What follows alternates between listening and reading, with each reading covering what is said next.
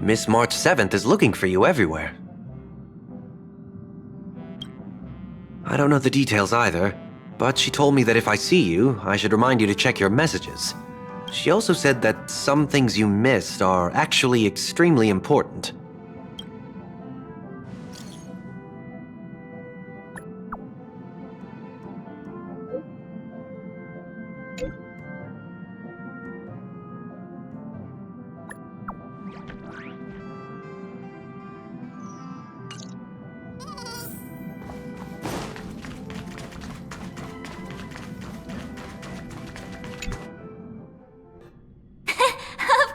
I like it.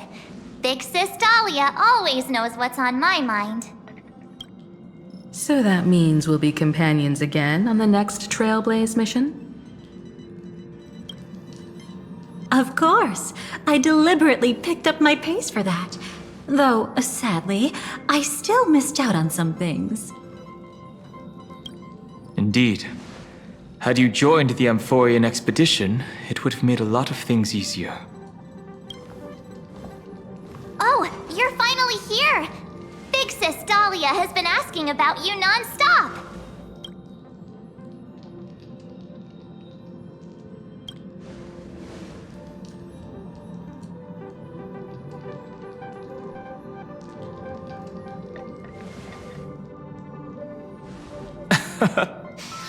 He's just been on a roll with these kind of jokes lately.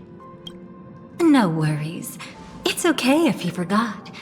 He's always preferred the latest new thing. Maybe he picked up that bad habit from me.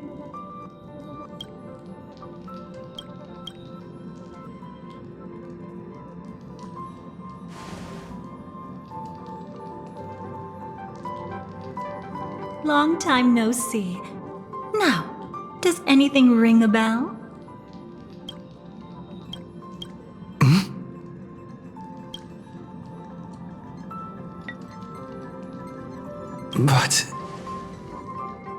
But what? Don't tell me. You forgot something?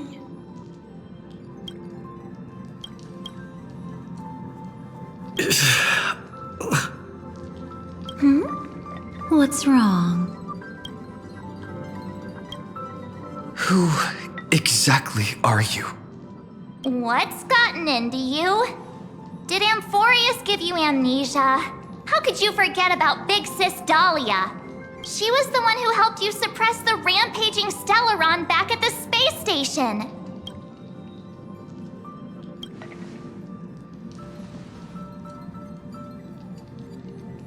Exactly! What's wrong with you?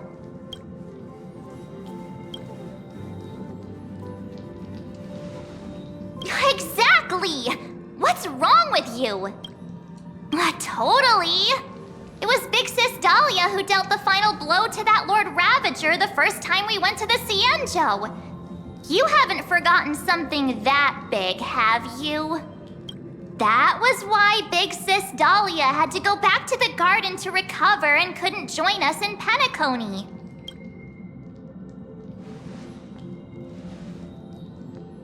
No need for reminders from us.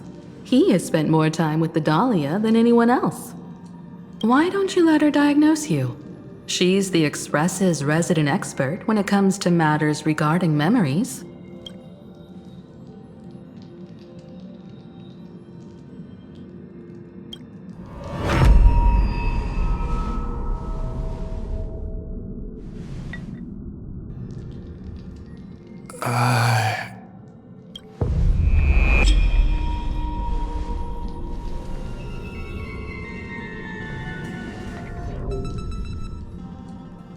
Oh, come on. Don't just stand there. Hurry up and get over here. It's not like this hasn't happened before. Leave it to Big Sis Dahlia. It'll be fine. I concur. If there's an issue with memories, then we'd better not waste any time. Why are you all...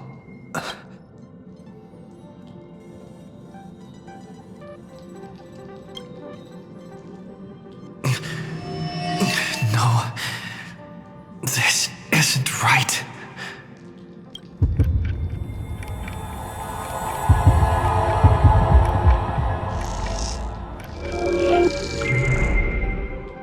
in.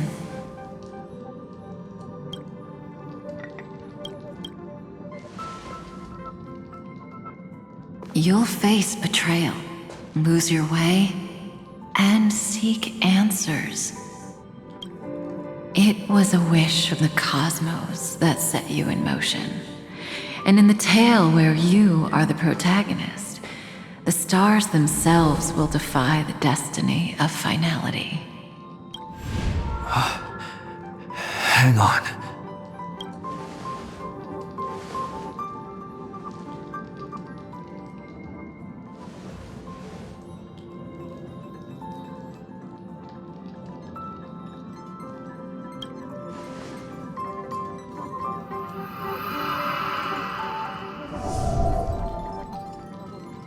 Well, this is quite unusual. Your memories are quite tricky. Is someone protecting those memories?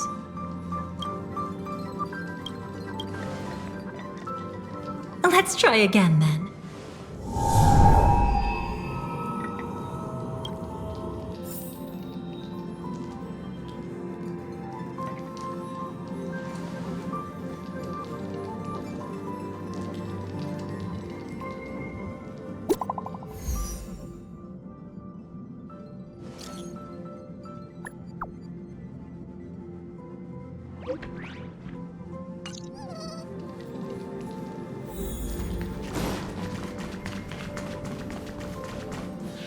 Destiny is much like memory. Since it twists and turns like a maze, even the vastness of the cosmos isn't too great for those fated to meet. Perhaps we'll meet again soon. You're finally here! Lady Blackswan has something urgent, and you almost missed her.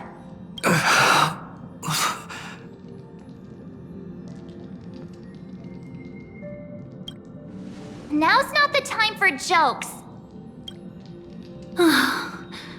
We didn't have to be this direct. Guess there's no point in wasting any more effort, right? Your memories are truly extraordinary. It's as if they exist beyond the bounds of time itself. But why take memories so seriously?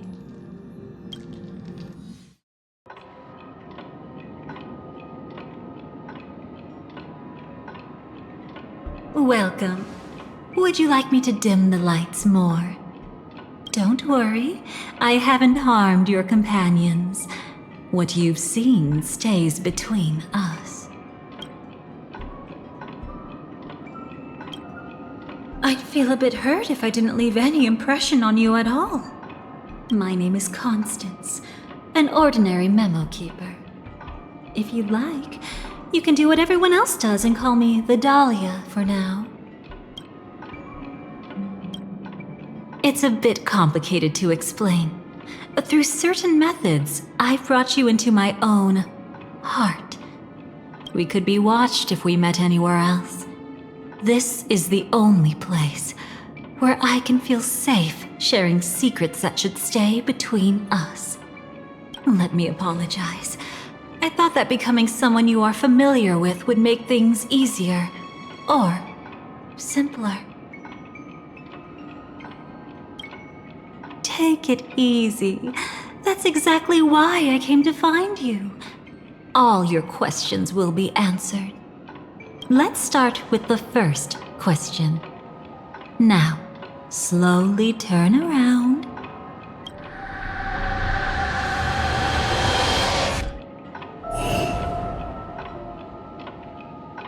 And witness your own death. How does it feel to see your own corpse like this? I know death doesn't faze the nameless. It's practically just another day at the office for you. So don't worry, this scene isn't real. It comes from something you're all too familiar with. This was foreseen by the script.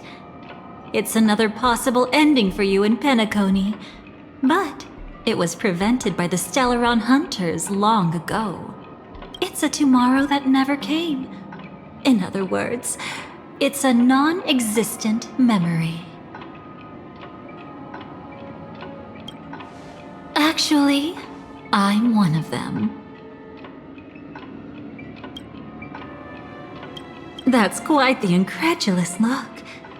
Like the others, I can't reveal too much. Even if we are hidden in this place, we can't escape from omnipresent destiny.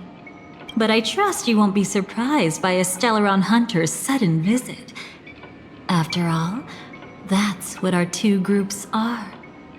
The Astral Express travels in pursuit of the light, casting long shadows in its wake. I'm here to tell you only one thing. Your memory of Penacony is incomplete. A part of it has already been stolen.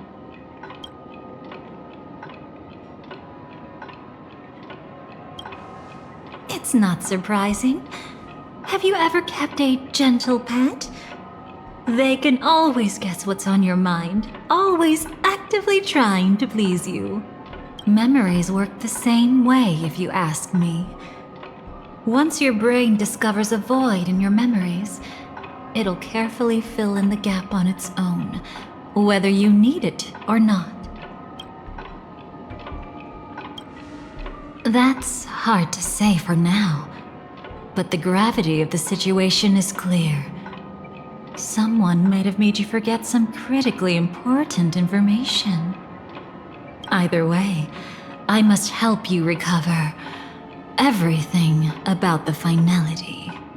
I will keep my promise. I will awaken your memories and save the cosmos's future. Perhaps I can also take this chance to peek into your past, which, if you ask me, should be quite interesting. Don't worry, I won't do anything inappropriate. It's just strictly business. Please, let me touch you a little bit. It's the only way I can probe through memories. You'll need some gentle stimulation to recover your forgotten memories. So brace yourself. Let us now go back to where it all began and see what exactly went wrong. Take it slow. Don't let the memories overwhelm you, and don't worry about getting lost. Remember my voice. Remember the touch you feel at this moment. It will guide you back to me. So, what did you see?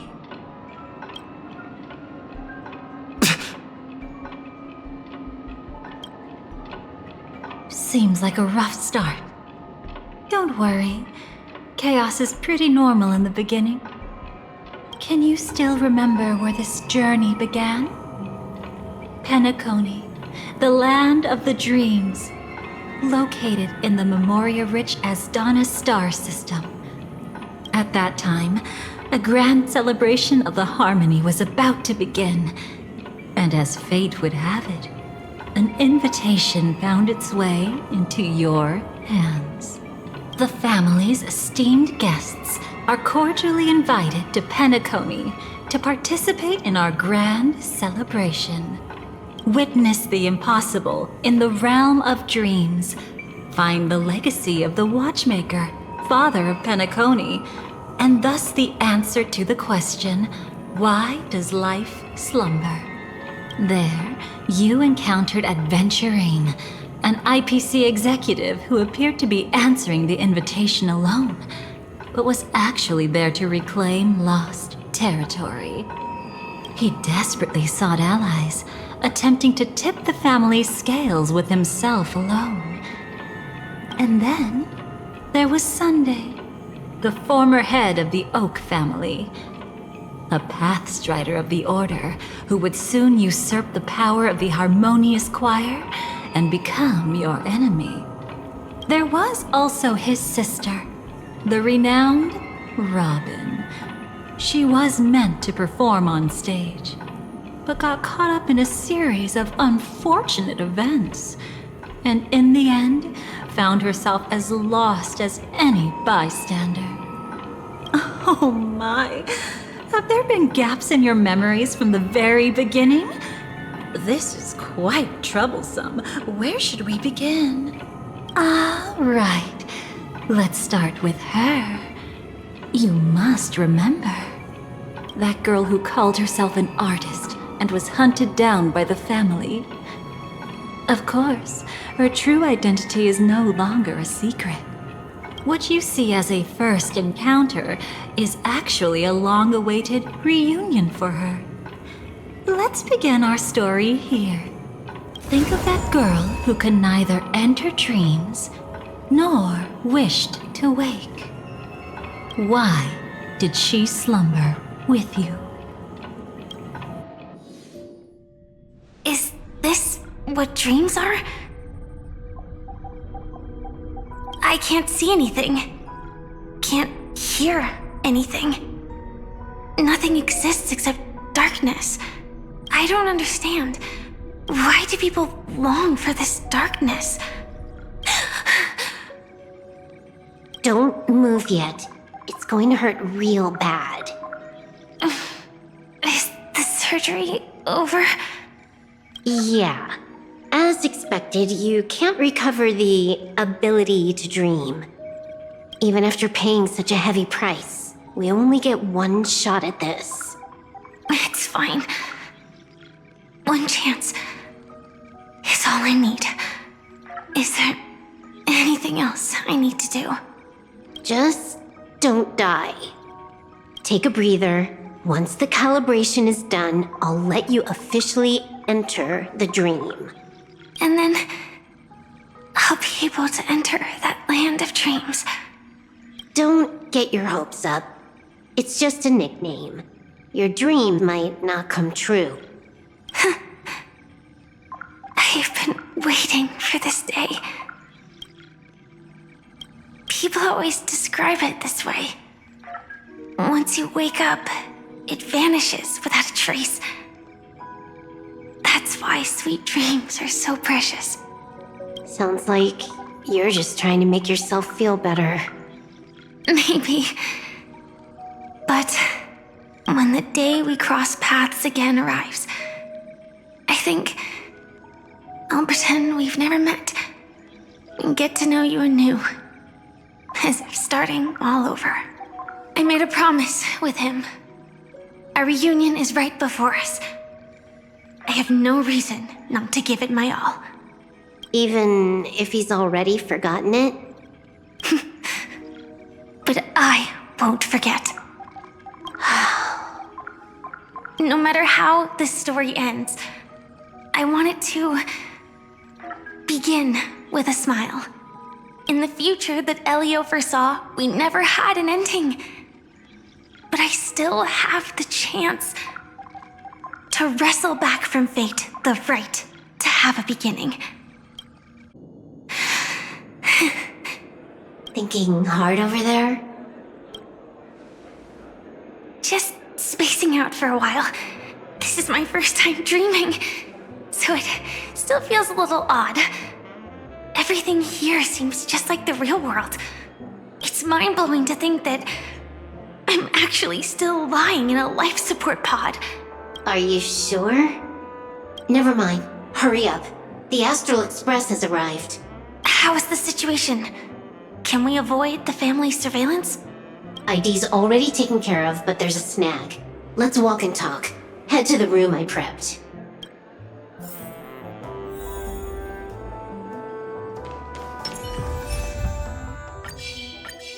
Turn over this eternal page.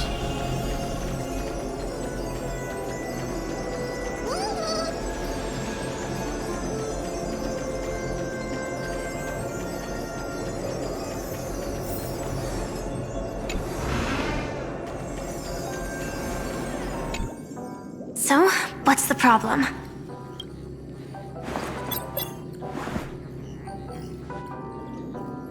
I hired a helper to slip into Penacony ahead of time to snoop around.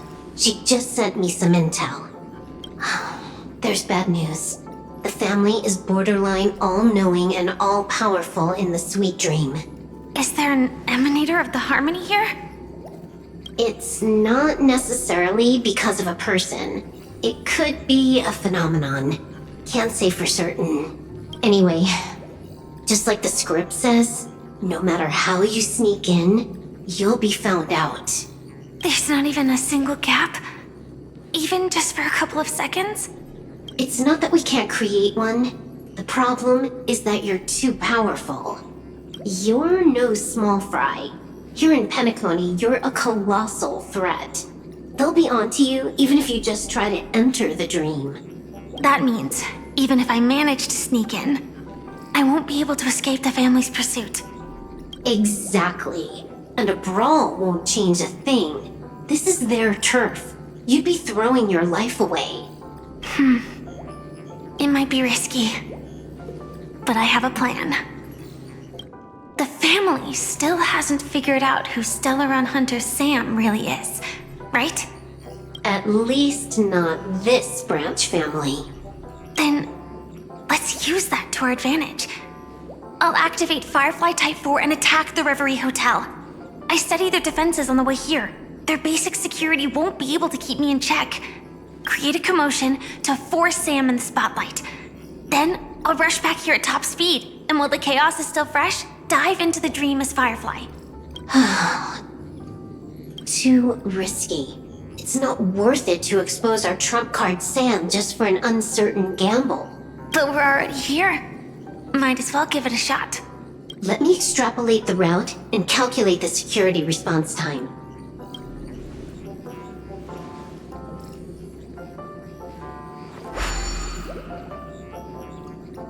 Hold on. What is it? Weird. My readings show security is practically non-existent. That doesn't match what you told me. Describe to me what you see, just to be safe. Describe? It's just your standard hotel setup. Sofa, dream pool, and... Who's there? Relax. There's no one here. I knew it. What you're seeing isn't quite the same as the surveillance I see. That is weird. How does that work? Let me fix it.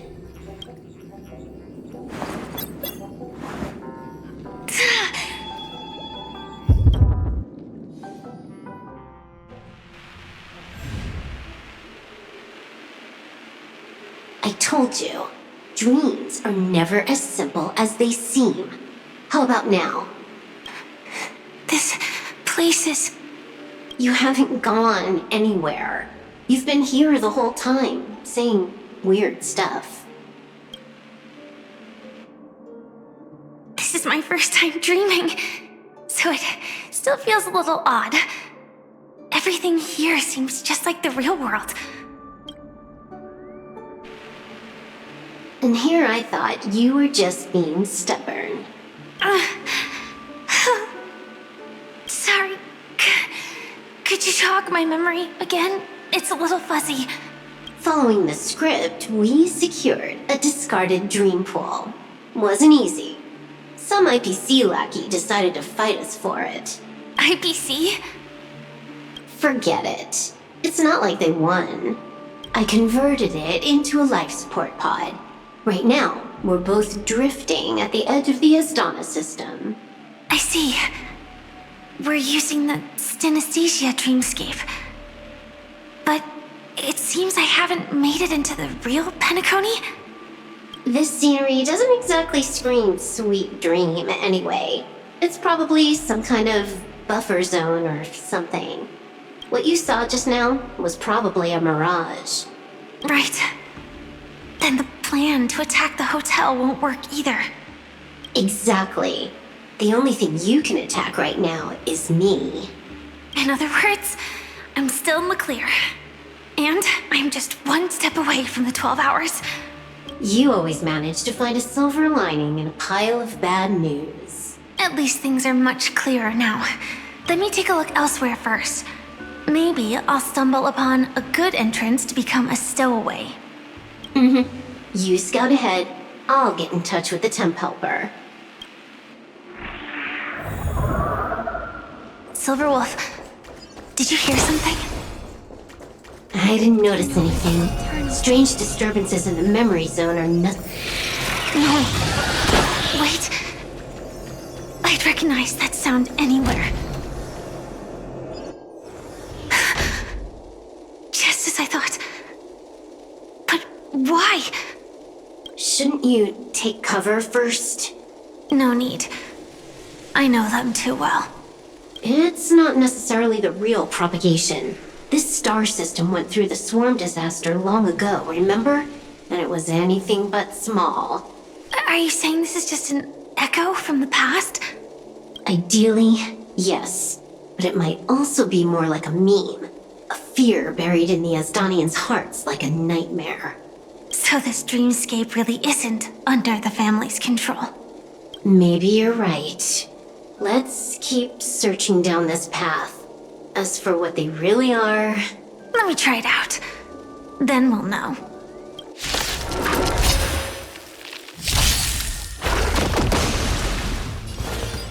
Stars, shine for the heroes. Have some sunshine! I shall remember this warmth.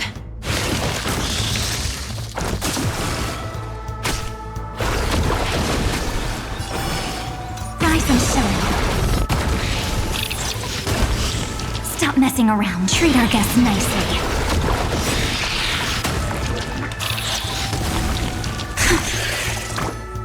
Way too weak. Nothing like in real life.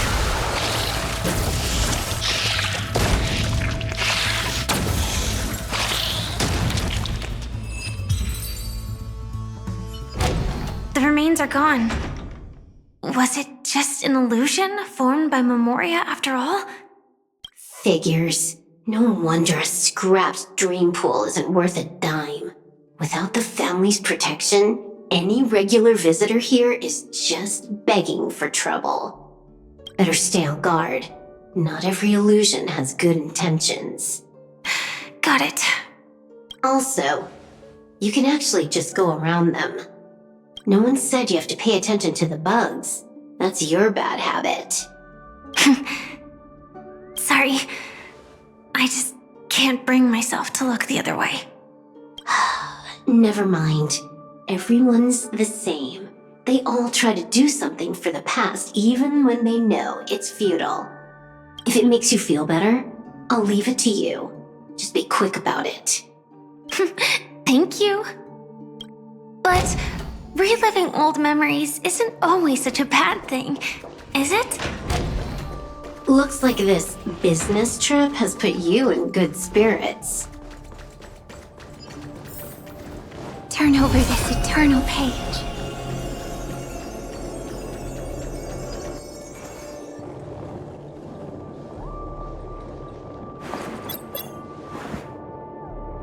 Oh, got a response from our helper. Head to the main lobby. She'll send someone to meet you. But watch your back. That one's a masked fool. Who knows what they might... Hello? The signal's gone.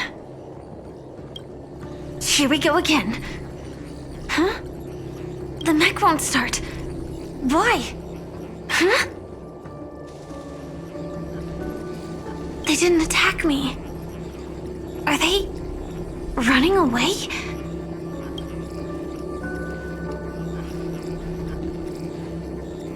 What lies at the end of this corridor?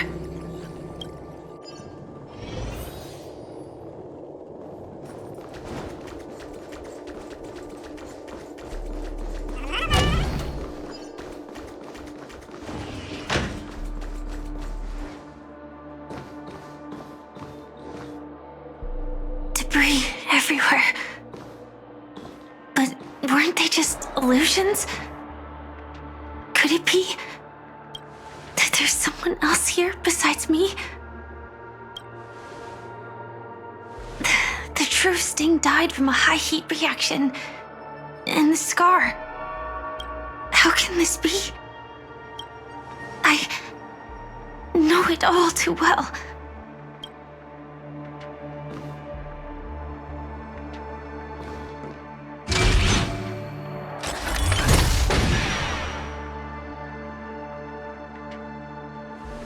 form is one thing, but even for Memoria, why would Glamoth's Iron Cavalry appear in Penacony?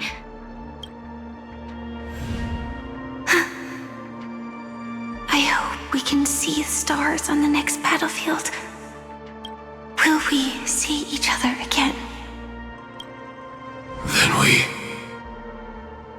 should be able to find each other.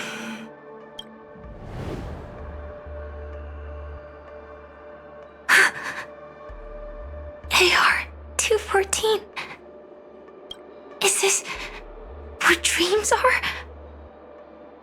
Is this nightmare your memory? All right. Not the best timing, but that's as far as this first try goes. So, how are you feeling? Any discomfort? Strictly speaking, these are my memories. I can't presume to speak for others. You had just arrived in Penacony at that time, and were checking in at the hotel.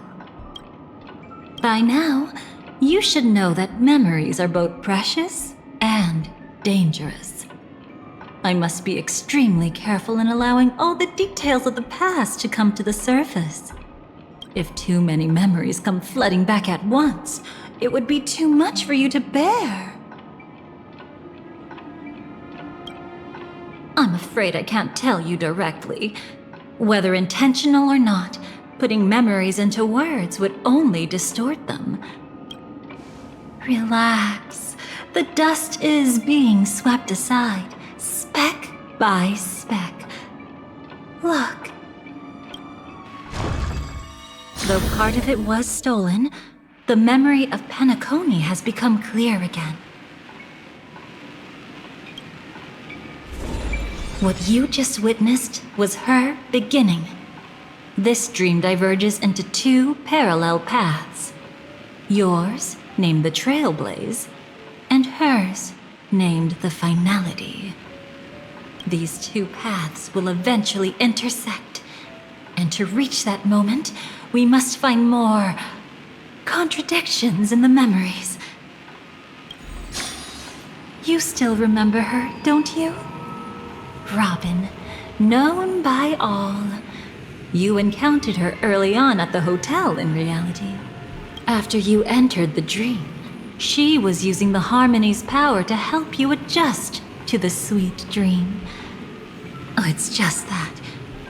After your farewell, she had already become a victim of a sinister plot when you saw her again.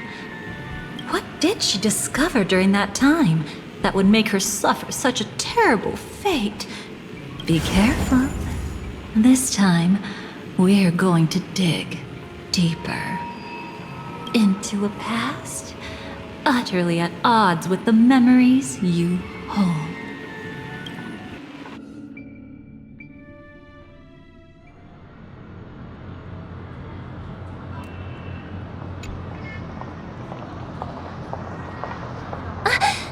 Are you all right? Surprisingly, I don't feel anything. Well, you are in the dreamscape after all. Seems like our guest here hasn't gotten used to the transition. Fret not.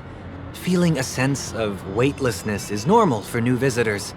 Robin, please guide our friend in getting more comfortable with the new environment. Robin? Leave it to me. Don't worry, just relax. You'll be feeling like your normal self in no time. Even so, tuning is still beyond me. Don't worry. Keep going. I'll help you. But brother, this...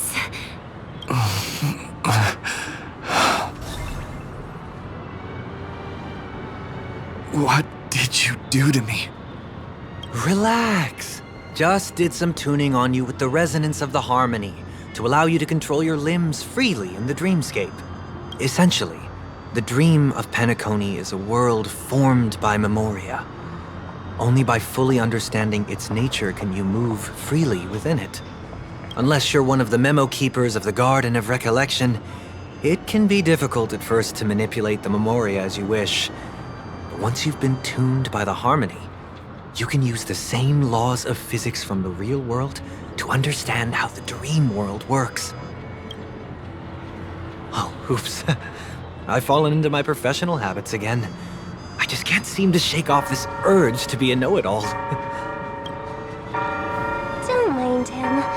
He's always like that. Please, enjoy the beautiful dreamscape the family has built for everyone. We shall take our leave. Have a blast!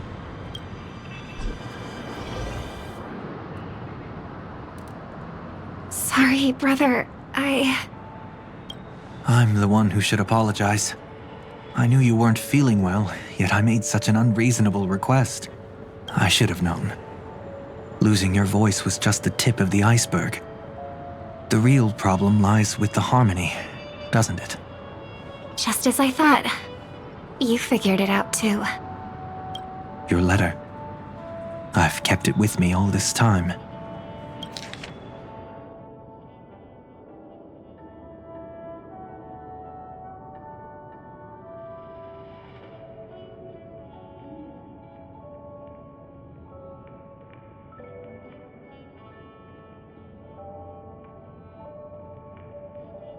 Don't worry. This is crucial. I'll uncover the truth before the festival begins. Let me help you shoulder some of the burden. Did something happen in Penacony? The Charmony Festival is approaching, and with all sorts of guests mingling, Mr. Gopherwood must focus entirely on the preparations, leaving no attention for other matters. This creates an opening for some people to exploit. If there really is a traitor in the family, now would be the perfect time to make their move. I heard the Dream Master has fallen ill. Since I came back, I haven't seen him even once. There was an accident not long ago. He's gravely ill, and I'm afraid he won't be able to appear in his humanoid form for a while. That's why we need to help him even more. Leave the investigation to me. You don't have to worry about anything else. Just focus on the stage. But... No buts. Listen, Robin. Never get involved with death in dreams. You need to sing your heart out. I promise you, when the curtain rises, no noise will drown out your brilliance. Not even the shadow of harmony itself. that's true. Ever since we were kids, there's nothing my big brother couldn't handle. Then I'll go get ready. I won't take up any more of your time. Be careful, brother. And don't forget to save a good spot for yourself. Of course. Who says I can't play favorites once in a while? See you later.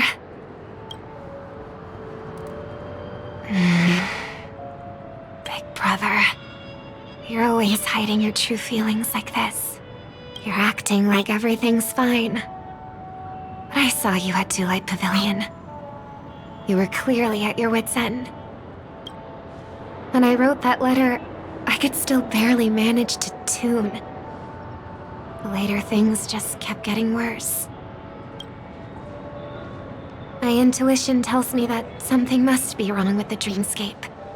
In my current state, I'm wondering if I can even sense any anomalies. I'll do my best. Let's hope this is just a false alarm.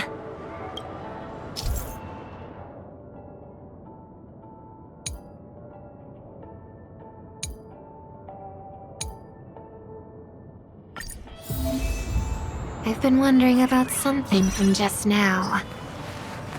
There seems to be a faint dissonance nearby.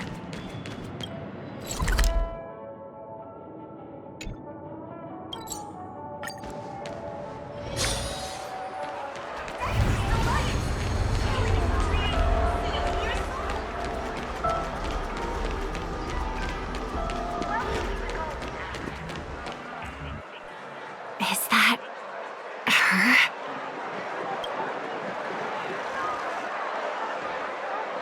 Don't even think about running away. You stowaway. Sorry for bothering you. Please, I need your help. What's wrong? I'll help you. I can't possibly ignore a beautiful lady in trouble. Hey, look! She has an accomplice. Ha! Good work! Now we can nab them both in one go! Stowaway?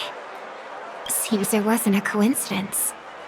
The Bloodhound picked up that strange noise too, just like I did. Better to stay out of sight for now. If that girl really is an outsider, this could be my chance. That's enough, boys. Sir. What's gotten into you all? Open your eyes and take a good look.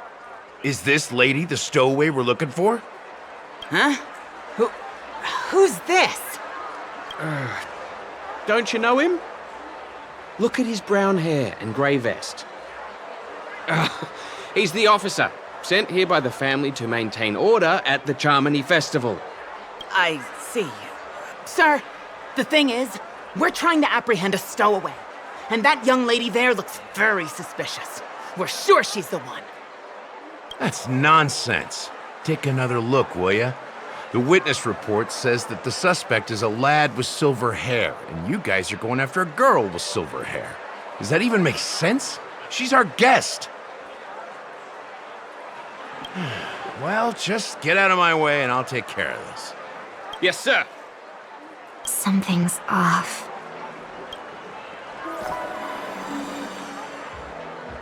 He's not lying. But why? An officer from the Bloodhound family shouldn't fail to sense something is amiss. Don't worry. I believe this is just a misunderstanding. How could such a lovely girl like you be a stowaway? Thanks. Without your kind help, I wouldn't know what to do. Just part of the job. I need to get going. If you need help, you can reach out to me through the young bloodhounds in this area. I wish you an enjoyable experience in this land of dreams. Too many people know me. It wouldn't be wise to follow them so openly. Looks like I'll have to use a few methods of my own. We need to get closer. Find a hidden spot.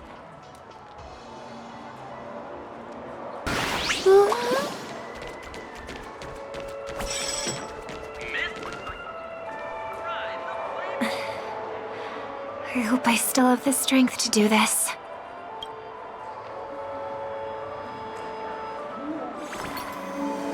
Although the Bloodhounds mistook me for a stowaway, I'm actually a local. My name is Firefly, and I'm from the Iris family. I work as a stage performer, although right now I'm just an extra. Success! Thank goodness I wasn't discovered. That girl claims to be an artist from the Iris family, but I can't hear any resonance in her voice. Well, we can talk about that another time. Right now, I want to give you a tour of the town. Here we go. If I'm wrong about this, I'll make it up to you properly afterward.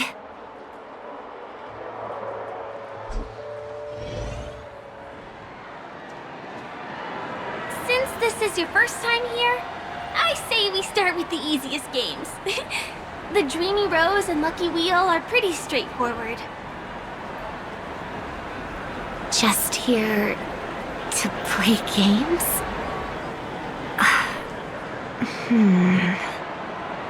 I guess I was worried for nothing.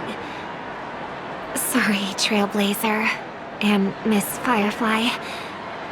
Maybe this was just a beautiful encounter. Nothing more. I should leave the dreamscape and see the sights beyond it. Maybe things will be better in the real world. Running out of time? Huh? They split up? Everyone needs to be here is here. Not to be a buzzkill, but just a reminder.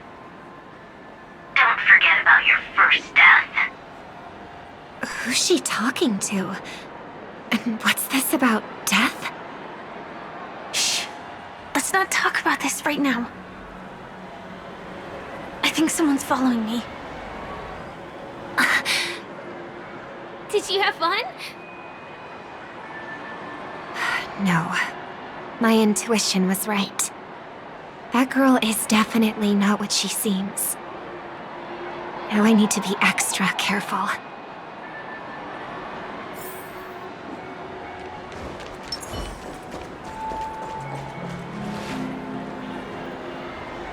Ah! He's coming our way!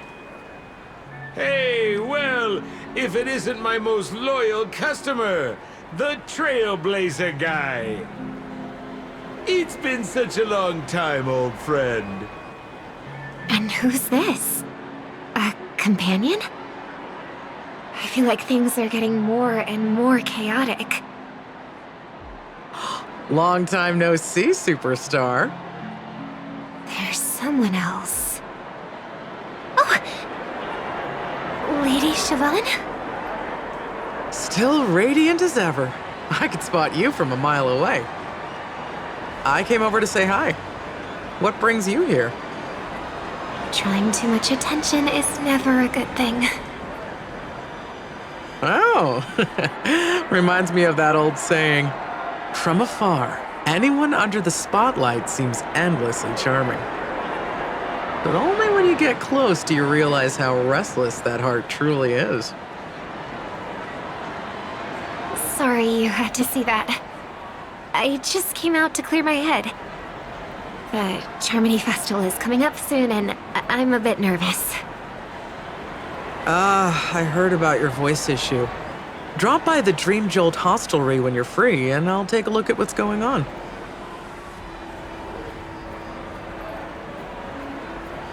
Thanks.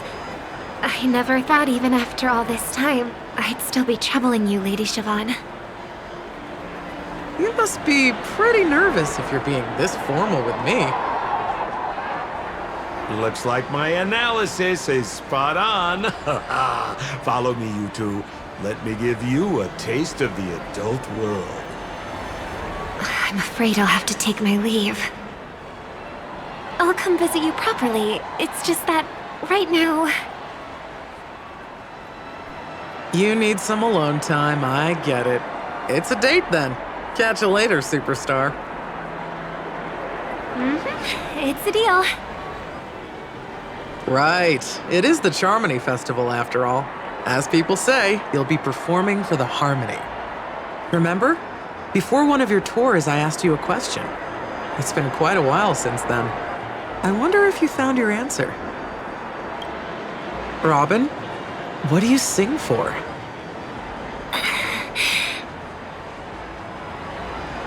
I think I've got my answer now.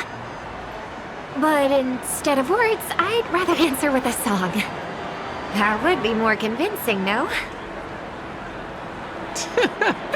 That's actually more convincing than a straight answer. Looking forward to your performance.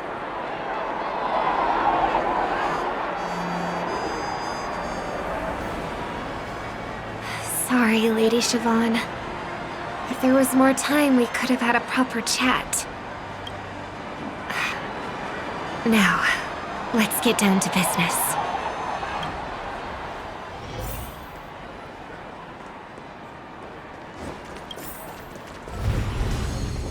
But the distance... It's so far. Just where did they go? The static's gone.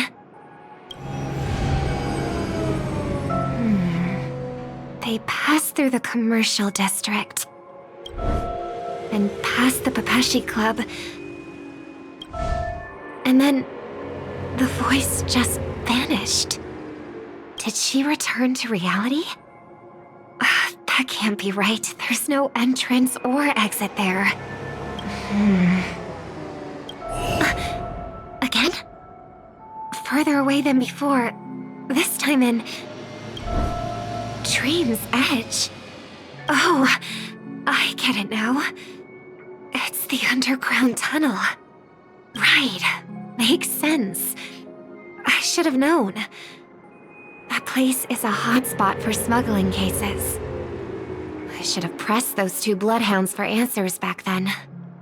Anyway, I'll check it out.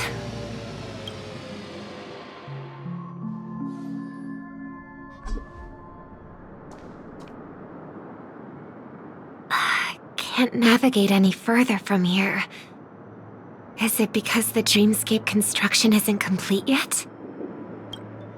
The family never stops weaving their sweet dreams. And Penacony has always maintained good relationships with the outside world. Why would someone choose this moment, of all times, to plot something sinister?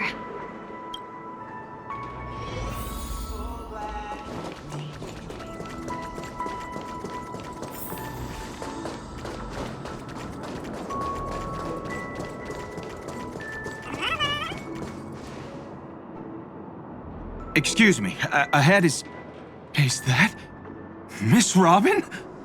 Hello. I never thought I'd meet you here.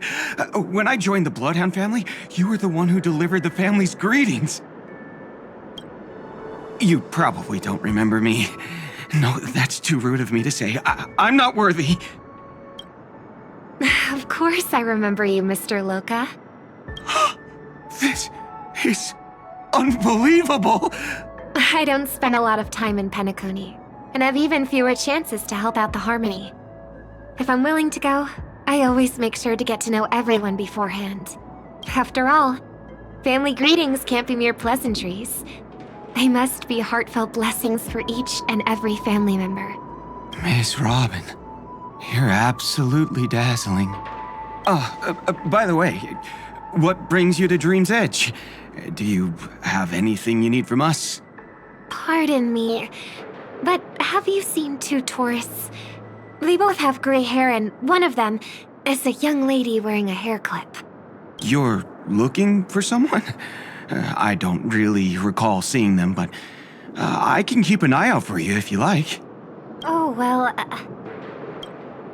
Don't bother. Mr. Sunday, what are you doing here? I heard someone's up to no good, so I came to check things out myself. Huh? Just kidding. Don't be so tense. Robin hasn't been home for a while, so I brought her here specifically to look around and reminisce about her childhood days. As for those two mentioned earlier, they were guests we met. They left some items behind, which I've already returned. There's no need to ask anyone else about it. Understood. There's a construction site ahead, so we won't go any further. Goodbye. Thanks a lot, Mr. Loka.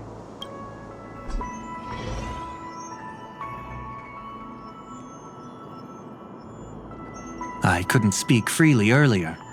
Robin, why did you come here? Like you said, I'm here to reminisce about old times. What about you? What brings you here? Tracking down criminals is my duty.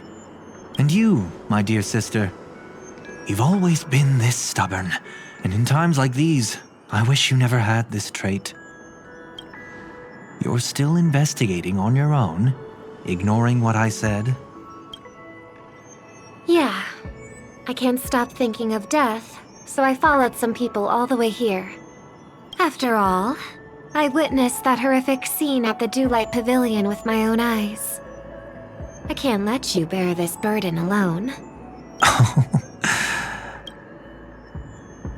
Oh, so you saw them. Those family members who were in the sweet dream, yet death took them away. I only saw documents strewn on the tabletop. If my brother had even an ounce of energy left, he would never have tolerated such a disorganized sight. Just like now, if it weren't for getting the truth out of you. I absolutely won't tolerate your arrogant and disrespectful facade. What are you talking about, dear sister? Just kidding. Don't be so tense. but my brother never jokes around with strangers.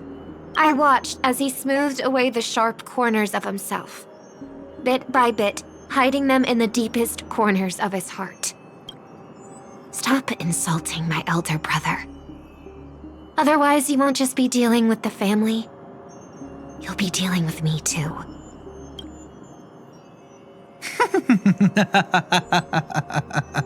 And here I thought you'd enjoy my little creative spin I'd put on him. Don't you think he's more likable that way? I trust you're mentally prepared to face the consequences of posing as a family head on Penacony. Jeez, I didn't expect to get played by a little bird. But do you really think you've got what it takes? There's no shortage of people trying to catch me, chicken-winged girly. What makes you so special? This place is still governed by the 5 lineages. And along the way, you've seen how many of their members are stationed here. Besides, here at the edge of the dreamscape, I can also...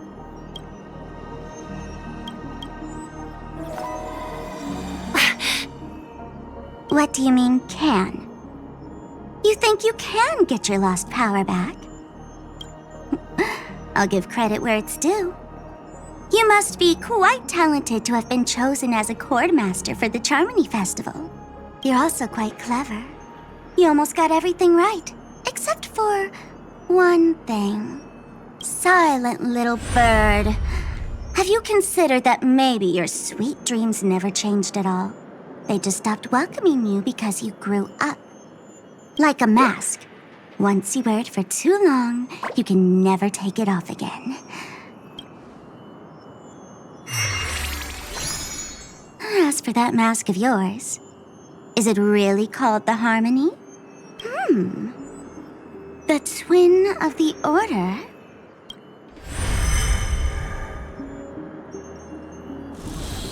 Oh, you know what they say. Robins will fight tooth and nail to protect their territory, even at the cost of their own lives. Looks like that name suits you pretty well.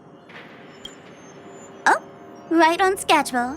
Gray hair should be wrapping up soon. Miss Sparkle, time to head to the next scene.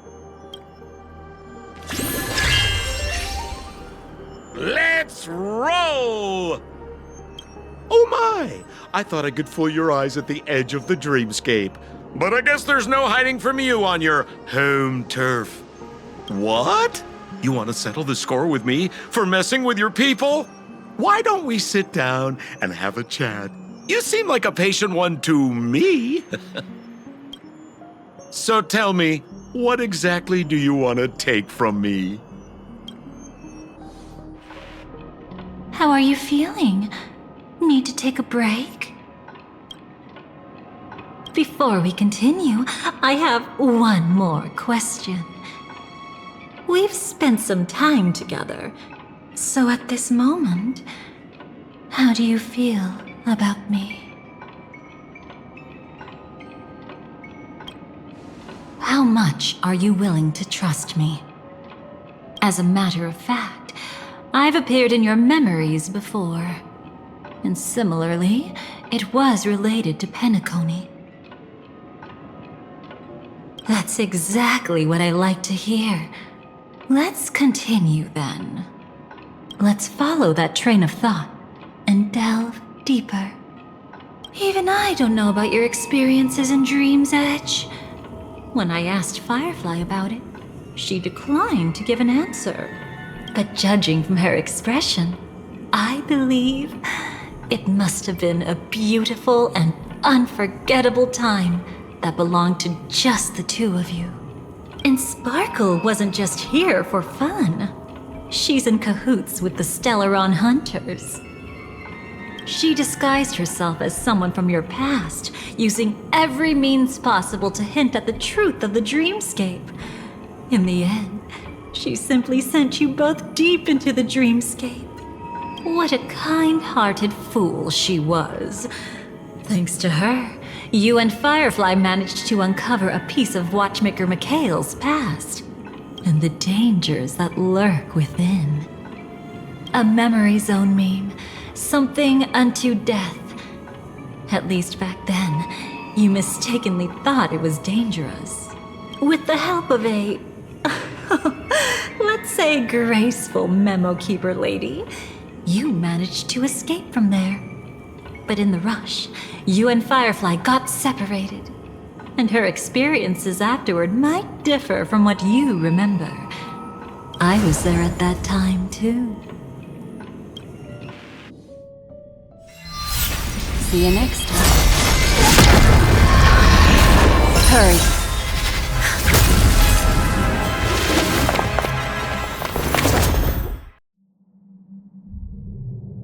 Don't worry, I've got you. How are you feeling?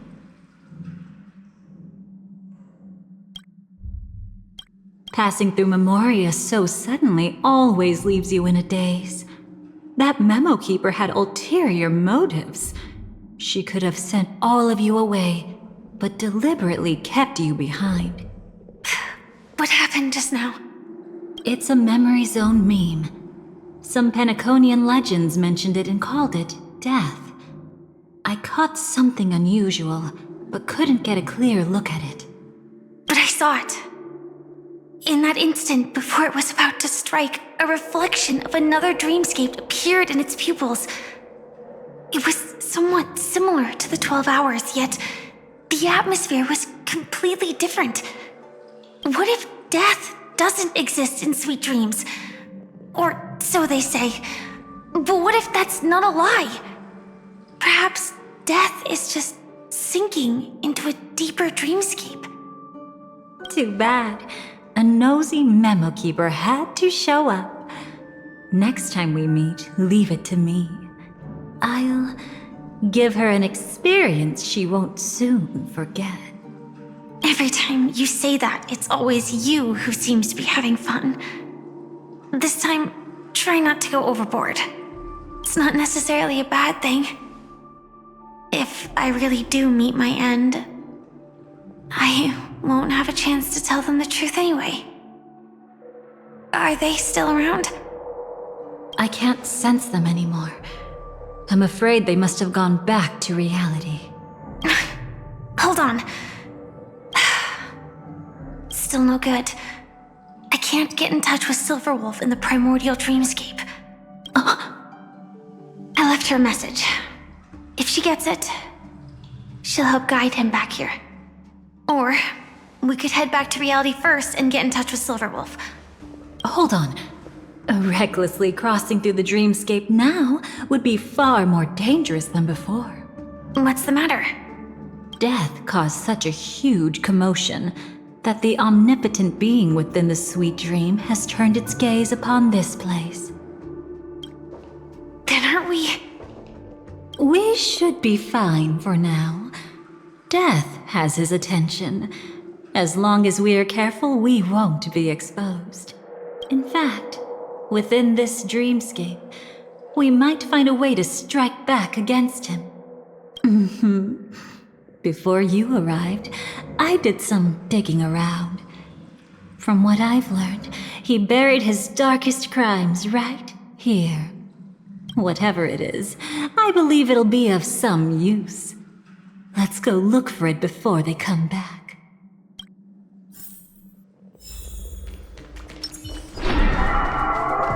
It's that memory zone meme. What's that? Firefly, let's go and check it out. From the traces nearby, it was Death's doing. But did they really die? No, your conjecture is right. It's just that these birds weren't welcome in another dreamscape. You've seen them before? Yes, but that's what makes this so intriguing. The outcome of the battle was the complete opposite of what I expected. That reminds me, there's something important I still haven't asked you yet. Would you like to die together with me? Today?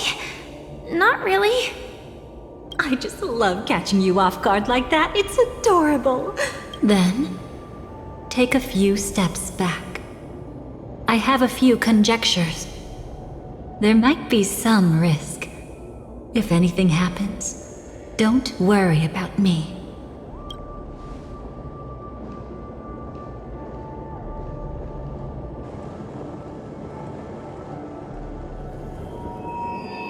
What are you... Just as I thought. So, what happened? These ravens are the incarnation of the Dream Master Gopher Wood, that omnipotent being in the sweet dream. In front of him, even death has no strength to resist.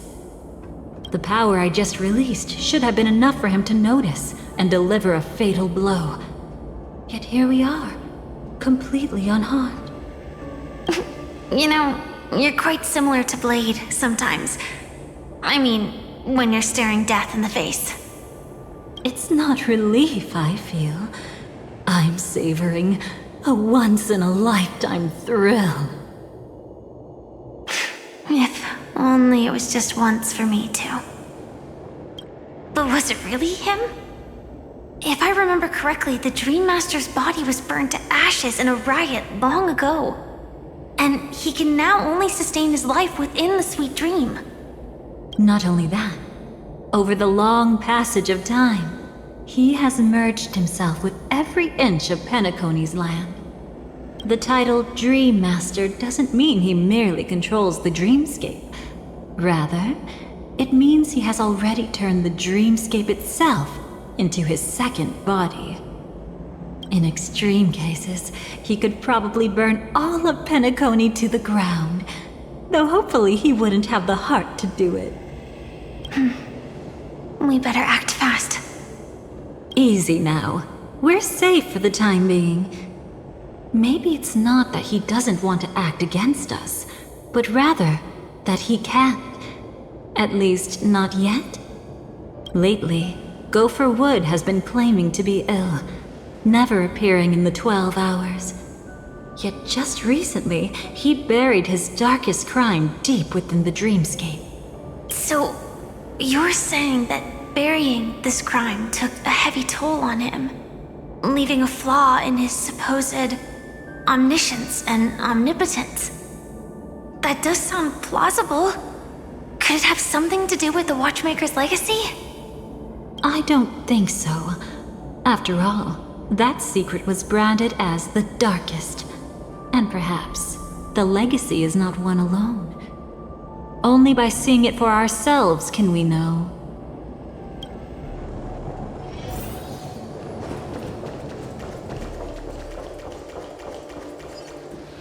A mistake anyone could make.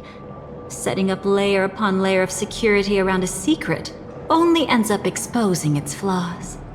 Why don't we give it a shot and build up some experience dealing with memes? There won't be any new experiences. I'll activate Firefly Type 4 and end this quickly. What a pity.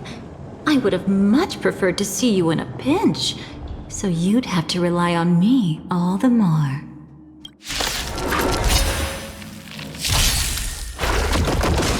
It's my turn to shine. Stars, shine for the heroes. Futurists, have some sunshine.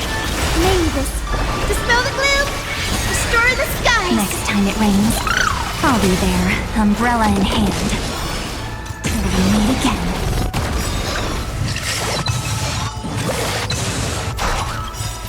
Embrace a new life.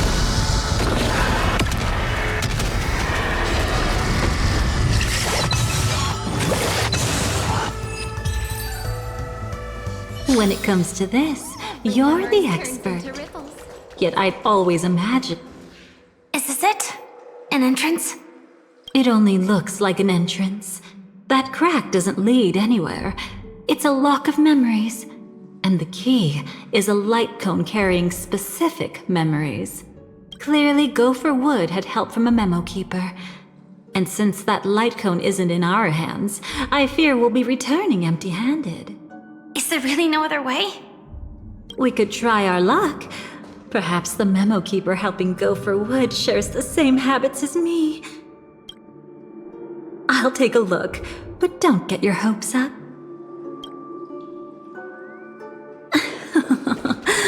Pretty careless. Looks like we're in luck. We found one of their contingencies. Do you have memories like that? A moment in time you never want to forget. One that you find yourself reliving over and over again.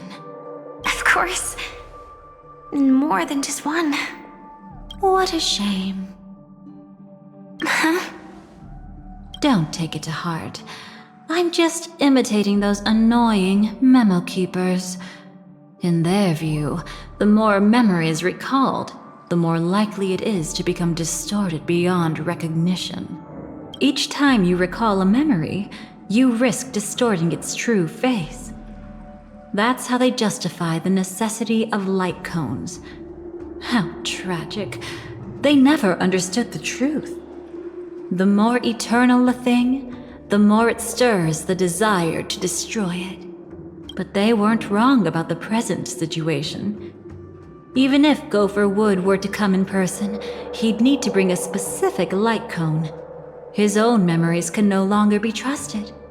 That's exactly why we have a contingency plan right in front of us. But I haven't seen anything since just now. Oh, sorry.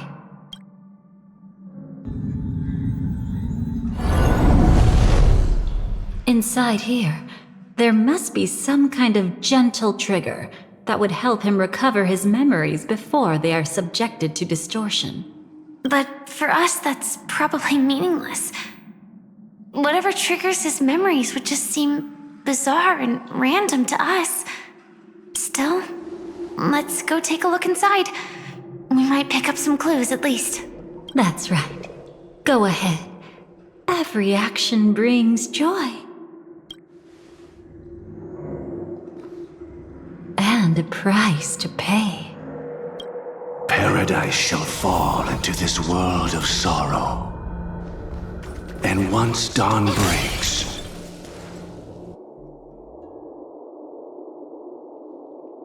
how can this be?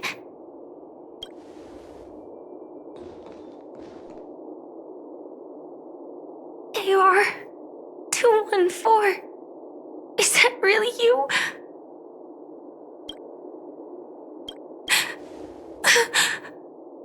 You don't have to force yourself. I can take care of it. No, it's okay.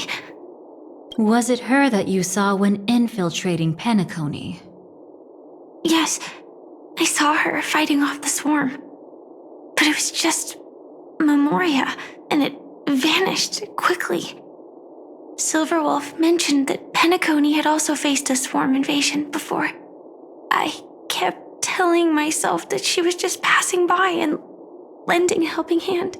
And after everything was over, she had already left, safe and sound. So this time, do you still want to know the answer? Would it be any different?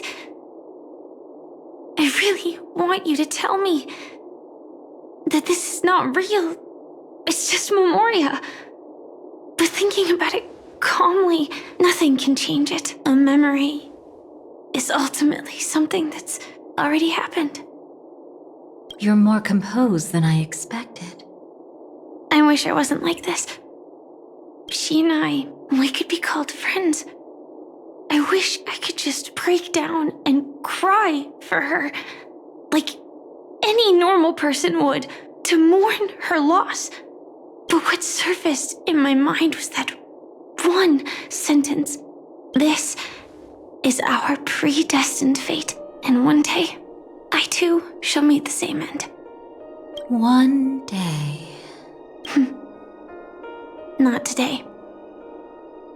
Though it's already too late, there are still other things I can do for her.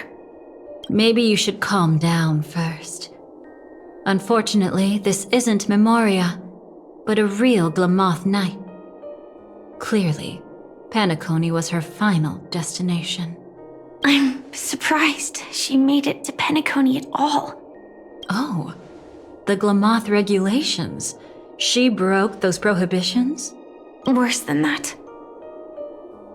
She was the first and only deserter of the Glamoth Iron Cavalry. The Empire hadn't fallen yet, but she didn't want to accept a fate of dying in battle. So she left on her own. She said she wanted to choose how she would die. We had a brief farewell, but I didn't stop her. I couldn't. Leaving the Glamoth Empire itself would quickly drain her life away.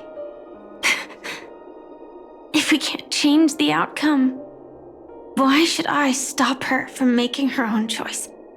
Quickly drain her life away. Oh, entropy loss syndrome. Yes, just like me. Leaving the cockpit without permission is strictly prohibited. Surviving knights must actively return to formation. These aren't just military regulations, they're the terms of our survival. When not piloting the Firefly Type 4, I must stay in the cryo sleep pod.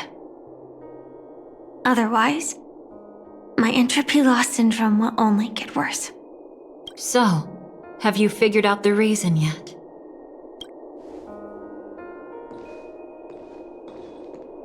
When he and Kafka found me, I had just finished my duties as a Glamoth Knight. My final battle as a Glamoth Knight. The Empire fell, and all restrictions vanished. For the first time, green flames ignited upon my body, and for the first time, I touched the true path power that the Glamoth Knights wield. That's when I realized entropy loss syndrome is a death called living. The propagation? That's the true source of the Glamoth Iron Cavalry's power? Yes, I've seen it happen.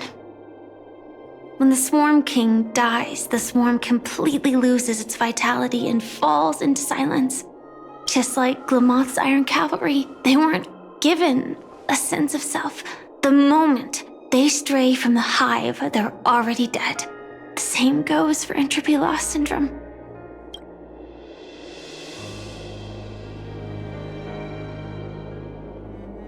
Could you help me take her away? I don't want to leave her here alone. After all this is over, I want to give her a proper burial, just like any normal person. I'm happy to help. She wanted to escape her fate, but in the end, she died fighting against the swarm in Penacony.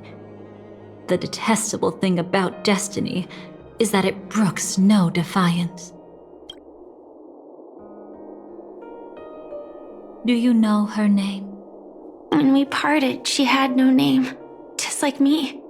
But I hope, by the time she leaves this world, she will have found both a name and a purpose for her life.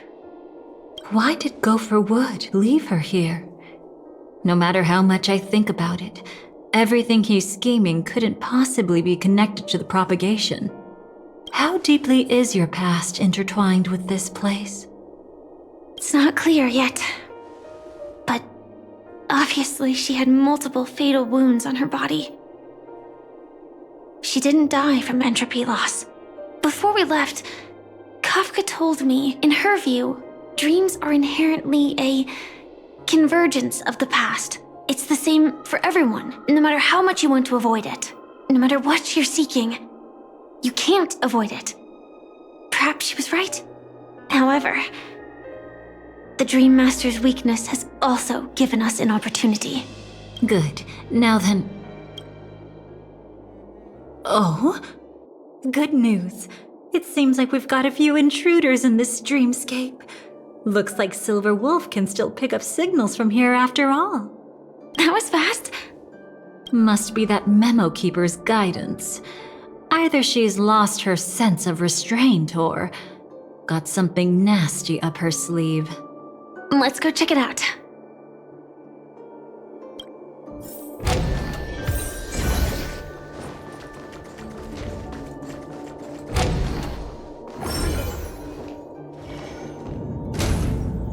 You aren't hiding anything, are you?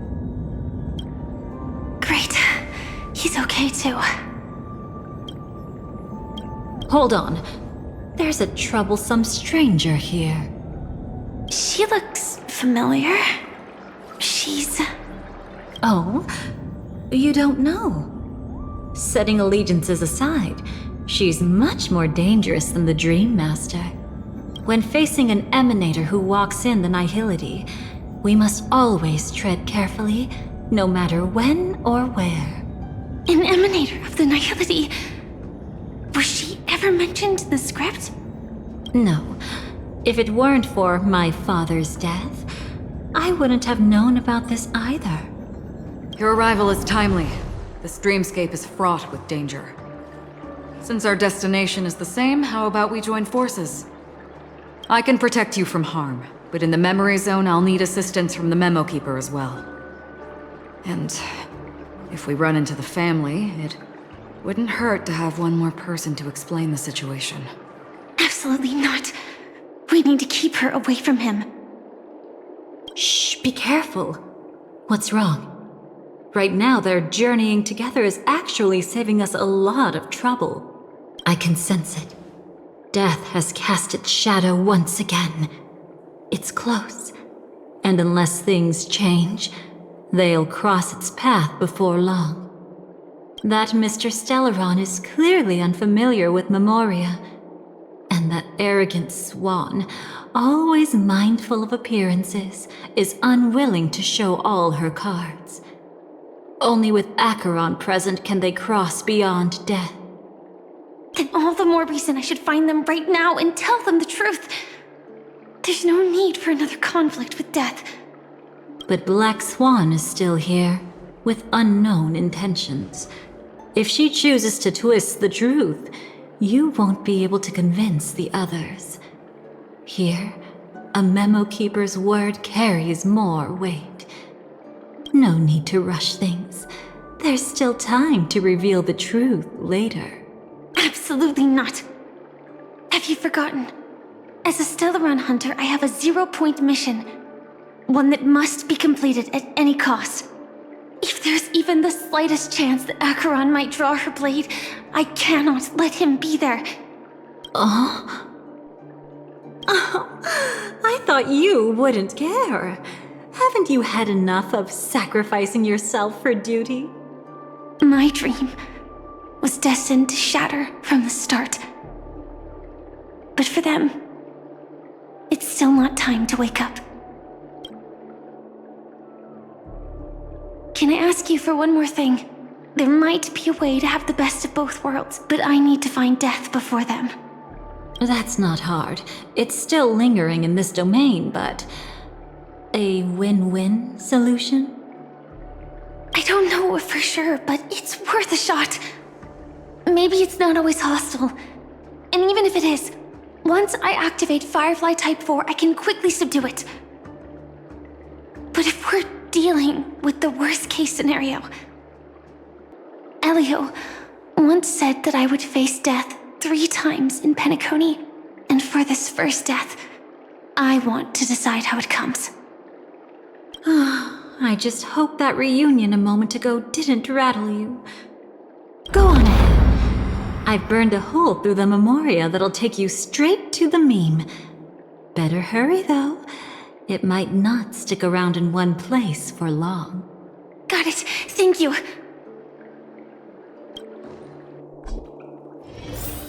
There's no sign of anything. Could it have already left?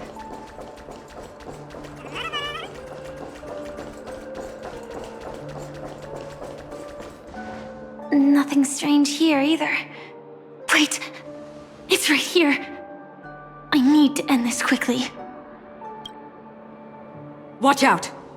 A dangerous presence lurks nearby. Already? There's no time. Then It's fine, it's fine. At least I get to choose how to die. That alone is great. Besides, this is just a dream. So it won't hurt that much. This is just my first death. I still have plenty of time to fulfill the promise we made together.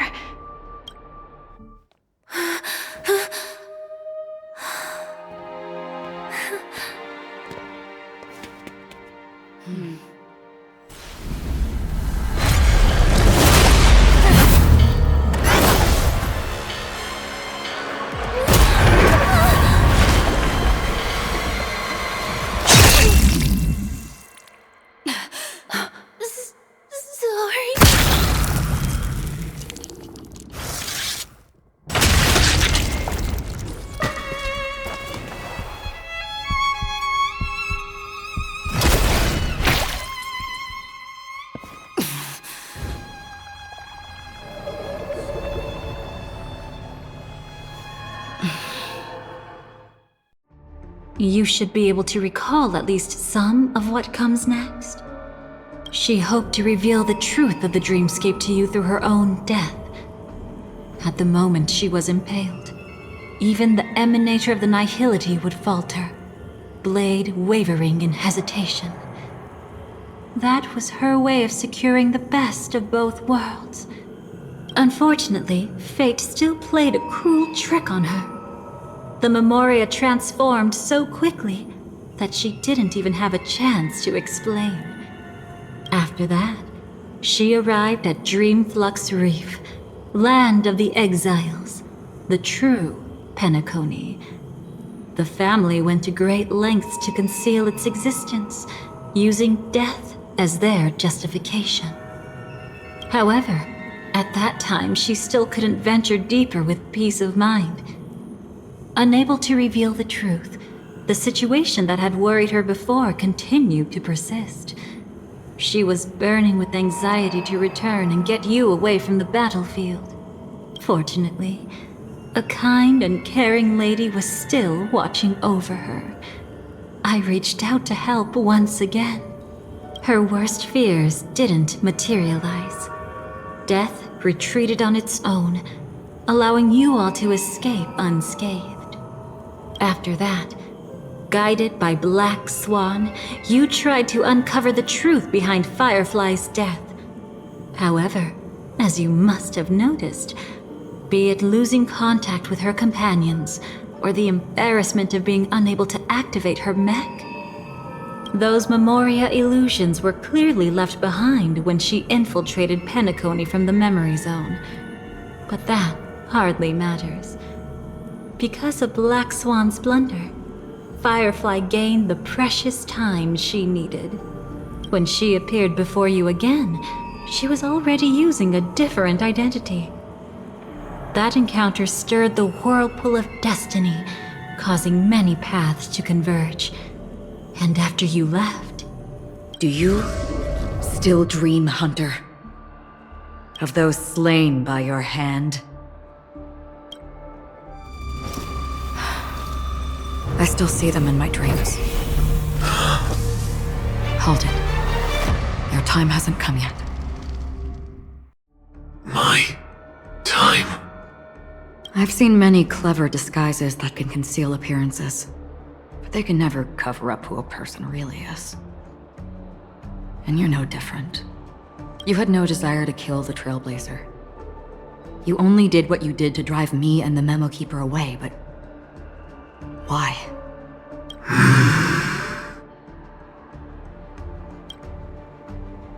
Did Destiny's slave make you do it? You know, Elio.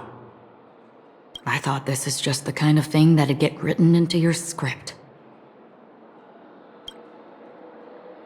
My script has always been brief. Other than that, anything beyond that is unnecessary. Now it's my turn to ask. Who exactly are you? Why ask when you already know the answer? I tend to forget things. Which is why, rather than memories, I'm accustomed to using my emotions to capture what I normally wouldn't otherwise. So, I know who is inside that cold armor. Therefore, I can sense it. You know who I am. You know this blade, and the meaning that lies behind it. How about it? Ready to take off that armor and sit down for a talk? It's not yet time. You shouldn't know so much. Lost self-annihilator. Like I said, my memory isn't great, so you needn't worry. What's next then? The Trailblazer's been taken by Blackswan. Will you go look for him? No need for that. No harm in telling you. On Penacony, Elio only gave me one instruction. Allow the Astral Express to pursue the Grand Legacy. The Astral Express is not your enemy. If your goal is the Watchmaker's legacy, then go look into the family. Not only are they covering up the existence of death, but they're burying the past and the truth about the dreamscape. Already on it. Before we part ways, let me give you a piece of advice. No matter which path you and I walk, death is the inevitable finale. Even if we say farewell in the mortal realm, we shall have one final reunion when Terminus ascends to godhood once more. And the same holds true on Penacony. I've already been to the Dreamflux Reef. It's not a secret that's hard to uncover. Well, I'm afraid you have yet to realize just how awake you truly are. It is precisely because life dares to slumber that they can awaken. Ascends to godhood once more. Even if she's an emanator, she shouldn't. After today, Japella's name will disappear from cosmic history, and the Everflame Mansion will take its place. In the not-too-distant future, you'll receive an invitation. That's your next stop. Land of the Dreams, Penacony. I hope you find whatever you seek there. Be it answers or salvation. Thanks. I hope. Huh? A phone call? At a time like this? You can turn him down. You know what I mean. But Elio said I'm the perfect candidate. Candidate? So Elio finally came to a conclusion. Yes, he said he saw the fourth fate clearly, and there won't be any more surprises. He also chose me as the last survivor. Just like him. Which path is it? The Nihility. After it engulfs everything, I must be the last survivor. Giving my all to turn the tide. How ruthless. However, it's a bit different from the other three. Before that, I have other matters that need my attention. If possible, I must prevent him from being tainted by the power of Nihility. Even the slightest trace of it. After all, everything he carries is not only heavier, but also more precious. If possible is a bit vague. I suppose, if it comes to that, even if I have to die for it, I cannot run away. In the future that Elio foresaw, we never had an ending. But I still have a chance to wrestle back from fate the right to have a beginning.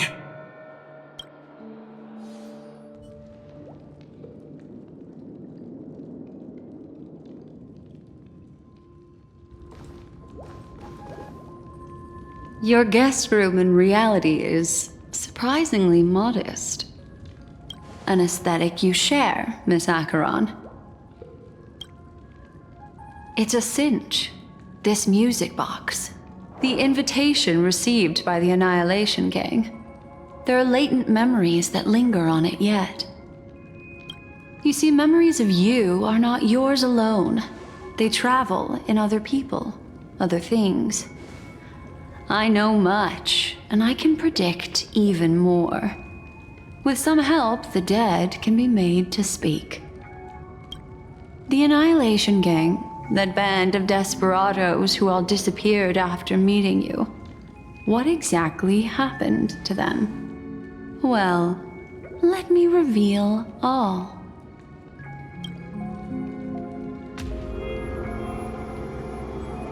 Gradation 12. Dreamscape 12. Father, I dedicate this to you. Well done, Dubra. Wherever they go, shall be met by annihilation. There it is. It's hazy, but it's Ifrit's voice. The other one is probably his progeny. This is the residual memory from when the invitation was first delivered.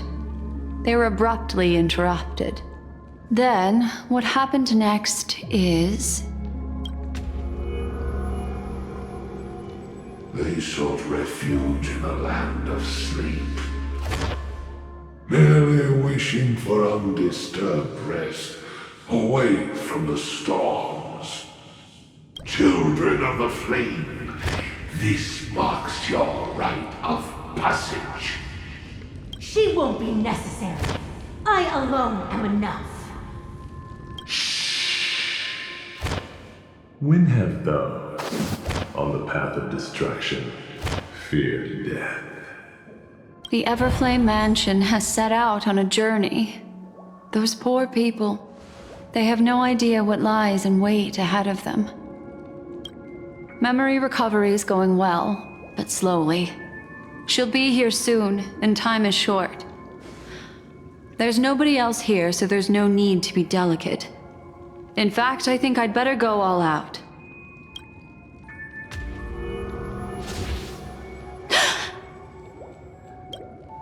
What happened?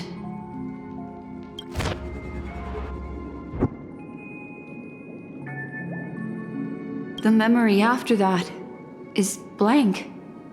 How is that possible? This music box fell into Acheron's hands, and she brought it to Penacony. That's a fact, and that's how it should have gone. But along the way...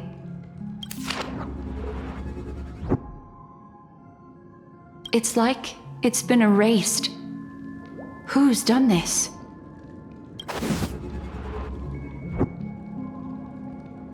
Who are you? Who are you? It's... No. Is this not a memory? Oh, a memo keeper. Do you serve the Garden of Recollection? Or the Cremators? My name is Constance. A pleasure to meet you. We were supposed to meet in Penacony and spend an unforgettable time together. But that seems unrealistic. Dahlia is not welcome on the Banquet Star, and I don't need a coming-of-age ceremony. And you, I know what you're looking for. Want her secret? I can give it to you. And then, you can enjoy the banquet for me. I wish you unforgettable memories. Cut the mystical act. I'm absolutely certain you're not thousands of miles away. In that primordial memory zone, my acuity was blocked at every turn. I thought it was because of the family, but it turns out there was a colleague present. What brings you here? My, how aggressive. Are you backed into a corner? Or have you figured something out? What could bring Constance of the Everflame Mansion here? That's your fatal flaw, mysterious cremator. The Annihilation Gang has always operated in plain sight, with no secrets among its members. And Duke Inferno has never had an offspring named Constance. Oh? Are you so sure? What if I'm just too capricious and can't help but betray anyone? That's impossible. The Antimatter Legion has been after her this whole time. Aren't you the same? the Garden of Recollection launched 14 pursuits trying to erase me. And in that final one, I died right in front of you, didn't I? It really is you.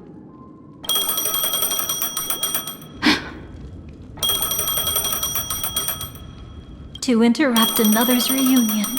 Such a graceless act. But by all means. After this, we'll have ourselves a nice long talk about your ingratitude, my dear cellmate.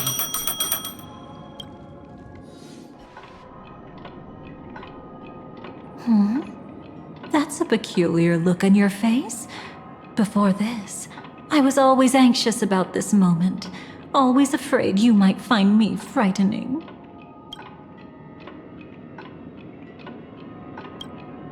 Yeah, we were quite close.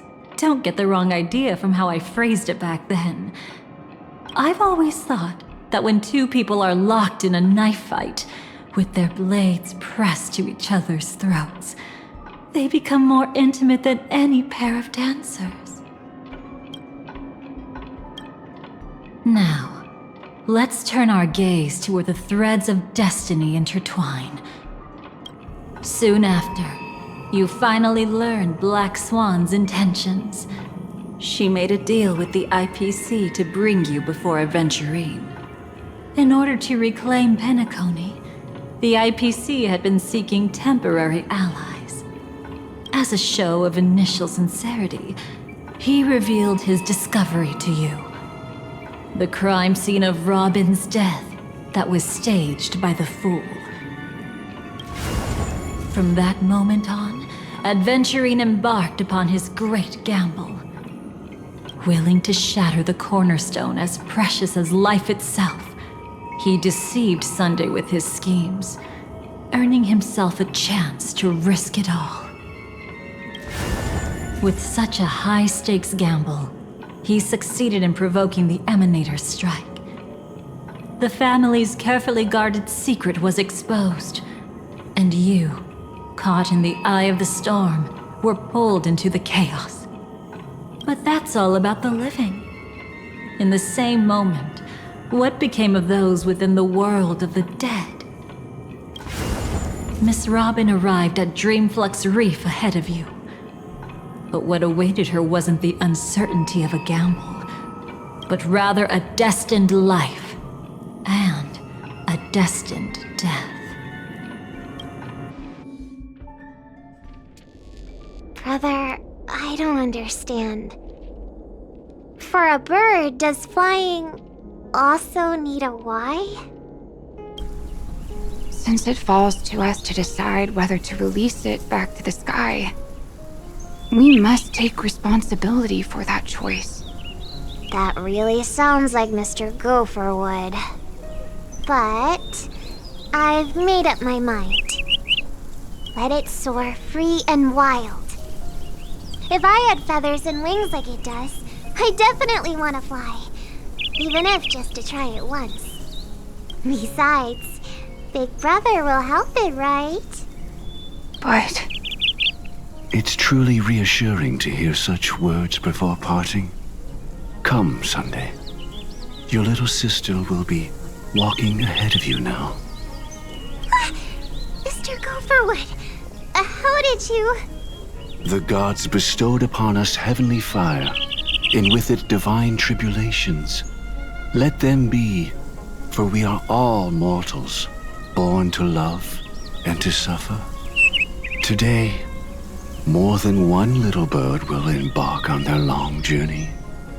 How could I miss the moment of your departure? Come here, child. I've prepared a farewell gift for you. What did she give you? Miss Robin? sorry. Where was I? In Dream's Edge, a masked fool attacked you and left behind a parting gift. Oh, it's hard to call it a gift. When the fool killed me, they put a mask on my face. But when I woke up in Dreamflux Reef, it was gone, and I couldn't feel any effects from it. As for that mask of yours, is it really called the Harmony? The twin of the Order? She might be hinting at something, but I still can't figure out what she means. Speaking of which, how is that anomaly of yours doing now? I'm gradually getting better. There's no denying that Dreamflux Reef also spreads the Harmony, and it hasn't been affected by the family's traitor. As for my loss of voice, I still need to keep investigating. Perhaps I've been wearing a mask all along, without even realizing it. If you need any help, just say the word. Thanks for your help. I'm starting to get familiar with this place. But Dreamflux Reef is so isolated. Is there any way to know what's happening outside? I want to check on my brother's situation. That's easy. Just head to where all the action is. Want me to show you the way? I'll take a walk around by myself. Thanks, Mr. Micah.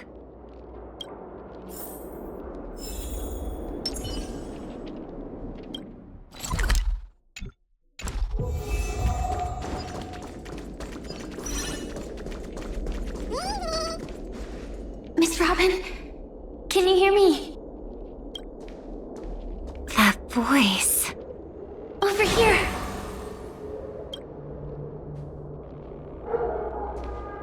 Are you Miss Firefly? So you did notice me after all. Sorry, but I can't show myself right now. Could we talk somewhere more private? To be honest, I have no reason to trust you. I get it, but I can assure you this isn't a trap. If you really need a reason, there are anomalies in the 12 hours. We are suspicious of the Dream Master's true identity. Lead the way. But let me be clear. Agreeing to me doesn't imply anything about my stance. Understood. My companion will show you the way.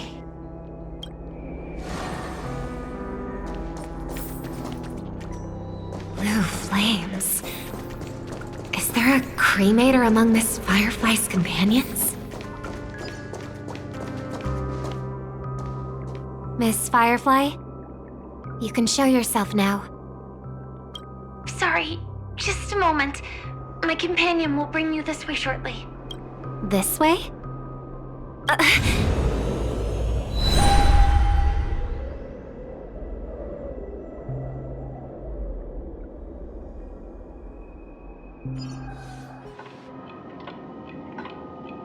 Where is this? As expected of the Harmony's favorite, passing through such dense memoria without even being affected in the slightest. Hello. You may call me the Dahlia for now. This is our cozy new home in the sweet dream, where words may flow more freely. A new home burned out of the sweet dream? If you really wish to have a proper conversation, you shouldn't resort to provocation like this. I apologize, but she's different from other cremators. She has no intention of stealing memories. The same goes for me. I've never wished to destroy the sweet dream. Sneaking into the dream was my only option. I really like Penacony as a tourist. This is my first time dreaming, and Penacony is more wonderful than I imagined. Thanks. So, what brings you here? I'm sure you've noticed it too. The Dream Master Gopher would completely merge with the dreamscape, becoming virtually omniscient and omnipotent in Penacony. But now, he's losing his grip on the dreamscape. To find out why, we conducted some investigations. In the primordial dreamscape, we uncovered a crime that he had buried away. We suspect that's why his powers aren't what they used to be. And that's why he's been telling everyone he's under the weather. Crime? I'll show you later. Belonging to his family, you wouldn't believe me unless you saw it with your own eyes. You've indeed uncovered many clues. But before we proceed, I must confirm your true intentions. My purpose is about a reunion, a rescue, and a farewell. Will you believe me? Miss Firefly, that expression and tone of yours just now, I've seen it many times in my audience. Expression? That's the look one has when describing what they hold most dear in their heart. So I'll trust you this time. When I first left Penacony, the Dream Master gave me a parting gift. A divine law, so to speak. For a leader of the 5 lineages, that's pretty cheap, isn't it? Since then, I've walked the path of harmony as a Pathstrider, wielding its power. Until I returned once again for the Charmony Festival. In the 12 hours converged by the Dream Master, I developed symptoms of losing my voice, and the strength of the harmony began to wane. Yet in Dreamflux Reef, I wasn't affected at all. I believe that the path he once pointed to might not have been named the Harmony. That's why I gradually became incompatible with the sweet dream. In the past, the Dream Master would harmonize for me. But when he was too busy to tend to me, I finally noticed something was wrong.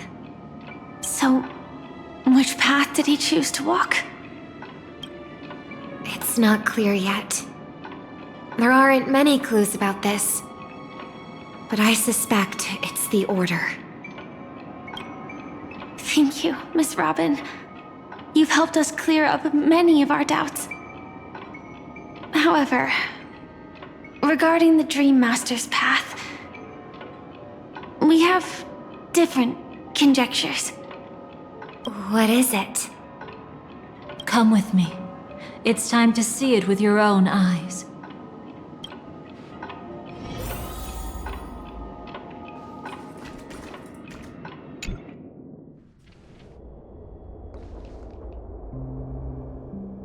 Here lie secrets that the family tried to conceal, and a long, romantic tale. Sadly, most of it has nothing to do with us. Brooklyn Tiernan. I remember that name. A Galaxy Ranger, worthy of admiration. When Penacony was plagued by the swarm disaster in the past, he was the one who fearlessly protected our sweet dream. That's why we had to come here. We suspect that after turning away from the family, the Dream Master sided with the propagation. How could that be? History as we know it may be long gone, but people's memories remain preserved in the memory zone. If we can master the technique, we'll be able to pierce through time itself and salvage the past from chaos.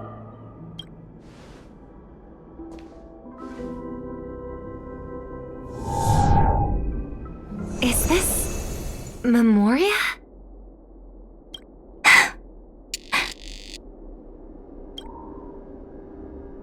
Every disaster brought by the swarm was accompanied by countless sacrifices. Some names were remembered, but others were not only forgotten, but betrayed. What are you doing? I am not your enemy. Indeed. Our true foe is that abominable fate. Then why? Easy, child. Your struggle only adds to the pain. The strike I just delivered, dishonorable though it may be, did not miss. Here and now, your death is certain. But I was clearly helping fight against the swarm here. Indeed. As the swarm ran rampant, a Glamoth knight passing through joined the battle without asking for anything in return. Truly admirable. But have you ever wondered why, right after that, the infestation only grew worse? Could it be?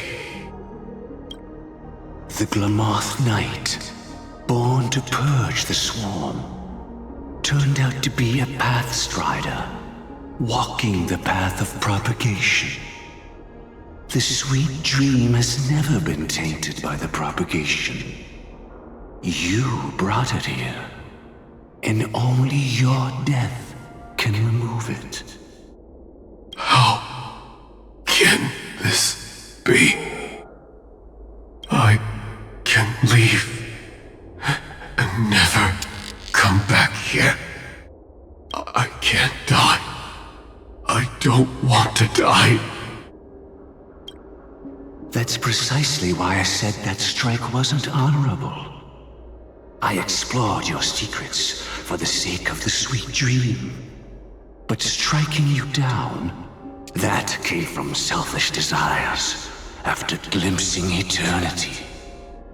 Paradise shall fall into this world of sorrow, and once dawn breaks, it will shatter in the light of day.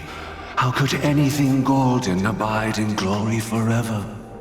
You shall become my darkest crime, in the beginning of a great undertaking. Your remains shall become the foundation for eternal paradise.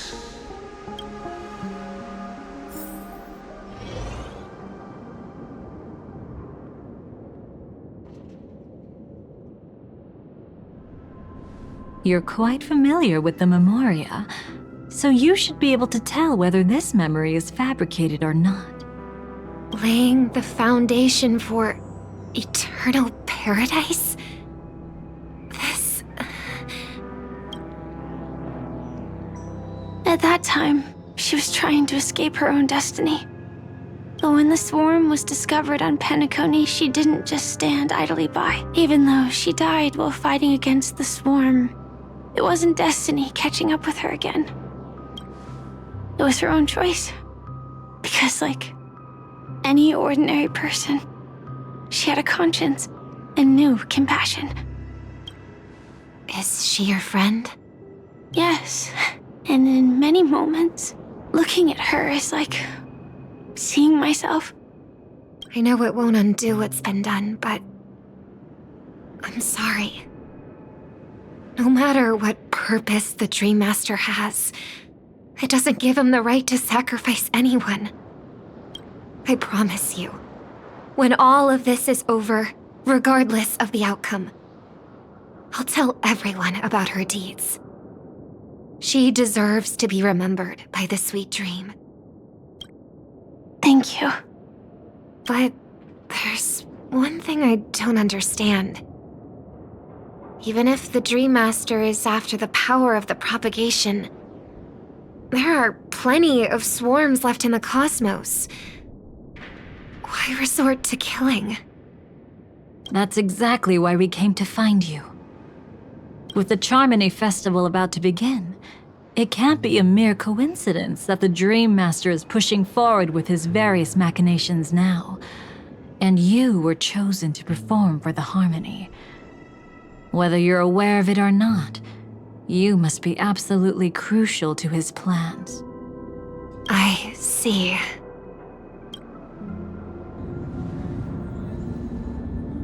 You want me to become the conduit to retrieve the past from the memory zone? What exactly do I need to do? I'll need to temporarily take a piece of your memory.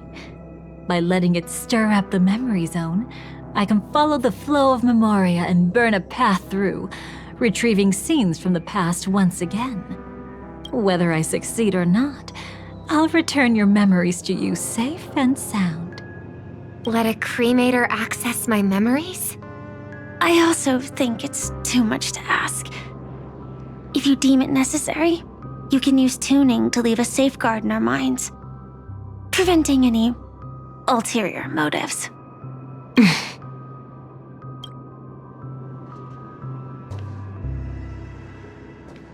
There's no need. Let's get started. May the harm that befalls you never lead to your downfall. This is a blessing that has been passed down through the family for generations. I don't want all trust to be built upon mutual threats. So this is what star power looks like. You've even made me a little starstruck. All right. Looks like we got lucky. Oh? What's this? A piece of worm-eaten oak? Found something new? This time, I'm afraid we've uncovered quite a disaster. Let's go see it with our own eyes.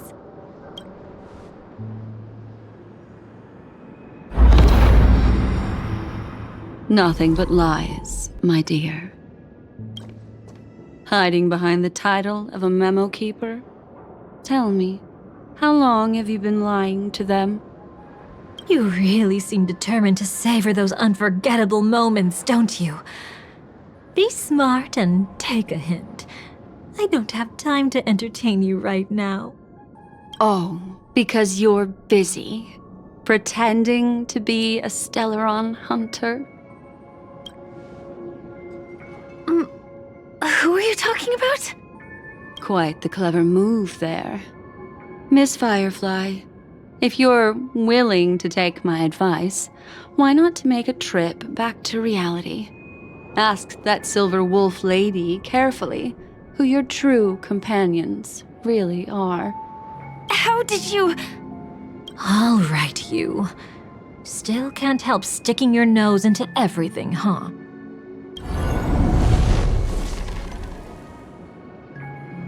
Who exactly are you people? She's just a cremator who manipulated memories and pretended to be a Stellaron hunter's companion. She fooled all of you. What about Miss Firefly? Is she alright? She might get lost in the memory zone's turbulence, but don't worry. She's quite something. She'll only be stuck there temporarily. I'm here to bring you back to the Oak family. Mr. Sunday is worried about your safety. He tasked me with finding you in the dreamscape.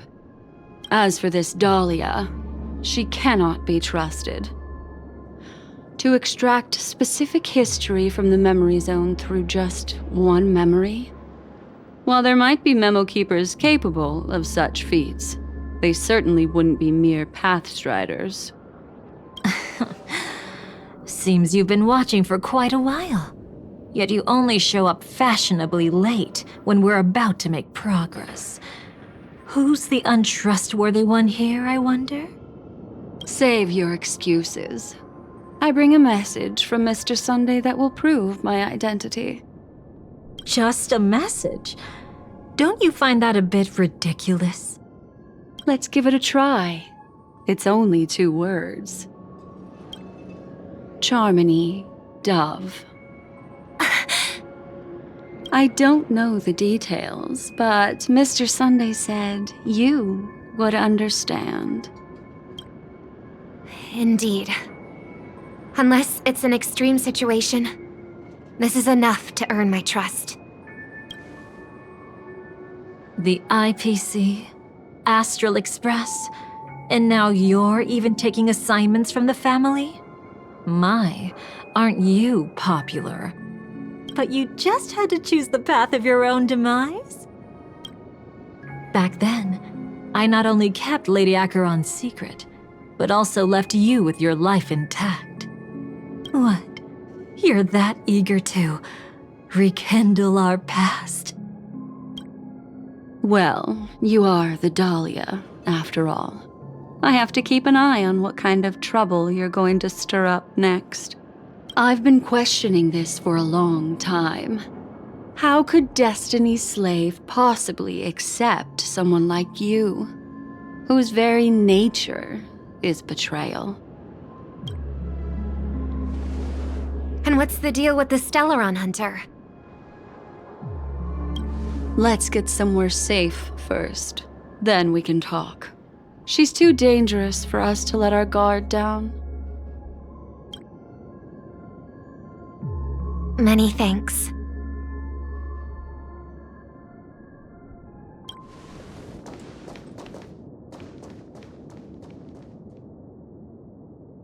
You've gotten more composed. Or have you just gotten slower? She's already left this area. There's no way you can catch up to her now.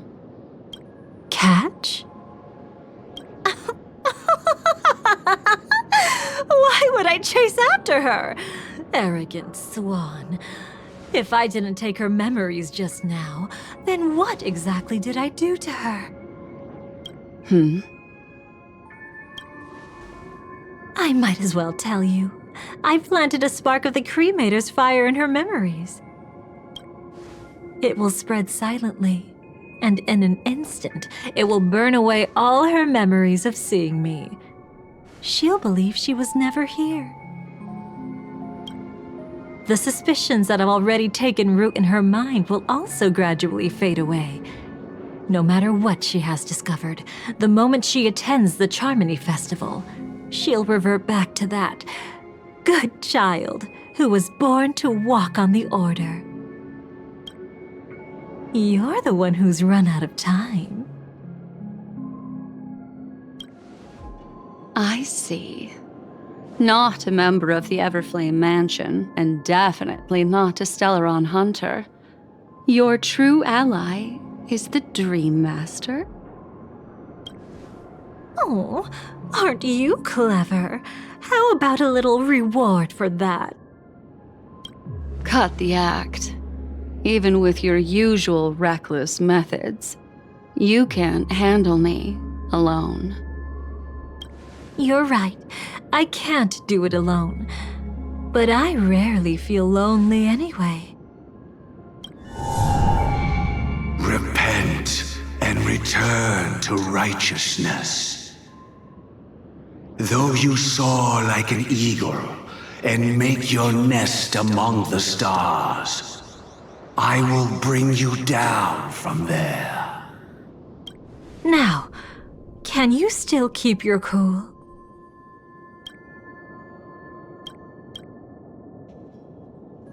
He actually gave you strength through the divine law. The Dream Master would go this far for an ally?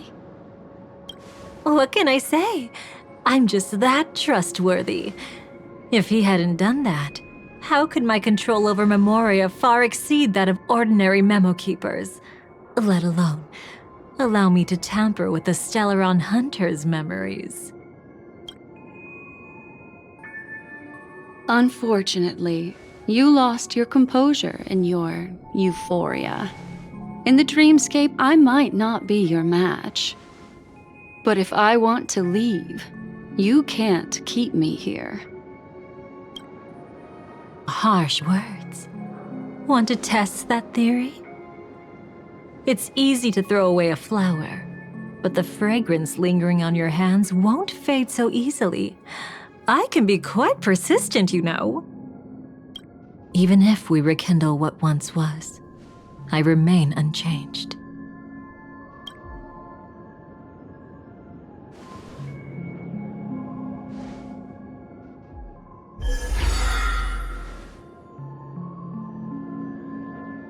Run faster. I love watching people resist, love watching them flee.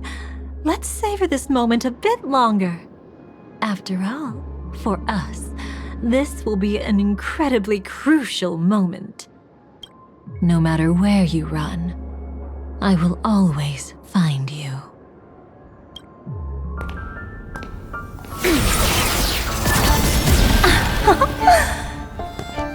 have the numbers advantage. You have no chance of winning. I don't want to use a cremator's tricks. Not that I can't. I knew it. Your ever-shifting morals. Never changed.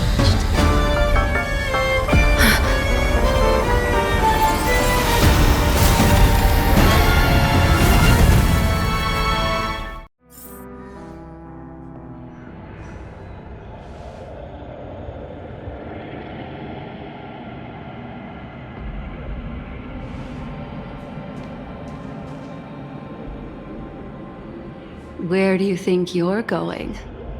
After putting on such an elaborate show, won't you stay for a little chat?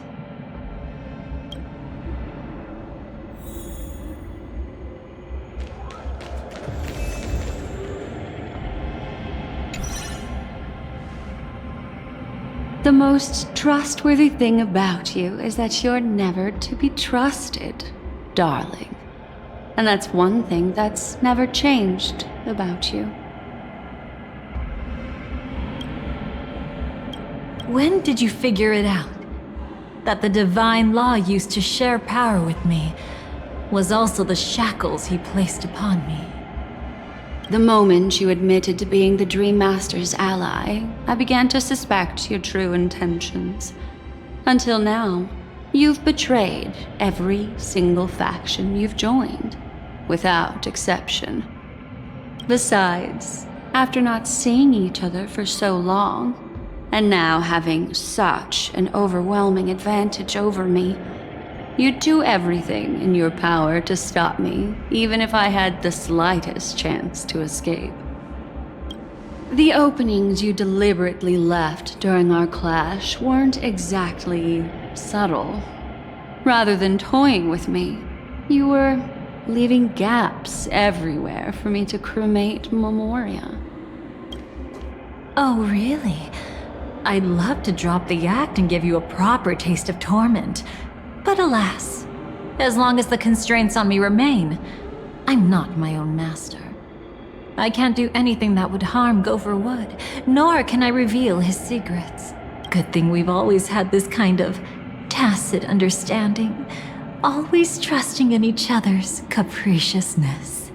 I wish that wasn't the case.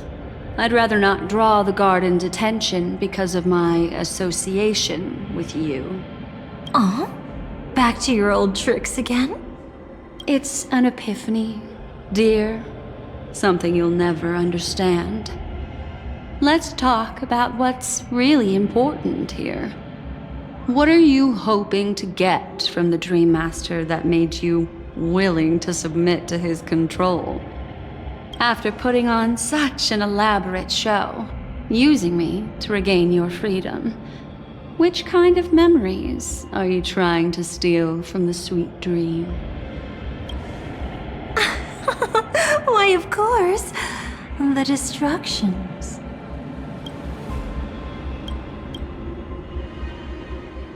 Stop joking around. You abandoned that path long ago. You're still as charming as ever. So, let me show you a glimpse of the past. Just this once, Weren't you really interested in the Everflame Mansion? So you were the one who erased the memories from that music box after all. That's right. I kept only this scene as a memento. I wanted to remember how I felt at that moment. And look closer. It's not just the memories. The Everflame Mansion itself has ceased to exist. Those claw marks. You've long since strayed from that path, yet you can still wield the power of the destruction. Isn't it the same right now? I've betrayed the Garden of Recollection, yet I can still show you the memories.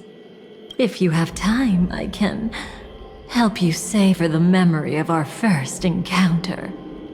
Go ahead and savor it on your own.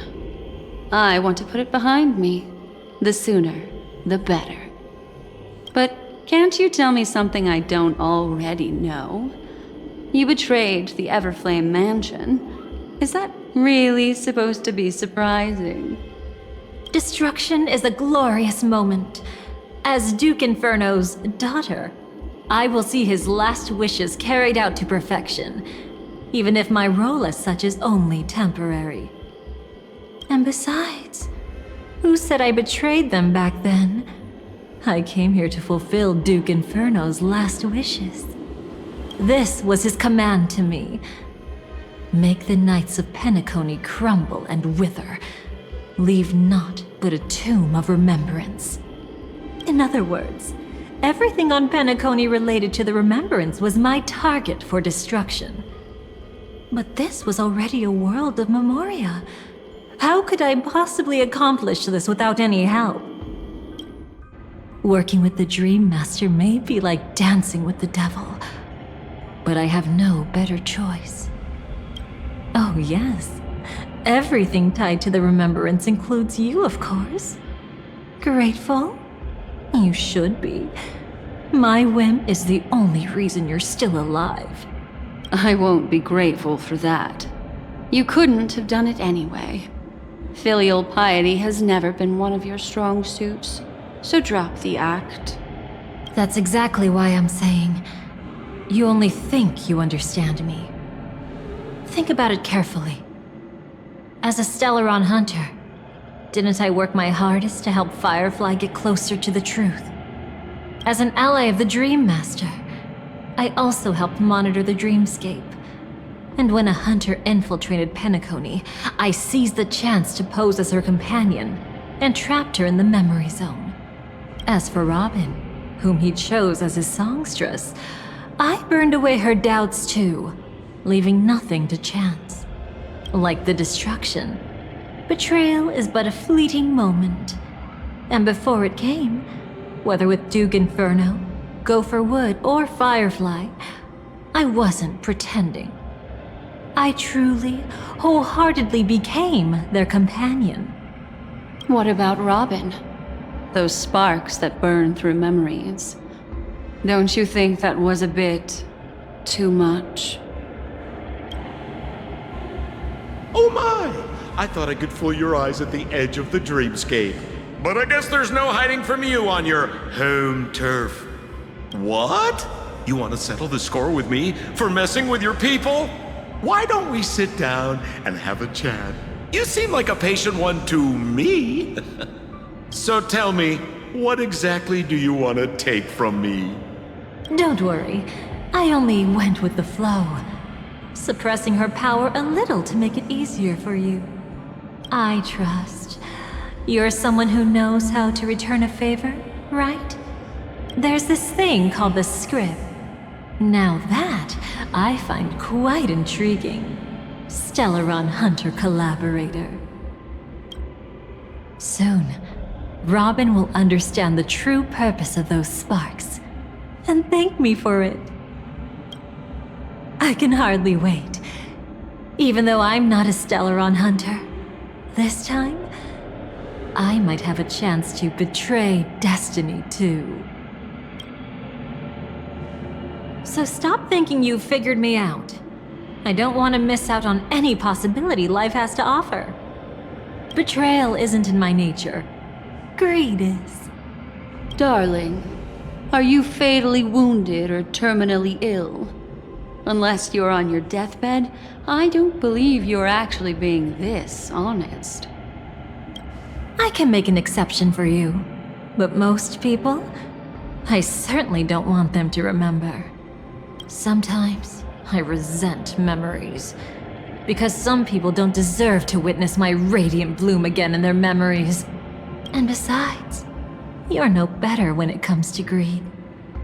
On my deathbed, I suppose that's not entirely wrong.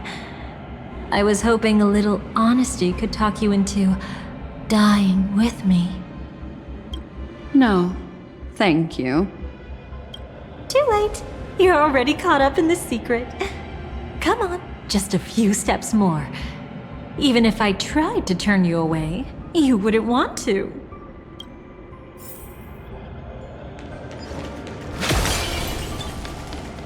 I see now. A piece of worm-eaten oak. You weren't just making that up. Oakwood is prone to insect infestations. Nothing surprising about that. It's him.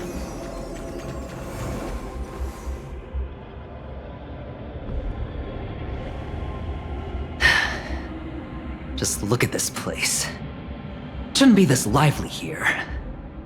Ladies, which one of us would you say is the uninvited guest? Mr. Aventurine, what are you doing here? Well, the game's over. And I scored a big win. Oh, what did you get out of it?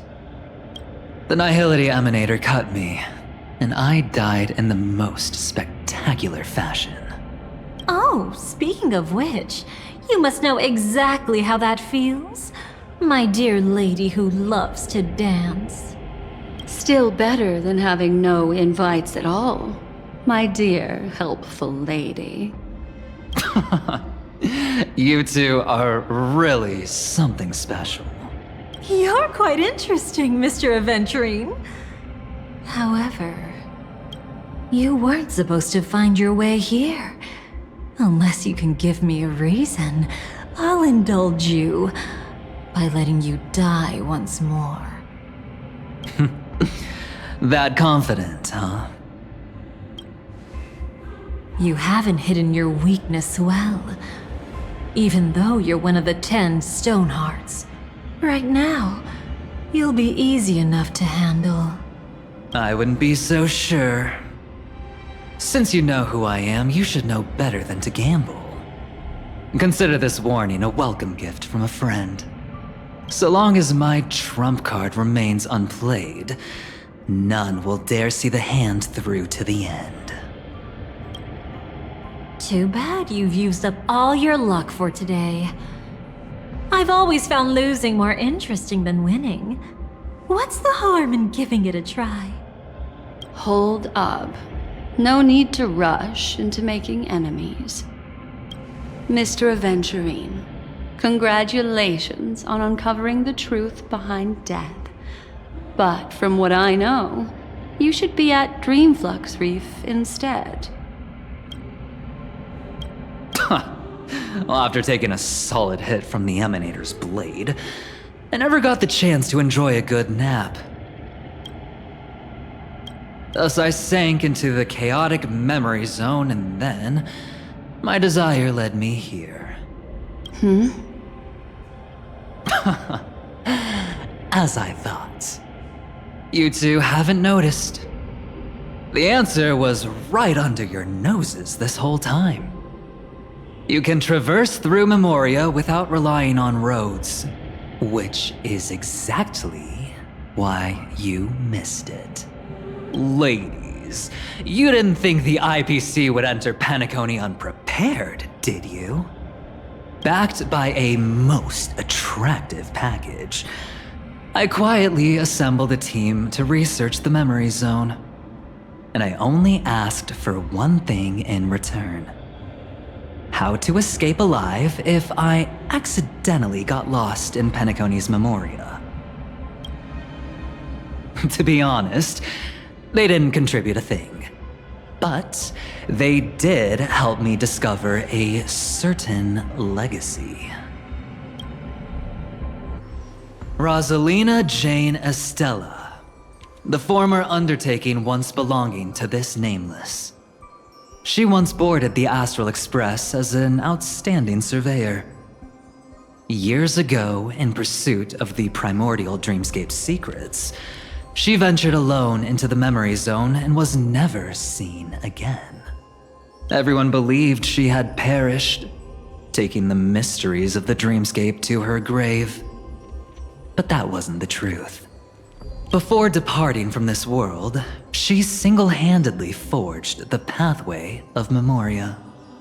Mr. Aventurine, do you even realize what you're saying? Look, I didn't believe it at first either. But the Nameless, as it happens, had quite a unique background that led her to devise a brilliant solution. Using the technology from the Zarina Erd system, she gave her life to the Memory Zone, giving Penacony's dreamscape a unique signature. When dream chasers wander into the Memory Zone, they'll drift towards places that can fulfill their desires. Those who yearn for freedom will witness the form of the primordial dreamscape. Those consumed by obsession might encounter certain special dream bubbles. And those who are lost and directionless will return to the 12 hours, seeking their path within their own past.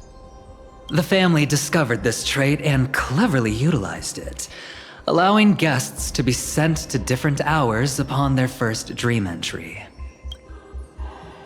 In other words, this Nameless is the true founder of the planet of festivities. As for me, maybe I ran into a good doctor. From the look of this place, he's the one who let me blunder my way in. The impossible in dreams is not death, but dormancy. Do stay alive. I wish you the best of luck. Looks like I'm pretty lucky. I can't wait to see what I'll discover here. It would seem luck favors you still, Mr. Aventurine. Fate is truly fascinating, yet cruel. Remember Miss Robin's question? If the Dream Master was after the propagation, why did he have to harm the Glamoth Knight? Years ago, he had already completed this plan, waiting for a Glamoth Knight to enter the dream. Unfortunately, with the sudden fall of his empire, his hopes seemed to have been dashed. Yet just as the Charmony Festival was about to begin, a descendant of the Glamoth Knights appeared uninvited, and everything began to turn once again. The Dream Master was never afraid of Firefly investigating the propagation. That was exactly the truth he wanted her to see. Wait, is that why you trapped her in the Memory Zone? Correct. This place is where the Dream Master wanted her to be. And he wanted her to think she'd figured something out, only to make the wrong decision at the most critical moment. So, what exactly is the Dream Master plotting?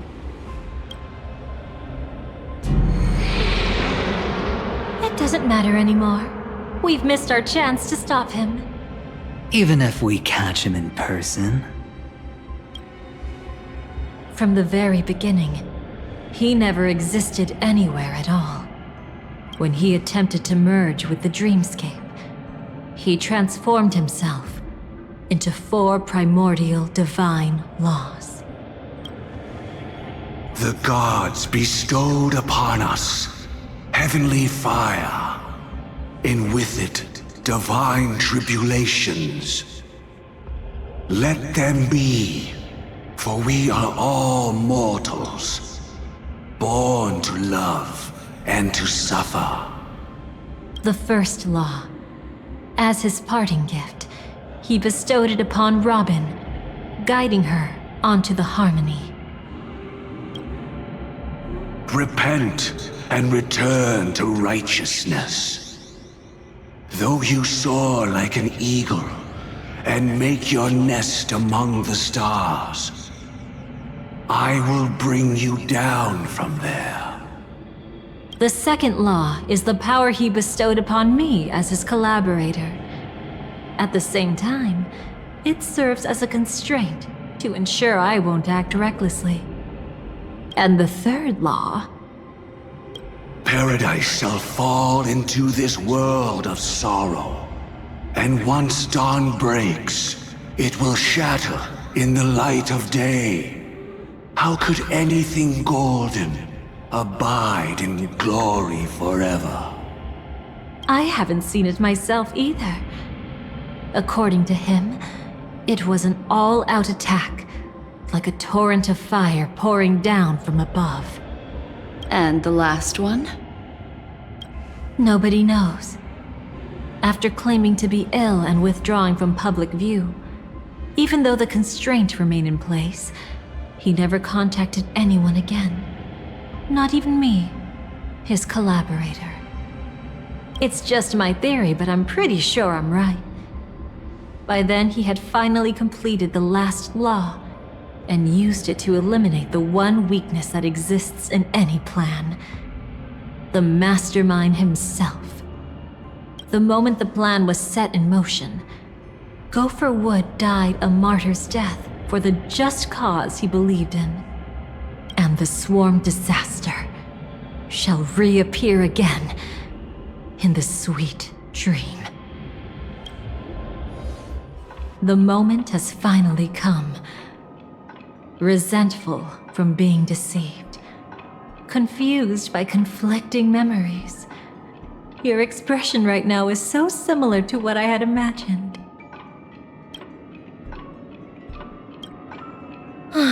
As you can see, he became a martyr, leaving all his power in the 12 hours, like a self-turning hand of time, driving his plans forward. The Order truly is a harsh path. Enna, Gopher Wood, and Sunday, the one you know even better. They all chose to sacrifice themselves for it. Though it wasn't my original intention, I wanted to help her, to keep her from getting caught up in Gopher Wood's schemes and facing such a detestable fate. Alas, I couldn't make it happen. The path your predecessor Rosalina left in the Memoria pushed Firefly towards a new lease on life. Indeed, how could a nameless who walks the path of the Trailblaze leave behind a legacy built on evading destiny? Every side. I'll try to fulfill Duke Inferno's last wishes, advance Gopher Wood's plans, and yes, indeed, I've helped the Stellaron hunters uncover the truth. Don't be too mad. I wasn't a Stellaron hunter back then, but wasn't everything that happened in Penacony the perfect opportunity to join? But then, something interesting happened. You turned out to be that variable. As Aventurine said, Rosalina's legacy would send dreamers to where they truly yearn to be. For Firefly, that place turned out to be by your side. She revealed her true self to you, reuniting with you as a Stellaron hunter. Then, guided by a history fictionologist, you witnessed the life of the watchmaker Mikhail. It was truly a life worth remembering, worth giving everything for. I would have loved to raise a glass of hello and goodbye to him, just like the one who saw things through to the end, Mr. Gallagher. What a shame I can't do it properly here. Sunday also came here, feigning cooperation, to reveal to you the truth about Penacony. The foundation of the sweet dream, hidden behind the Grand Theater's curtain, was actually a Stellaron. And the true mastermind behind everything was none other than the Dream Master Gopher Wood. But you know now that his words weren't entirely true. What followed was one of the few beautiful memories that Firefly has held onto to this day. In order to win tickets to the Grand Theater, you and Firefly participated in the moment of scorched sand auditions. Your coordination was so perfect, like you were companions who'd long shared the same rhythm. See? Even though you've forgotten everything from before, some traces remain etched in this moment, becoming part of your instincts.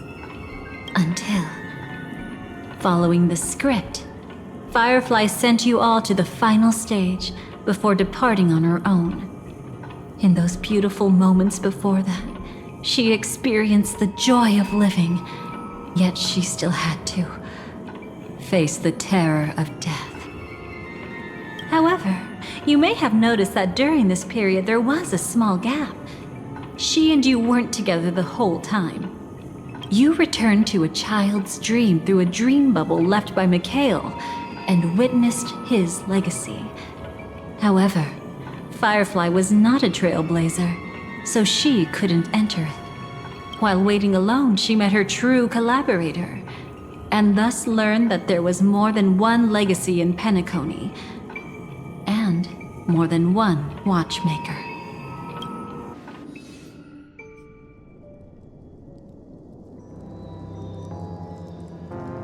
Did they enter that dream bubble? That's right. Unfortunately, you won't be able to follow them in so easily, even if you've traveled together as companions. That old man can be so stubborn sometimes. He'd rather have the Nameless be the ones to witness his legacy. No, I think it's quite romantic. A legacy left in the past will give them the courage to continue walking towards the future.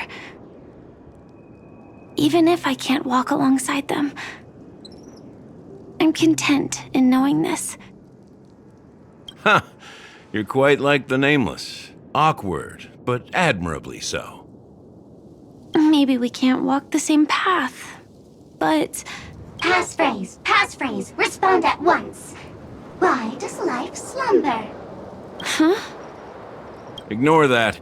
Must be some meme. How did it end up here? Sorry, I want to go check that out real quick. Be right back. Oh, so you're into fluffies too. You've got taste. Better not wander too far though.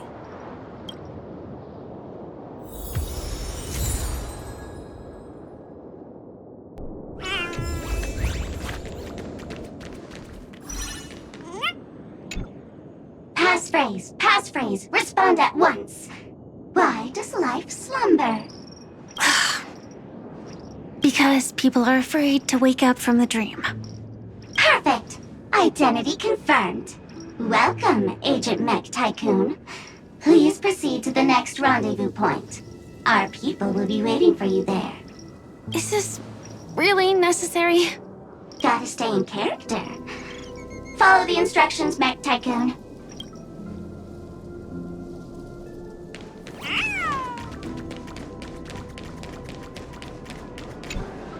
Hello. Please submit identity verification for Agent Ultra Firepower Instant Star Traveler. Who? Mech Tycoon wasn't cool enough, so... So, Miss Sparkle went ahead and changed it. Masked fool. You shouldn't be here. Well, someone's been kept in the dark this whole time, completely oblivious to their real buddy standing right in front of them. Buddy? Don't tell me you still haven't noticed. That memo keeper has already stabbed you in the back once. No way. Silverwolf never mentioned me? But she's the one who invited me to team up. The family's omnipotence in this sweet dream, that was my intel. Now you all are going back on your word? Your intel? With Kafka's spirit whisper, my cognition shouldn't be susceptible to distortion. Could things be different now that I'm in a dream? Before heading to Penacony, Silverwolf did tell me to keep an eye out for anyone asking, why does life slumber? But as evidence, that's not enough. Oh, really? Then what if you were to die 3 times in the sweet dream? Then why is this the first time we're comparing notes? What else could I do? As a fool, how could I ever catch up to a memo keeper in a dream? Every single time, just when I was about to reach you, poof, she'd vanish with you. Who exactly is Constance? She works for the Dream Master, but she definitely has her own agendas. She secretly made a deal with me. She pointed to a nightmare in which all the Dream Master's schemes would be carried out. I've been looking everywhere for you just to give you this spoiler. A nightmare? What exactly is in it? Tell you straight up? No way. I went through hell and back for this. Here's the short version. After you've lived through the best of times, soar toward the sky with all your might. You'll hear insects chirping at the oak's crown. That's way too cryptic. I can't trust you. Please, we're working together. I'm not some lackey. Just because someone else fooled you doesn't mean you get to pin it on me. You're back sooner than I thought. Any results? Yes. And now, it's up to us to forge ahead. Sorry, I'll catch you later. But thanks. At least you brought good news. Which part was good news? The best of times. And now, the Dream Master's plan begins to turn like clockwork. And so too does destiny. What does the Dream Master gain from recreating the swarm disaster? Oh, reminds me of the good old days during the War of Gods. Oh, silly me. I almost forgot. I need to retrieve a certain lost item. Otherwise, there's a lady who won't be too pleased. Sorry, but I need to get going. Sorry, but you're not going anywhere. This is the land chosen by Gopher Wood to meet disaster. But he doesn't want the swarm to truly surge forth and devour the world. The swarm disaster will be trapped here, and so will you in your weakened state. Unless a kind memo keeper lends a helping hand, right? But I can't find a reason. So far, there hasn't been a single case of one of the 10 Stonehearts being killed. It's driving me crazy with curiosity.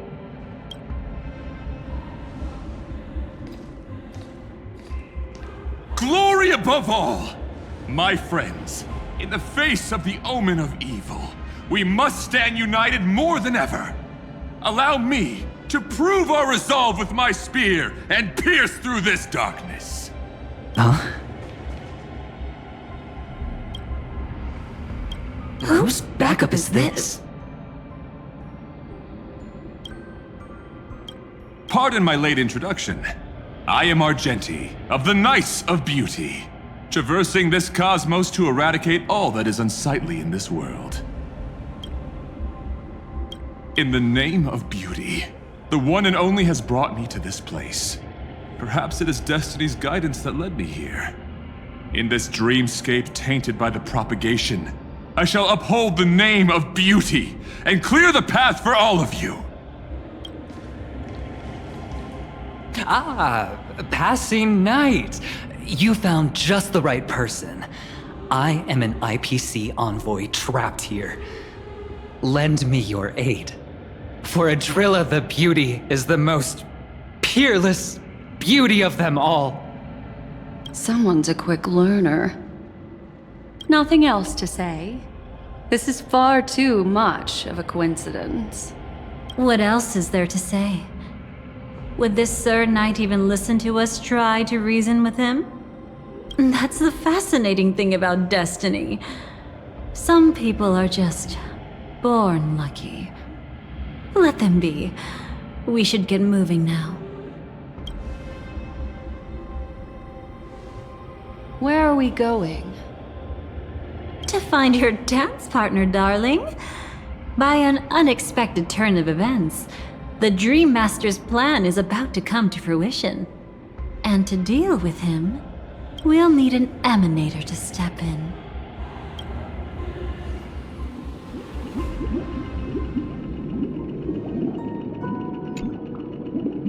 Since the future of the Stellaron, Penacony, and even the entire cosmos is at stake, let's draw a conclusion there, in all fairness. Does that mean he wants to fight us during the Charmony Festival? I'm afraid so. Anyway, we can't leave the Stellaron unchecked. This is about trailblazing a bright future for Penacony, and fulfilling the long-cherished wishes of Mikhail and our other predecessors. After you've lived through the best of times, soar toward the sky with all your might. You'll hear insects chirping at the oak's crown. It's all over now. So that's how it is. Well then, it's time for me to depart. They've harnessed the will of an entire planet to create an Eon. This confrontation is far more complicated than a simple power struggle. To secure Penacony's future, fighting on the stage alone is not enough. What do you mean? Are you not coming with us? I believe Firefly is trying to say that she's heading off to another battle. Before I left, the Destiny Slave told me that this journey would bring unforgettable rewards. Even though the script he gave me only had a few lines, I couldn't ignore them. Because one of the lines said, I'll experience death 3 times in the land of the dreams. 3 times? This can't be serious, right? The first time was a painful death when I was stabbed by the Blade of Dormancy, which led to all subsequent events. The script will always come true, but in a way that will only be revealed when that page is turned.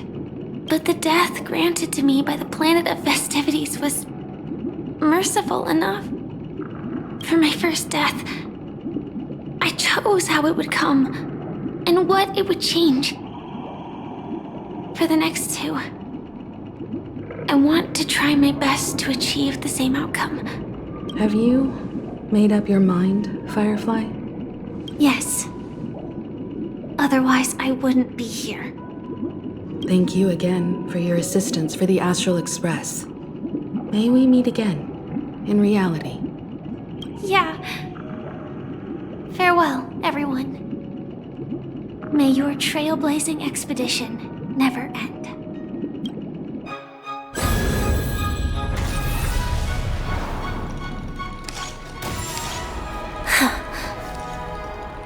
I dreamed of a scorched earth. Everyone, are you ready? A new shoot sprouted from the earth. It bloomed in the morning sun and whispered to me. Like fireflies to a flame, life begets death. May we meet again in reality.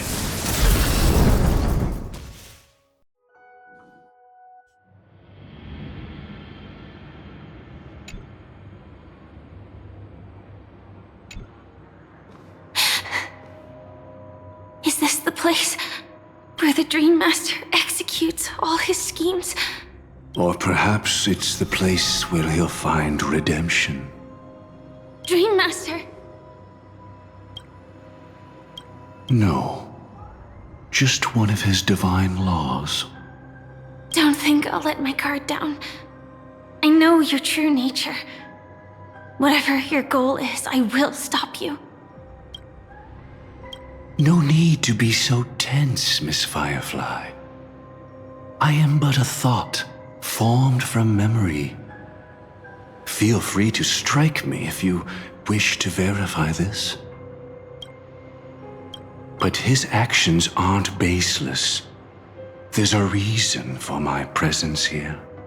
Please continue. Thank you for your openness. I'm equally unaware of the Dream Master's malicious plans. But he's been waiting for your arrival. That Glamoth Knight he killed with his own hands, through me. He hopes to restore justice for her. And you, her friend, are meant to witness it. Justice? Indeed. I'm quite familiar with this place, and can guide you. This has its own significance for you, too. Witnessing his confession is tantamount to unveiling his crimes. I don't need your guidance to get this done. But you need someone to decipher the truth. Force alone won't solve anything. It's not like you'll stop here if I refuse. Lead the way. But I'll be keeping my eye on you. What is this place? Oak Manor. Once part of the Dewlight Pavilion. Before becoming the Dream Master, he used to hold family councils here. But it's been abandoned for years now, sinking into the primordial. Is that... I'm afraid.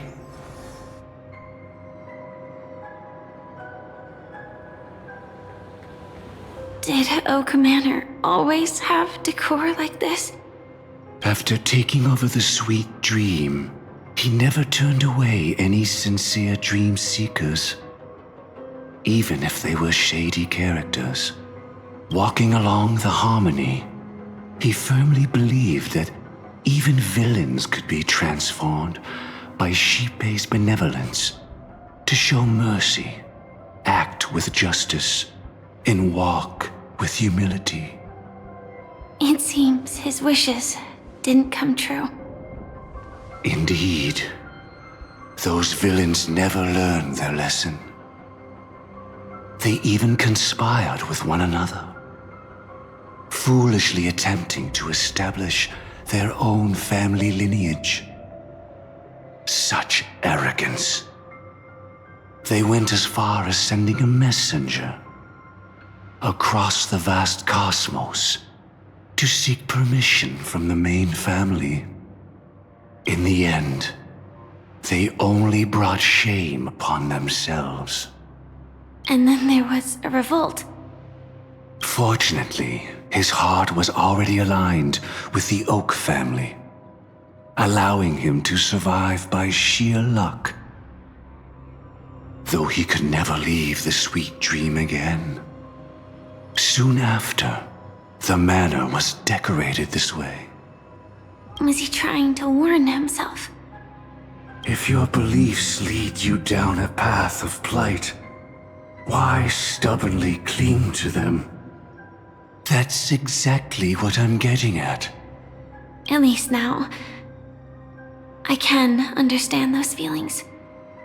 And I think I've come to understand why I exist here. At that moment, Gopher Wood stood at a crossroads, pondering whether the Harmony was still the right path.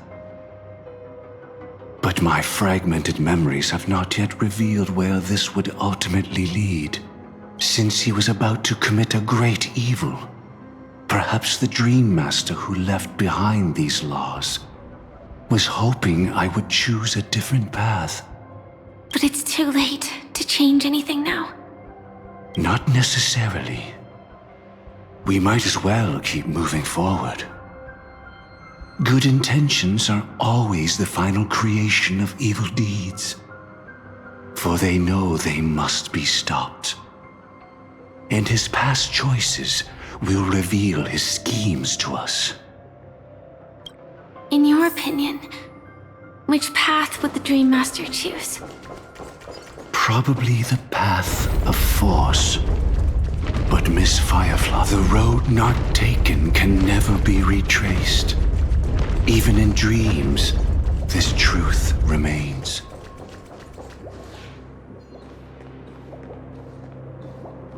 In the end, all paths lead to the same destination. Human will, it seems, truly has very little impact. Is this...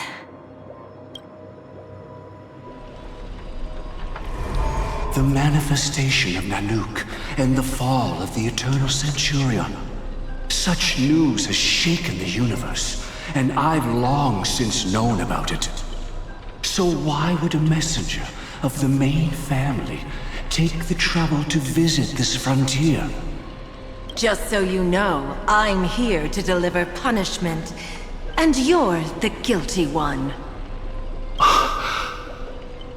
I barely escaped death, and I still can't reveal my true form. Tell me, why have I been branded a criminal upon returning to this place? You've already confessed to your crimes.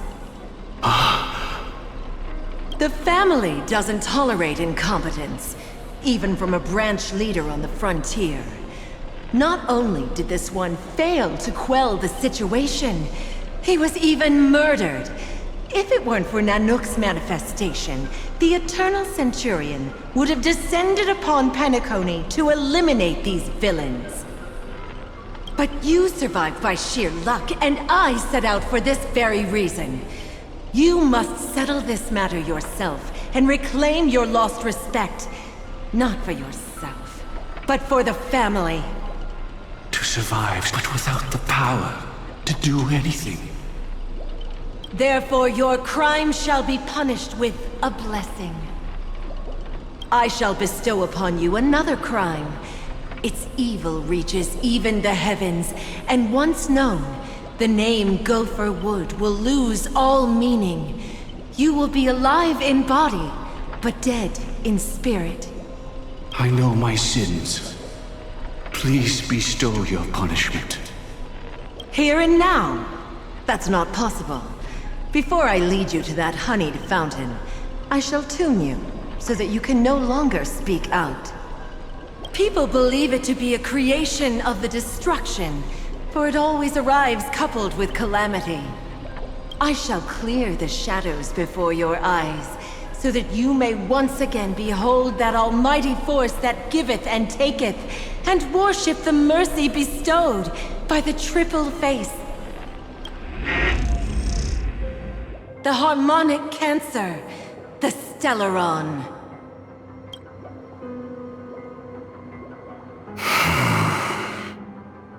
Did the Dream Master already know back then that the Stellaron was actually a creation of the Path of Harmony? Was he forced to manipulate the Stellaron under the family's orders? I'd like to defend him, but calling it forced would be self-deception. He claimed he was powerless, not that Xipe taught us we shouldn't do this.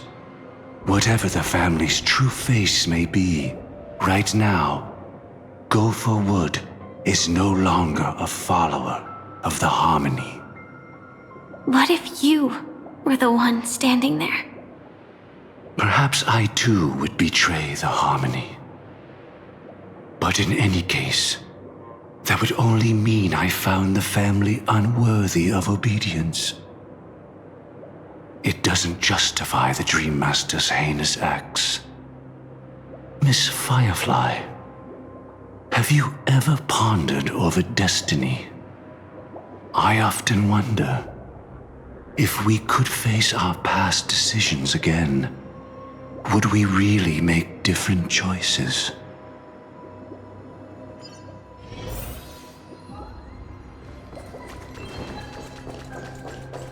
Turn over this eternal page.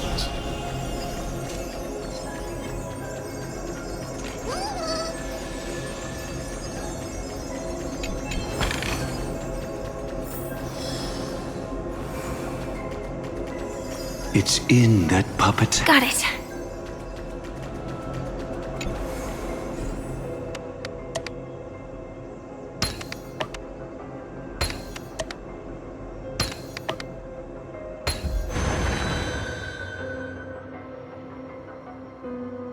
Rest in peace now, old friend. Mikhail, was it you who killed him? Is that what you think of the Dream Master? Someone so unforgivably evil. He was once the Dream Master's closest friend, but they ultimately parted ways due to their differences over the sweet dream. Mikhail once gave the Dream Master a wristwatch. And even though it's broken now, he still treasures it to this day. I came for confession, old friend. I wonder, what did death feel like to you? I died once, yet returned to the mortal realm.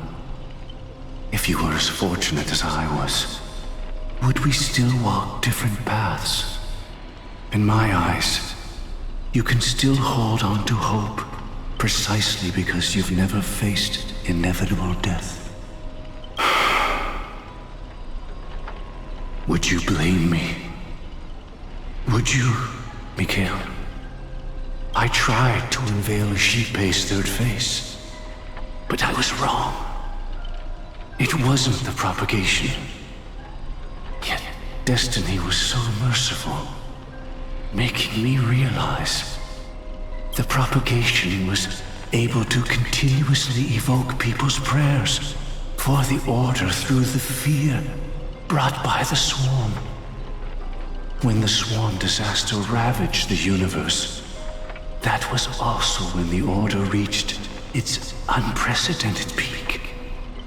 But after that, the Great One deliberately ignited a war among gods, leading to their own downfall. They would rather fall than let the Order ascend upon a staircase of falsehoods. They were wrong too. The Great One wished to restore justice to the mortal world. But what people prayed for wasn't justice. It was freedom from fear. Will you forgive me? Will you, Mikhail? I shall commit an act of transgression, mending the errors of the gods. I will restore the missing hand to the celestial clock and show mankind death. I know my sins. They are ever before me. But I shall never repent. Using the propagation to lay the foundation for an eternal paradise. So what he meant was recreate the Swarm disaster using fear to force people to pray for the Order's return? Perhaps that's why your friend was killed. The Dream Master wanted to find out how the Glamoth Iron Cavalry obtained the propagation's power. That's not a power that can be easily controlled. We need to pick up the pace. Turn over this eternal page.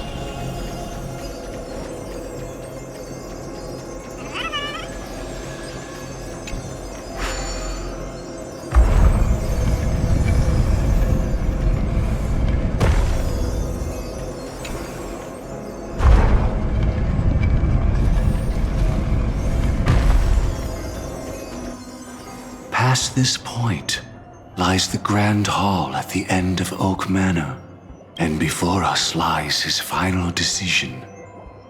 Where to go after turning away from the Harmony. Since he wants you to choose again, which side will you take? Go ahead with whichever path you think is right. I'll take the other one. Don't worry. I can't change anything. Even if I have a sudden awakening, it would only give the Dream Master peace of mind. He deserves absolute punishment and must be brought to heel. So you made a different choice after all. I will stop him.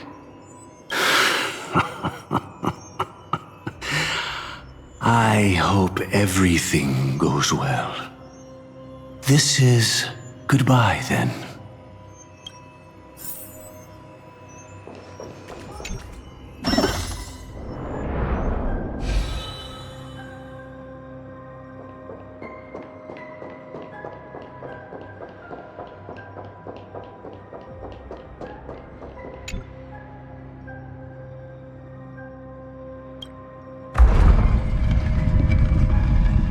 Let the propagation rain down heavenly fire once more, heralding the mournful cry of death.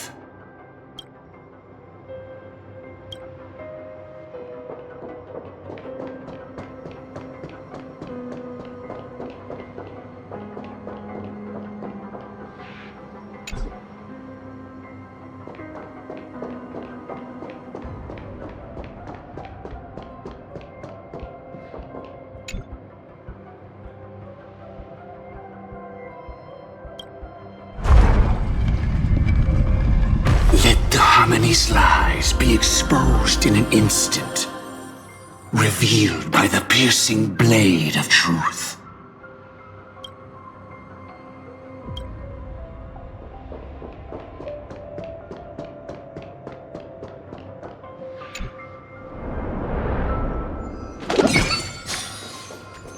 Well then, our paths diverge here. You go towards life, and I to— What a desolate sight. Delegate be hiding.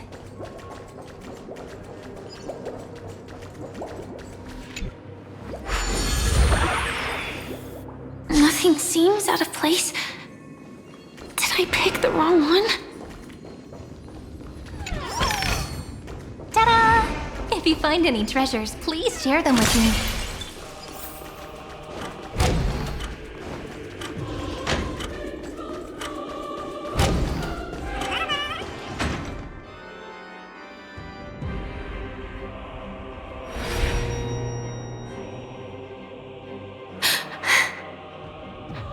No doubt about it.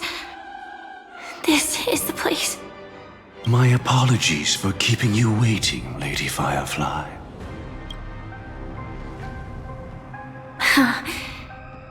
It's you.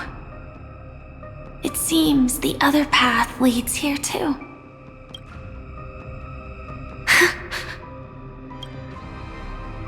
What is this? It's the terror that humanity dares not recall. The swarm disaster's chrysalis of extinction. The Dream Master's devastating strike, like a torrent of fire, lies hidden behind the stained glass, waiting to shatter it and unleash the swarm disaster once again.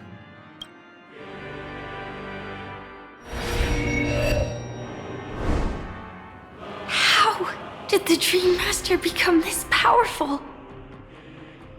We need to stop him. Or maybe stop me. As expected. I shall end this matter on his behalf. This thought, together with the power beyond the window, completes a single, true, divine law. Divine law? Everything you saw along the way, none of that was meant for you. It was meant for me. So that I could bring you justice. I don't see any justice in any of this.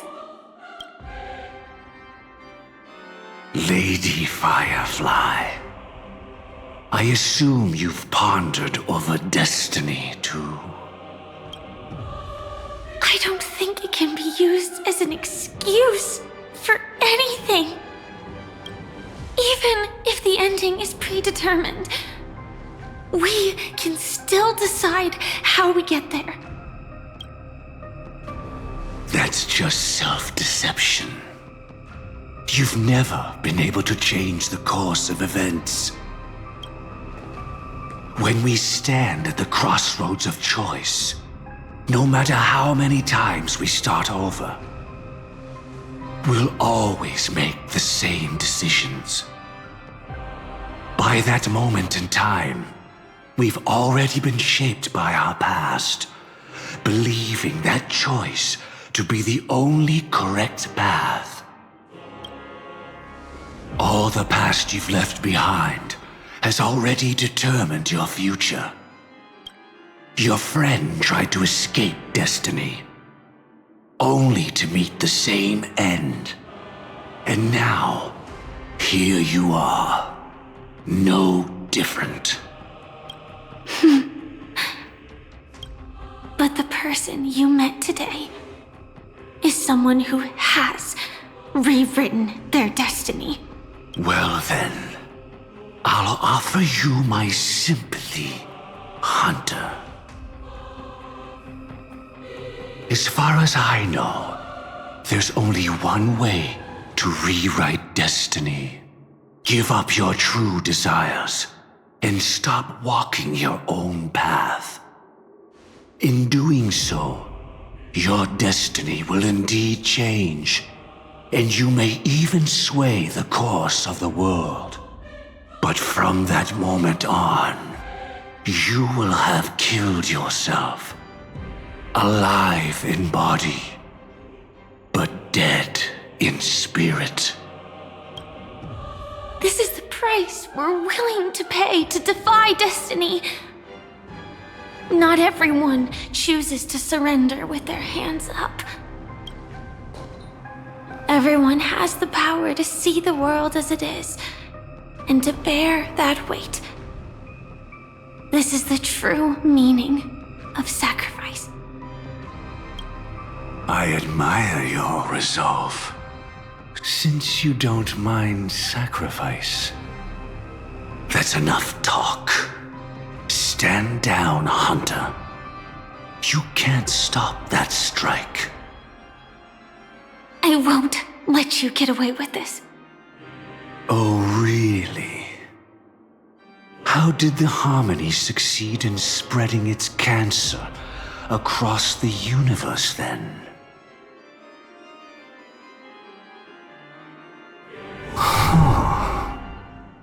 Though she wasn't my true companion, that cremator left me with a spark of her flame. I never trusted you. During our journey together, I planted it on you. And now, I'll let it reignite. It can burn away a thread of thought with ease. Impressive. But do you really think you can get ahead of me? If I can't, I still won't run away. If that strike is inevitable, I'll be the only one who dies in this nightmare. Your courage shines like pure gold. Even so, paradise shall fall into this world of sorrow, and once dawn breaks, it will shatter in the light of day. How could anything golden abide in glory forever? Come forth and present yourself, last heir of the Empire. I permit you to unveil the true face of order. I permit you, with mortal hands, to bring forth the Great One. The swarm will again devour all things, and fill the hearts of the lost with terror. Someone must cast down rage in their stead.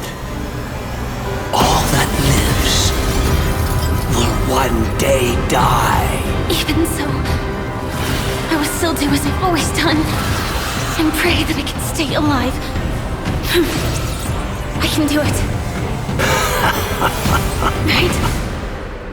But death will come because you, out of all people, are the foremost in seeking life.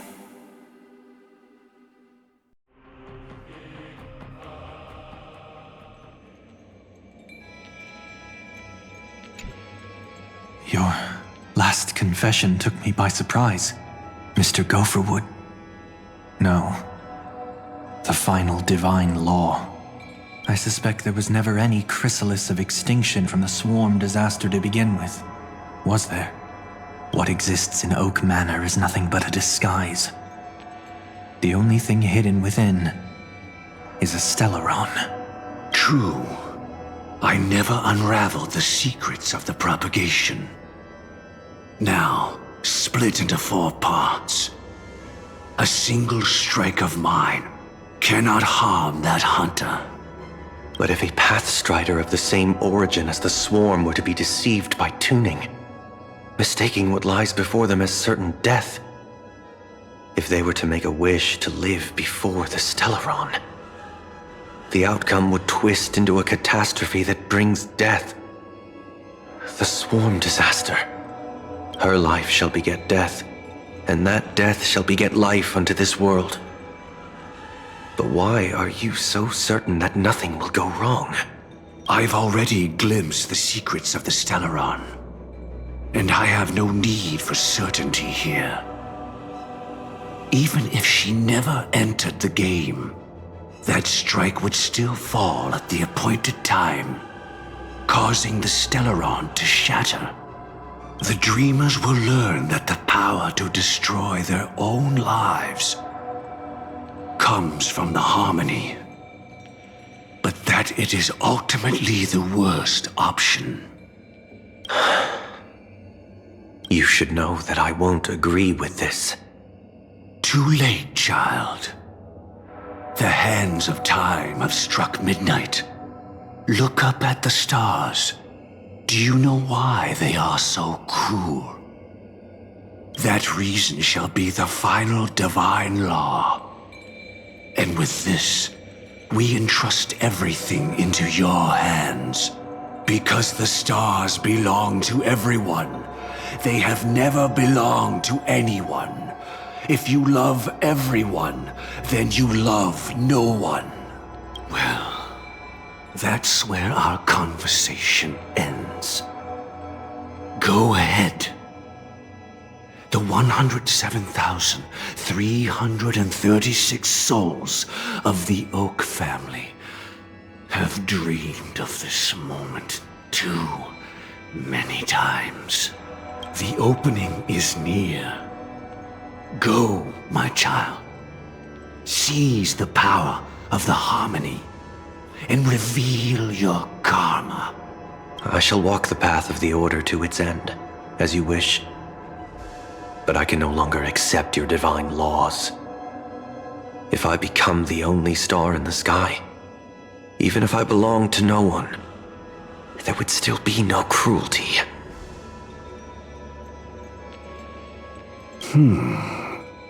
The stars are cruel, only because they have never shared their heat with the masses, burning fiercely only for themselves. Well, there can't be 2 suns in the sky. I'll step up and take down the other sun if necessary. Moreover, how could I allow other stars to shine during the day? Paradise shall soon be created, not at midnight, but at noon. I shall initiate the first and only divine law of the great Septimus. I shall ascend to the heavens, becoming the scorching sun. Bathed in my light, my people shall flourish, while all evil shall be eradicated.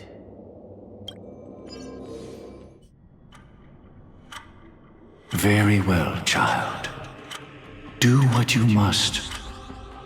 Perhaps I was never without choice, merely too entangled with the fear of losing, never knowing what was possible if I chose to act. I should become a watchmaker too. The harmony I seek has but one note, repeating endlessly, never falling out of tune. Life, too, has its time. We did it. He faded first, causing the power to lose control.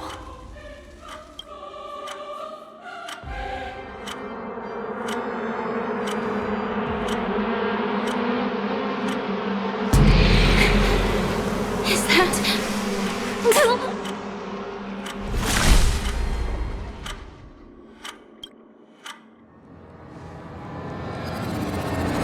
How?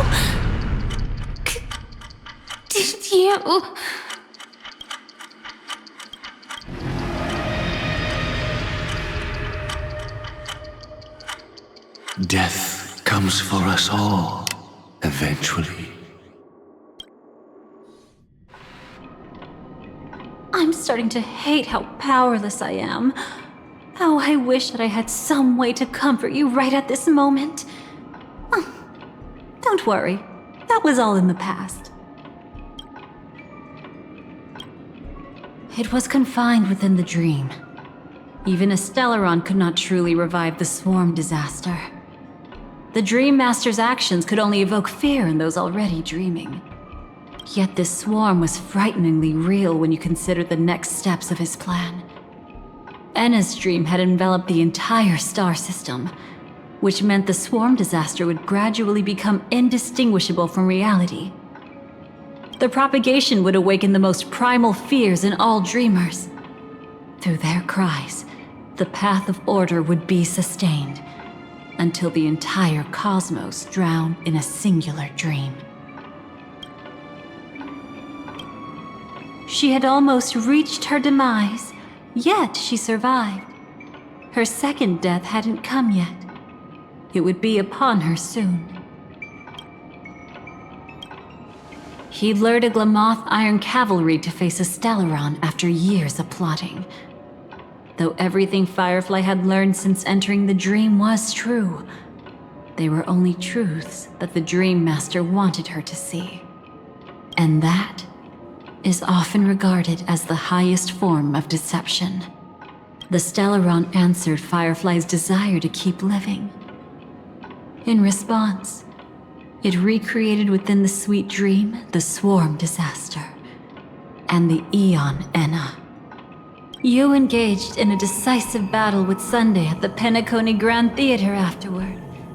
He had, without question, become an emanator at that time after usurping the harmonious choir. But you showed no fear and gave it your all in your fight against him. And you emerged victorious with the help of your allies. Yet that battle, the setbacks, the victory, was just an illusion woven by Sunday. Enna's dream had already enveloped the entire Asdana system. It was impossible for you to beat Sunday at that time. Enna's dream was so terrifying that even memo keepers could not act freely in it. Fortunately, we sought out Acheron first, and she lent us a helping hand. That allowed us to take action and try waking people one by one. Indeed. Don't forget that, even within the sweet dream, there were still many people yearning, striving, and pushing forward with all their might. At that moment, you too would face a similar deathmatch. Being woken up by Blackswan was a watershed moment.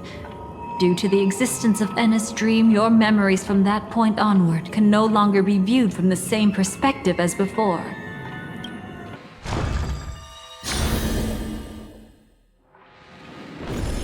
It's not that they're not real enough. Things always look different when viewed from different angles. Ever thought about whether we've truly seen our authentic selves in a mirror? And from that moment forth, I would also no longer be able to help you. Your memories belong to you alone at the end of the day. Destiny only allows me to intervene this far. However, you must remember this. How your memories manifest is ultimately up to you. People can't dream of things they've never seen before. They're afraid to wake up because the sweet dream is woven from their own past. A past they still can't let go of. It's just like your actions at this very moment. Only by embracing the past can you find the strength to walk towards the future. Firefly, me, the Stellaron Hunters, this entire world. We're all waiting for you to reach that moment. I can hardly tell if this is nervousness or excitement. You are different, unique, and worth waiting for. Go, and write a prelude to memories once more.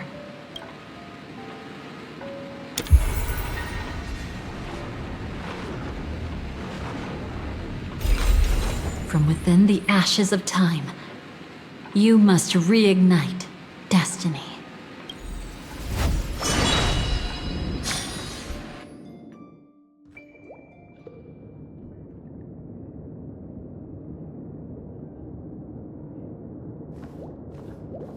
This way, darling.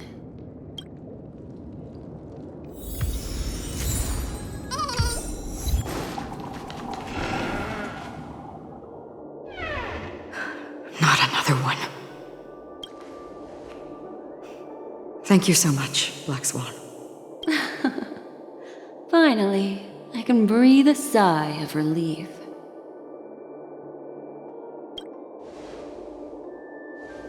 I understand you must be confused, and will do our best to shed light on the situation.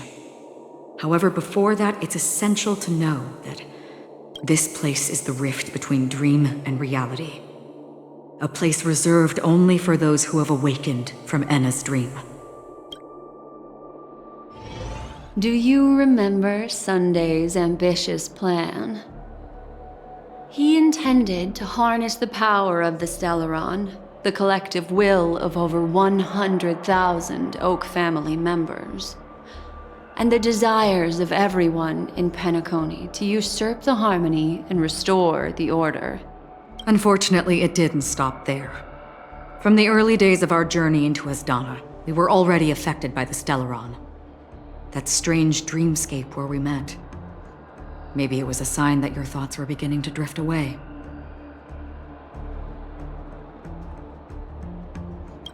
I don't think the goal of the Order was to put everyone into a deep sleep. Quite the contrary. They used the Stellaron to catalyze the leakage of Asdana's memoria into the material world, allowing the dreamscape to blend with reality.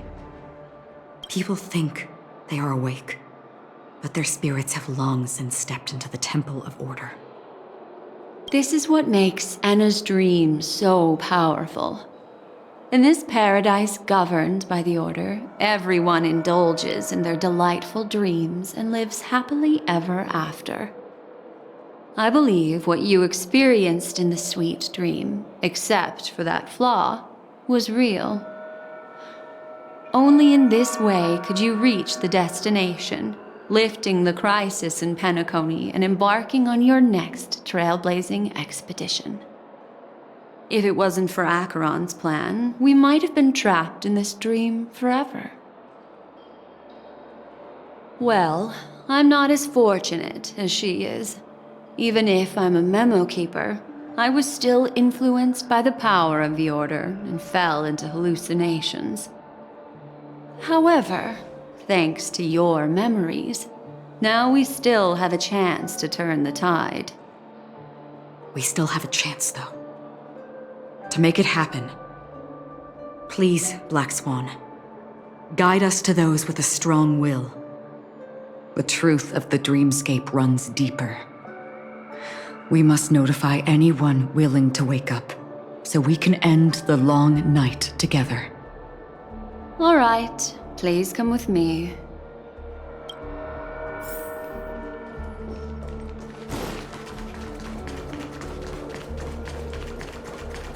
Stay calm.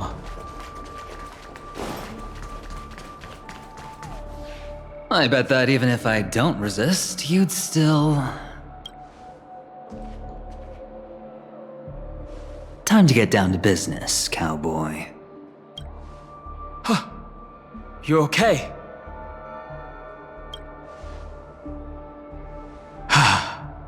Me too. Quite the fateful encounter we have here, friend. Seems you're also a light sleeper. I'll send you some of the IPC's sleep aids one of these days. Unfortunately, we need to stay awake right now rather than sleep. We're still nowhere near capable of breaking free from Enna's dream. Let me break the bad news first.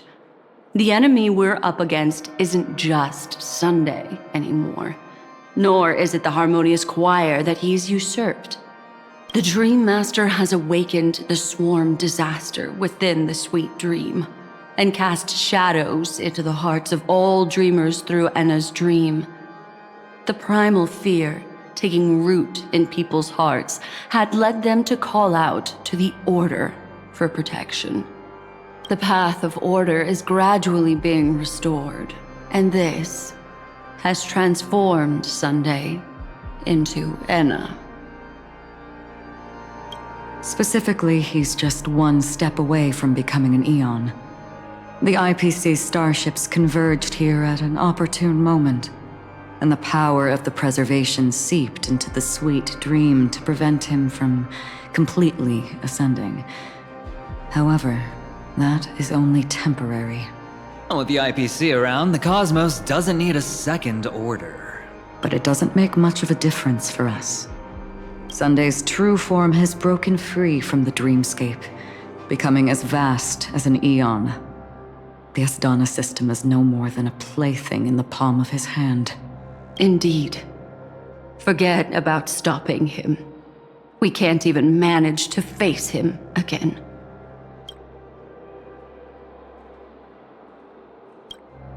The key still lies in Enna's dream. Fear and sweet dreams. He relies on these two lies to gather the dreamers' shared wishes. He's still just a false god who barely managed to ascend. If we can wake people up and break Enna's dream, Sunday's divinity will fall with it. But the current sweet dream is extremely complex. Miss Blackswan, could you please explain the rest of it? My memory isn't the best, after all. Time is of the essence, so I'll cut to the chase. There are 3 layers to the dreamscape trapping us. First, there's Enna's dream controlled by Sunday. It wove a beautiful illusion for every dreamer, making them flounder in it. Second, there's the primordial dreamscape, which includes Dreamflux Reef. The swarm disaster is manifesting again in the Oak Dream within this layer, and is continuously empowering the Order through an endless stream of fear. Third, there's the 12 hours established by the family. This layer was the first to merge with reality and is itself an enormous trap. Forget about winning. We need to cross all 3 layers of the dreamscape before we can even face Sunday again.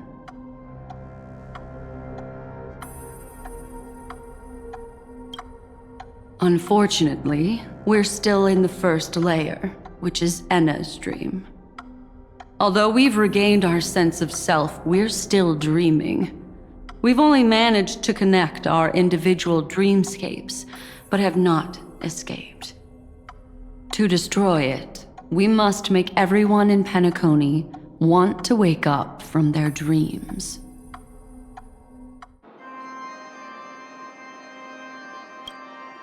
Humans yearning for sweet illusions borders on obsession, leading them to subconsciously resist the harsh reality.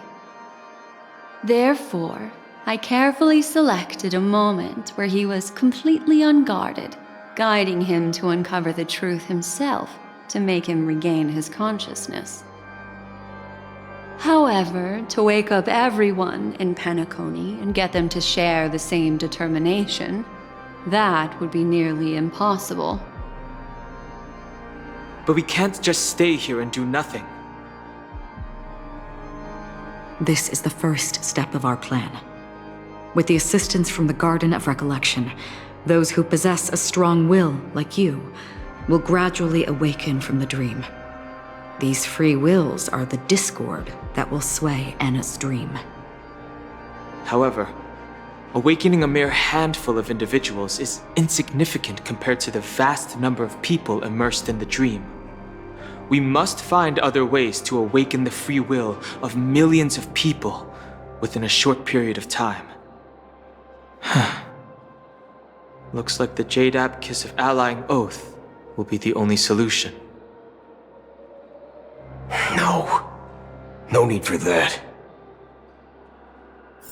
Keep your once-in-a-lifetime treasure. We don't need to bother the Cienjo Alliance for such a tiny request. You want thousands of people with unwavering free will? That's easy. Just leave it to us Galaxy Rangers. Do you know what it is, Acheron? It's the relic I returned to you. Exactly. Its owner must have told you that it's meaningless to anyone other than a Galaxy Ranger, and that it can only fulfill its purpose when returned to its rightful owner. Because it's a burial artifact, worthy only of a hero who has served the Galaxy Rangers with honor. When its light illuminates the universe, it means the fall of a hero, and in the direction it falls, countless meteors will streak across the sky. Those meteors are Galaxy Rangers, coming from all corners of the cosmos, driven by a shared purpose, without questioning the cause or counting the cost, because we abide by a bottom line. The shooting stars of the hunt only descend on the longest night, and with them comes the dawn. We've stayed silent for far too long. Now, it's time to remind all the cowards, oppressors, and villains of the universe of our presence. I'll be the one to ignite the first spark. This should be enough to delay his ascension to godhood. As for the foundation of Enna's dream, it would take an immense power to shake it in an instant. I think that shouldn't be too hard. So, you're the key in the end, I assume? Even if it is just a counterfeit god, we'll need an emanator to step in. Perhaps it's not about being an emanator. This is a different collective wish. I will do everything in my power to strike down that evil god for you all. What about the other two dreamscape layers? There's nothing we can do about them. They're even more dangerous. Unlike our current gathering, the dissipation of Enna's dream will take time, which will draw Sunday's attention. Exactly. Once we enter the next layer of the dreamscape, we'll be facing an eon's strength head on. But by then, we'll have played all our cards. Enna's dream is no ordinary matter. Even with Constance and me giving it our all, we can only reach the few of you here. It's impossible to find more help. As for beyond the sweet dream, our only hope lies in intervention from other eons. But that would be tantamount to igniting a cosmic war among gods. The Order is one of Xipe's aspects. Yet the Harmony stands idle at this moment as Enna is being reborn, without any further intervention. There must be some deeper reason behind this. But time is of the essence. We must take our fate into our own hands. In other words, those who only want to survive by playing it safe will die. All those who dare to face death head-on will live. I like that. Just these few people? Oh well, that'll do. Quiet down. You're just a kid yourself. It's not just Penacony. The entire Asdana system is done for. A Stellaron hunter? She was at the edge of the Asdana system, but she still got dragged into this mess. Just finding her nearly wiped me out. Quite a bold investment strategy. Tell me, with such a huge risk, what kind of payoff are we talking about? The other two layers of the dreamscape will be handled by the Stellaron hunters. One of our associates is searching in the 12 hours for the other person chosen by the Harmony. Oh? Miss Robin? She broke free from Enna's dream through her own strength, and left behind a song for those in slumber. It's true that some people are born strong, and others are born weak. If the Trailblaze is the target of heroes, then the Harmony will guarantee that the strong help the weak. Only the people of Penacony themselves can be the saviors of their homeland. Their path of happiness should be forged by themselves.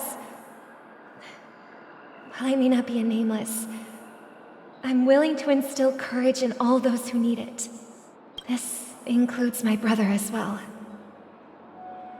Enna's dream is too cruel for him and everyone else.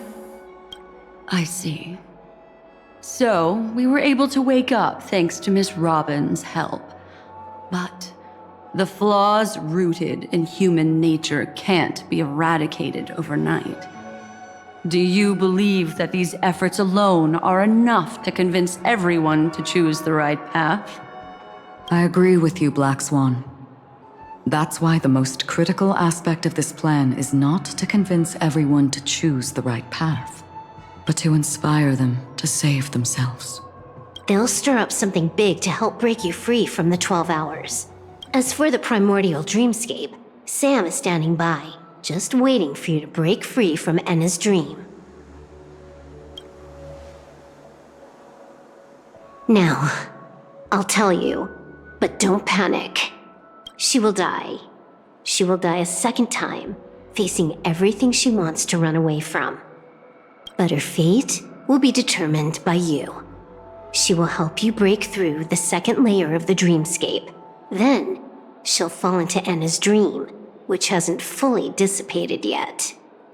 If you defeat Sunday and wake her from that dream, then her second death, too, will become nothing but an illusion.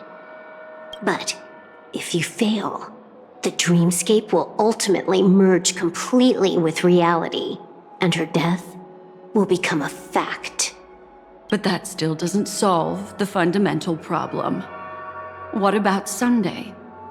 He could wipe out all our efforts with no more than a glance the moment we cross the 3 dreamscape layers.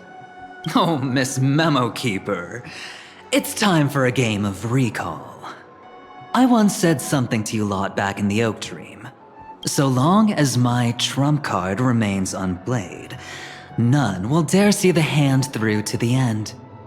And now, it's time to reveal that ace. Let me point out 2 mistakes. One of them is yours. Having personally been to the heartland of the Dream Master's plans, wouldn't I have already found a way to inform the IPC? The fleet's deployment was never meant for a direct confrontation. It was to seed the Preservation's heart into the dream. The other mistake was Sunday's, and it was a fatal one. He should never have confiscated my cornerstone. He should have kicked me out right from the start. That's how every gamble with me goes. The moment you sat down at my table, you've already lost. A jade-colored light still sleeps deep within the dreamscape, and it does not require the presence of its owner to unleash its powers. So what? Even the power of the 10 Stonehearts can't rattle an existence already approaching eonhood. That's why I said the cosmos no longer needs a second order. The Dream Master's plan is indeed flawless. However, when faced with the terror of the swarm disaster, how is calling for the preservation any different from calling for the order? The release of the Cornerstone's powers will absorb the Dreamer's desires and offer them the preservation's promise instead, guiding them to cry out these words. All for the Amber Lord. Is this the IPC's real goal? To completely take back Penacony on a conceptual path level? What, you think I'm also trampling over others' beliefs? Sorry, but that's exactly what the IPC believes in. Don't question your own ruthlessness. All that matters is profit. The new swarm disaster will end the same way as it ended before. The hammer strike will echo throughout Asdana, seizing the Order's powers on the level of paths to launch our counterattack, leaving Sunday powerless to interfere with your actions. But a new Amber Era will not arrive because of that. Today's hammer strike is not the wrath of an eon, but humanity's battle cry of defiance. I'll hold my breath and listen for that moment. Once our plan succeeds, we can strip Sunday of his godhood, but we'll be too drained to join the battle afterward. So...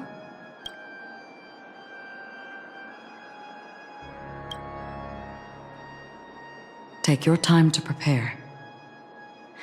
Before you head out, may I have a moment alone with you? There's one more thing I need to explain to you.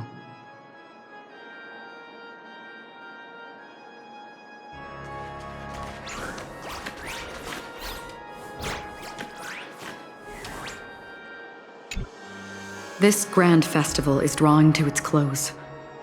This is the starting point for the ultimate stage of our journey, just as it marked the beginning of all the stories in Penacony. Are you ready?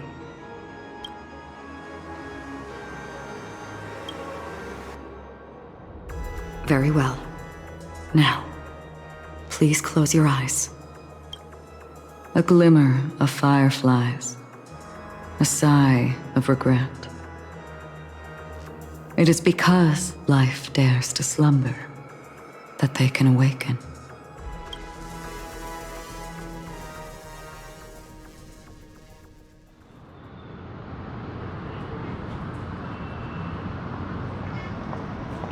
Am I awake?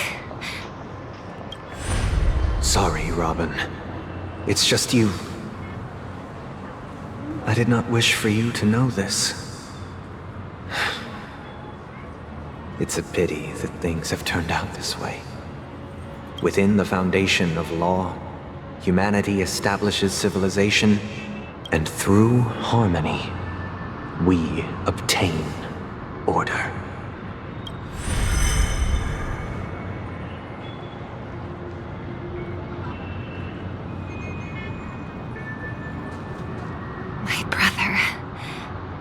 Did you still bring the Order's sweet dream into our paradise?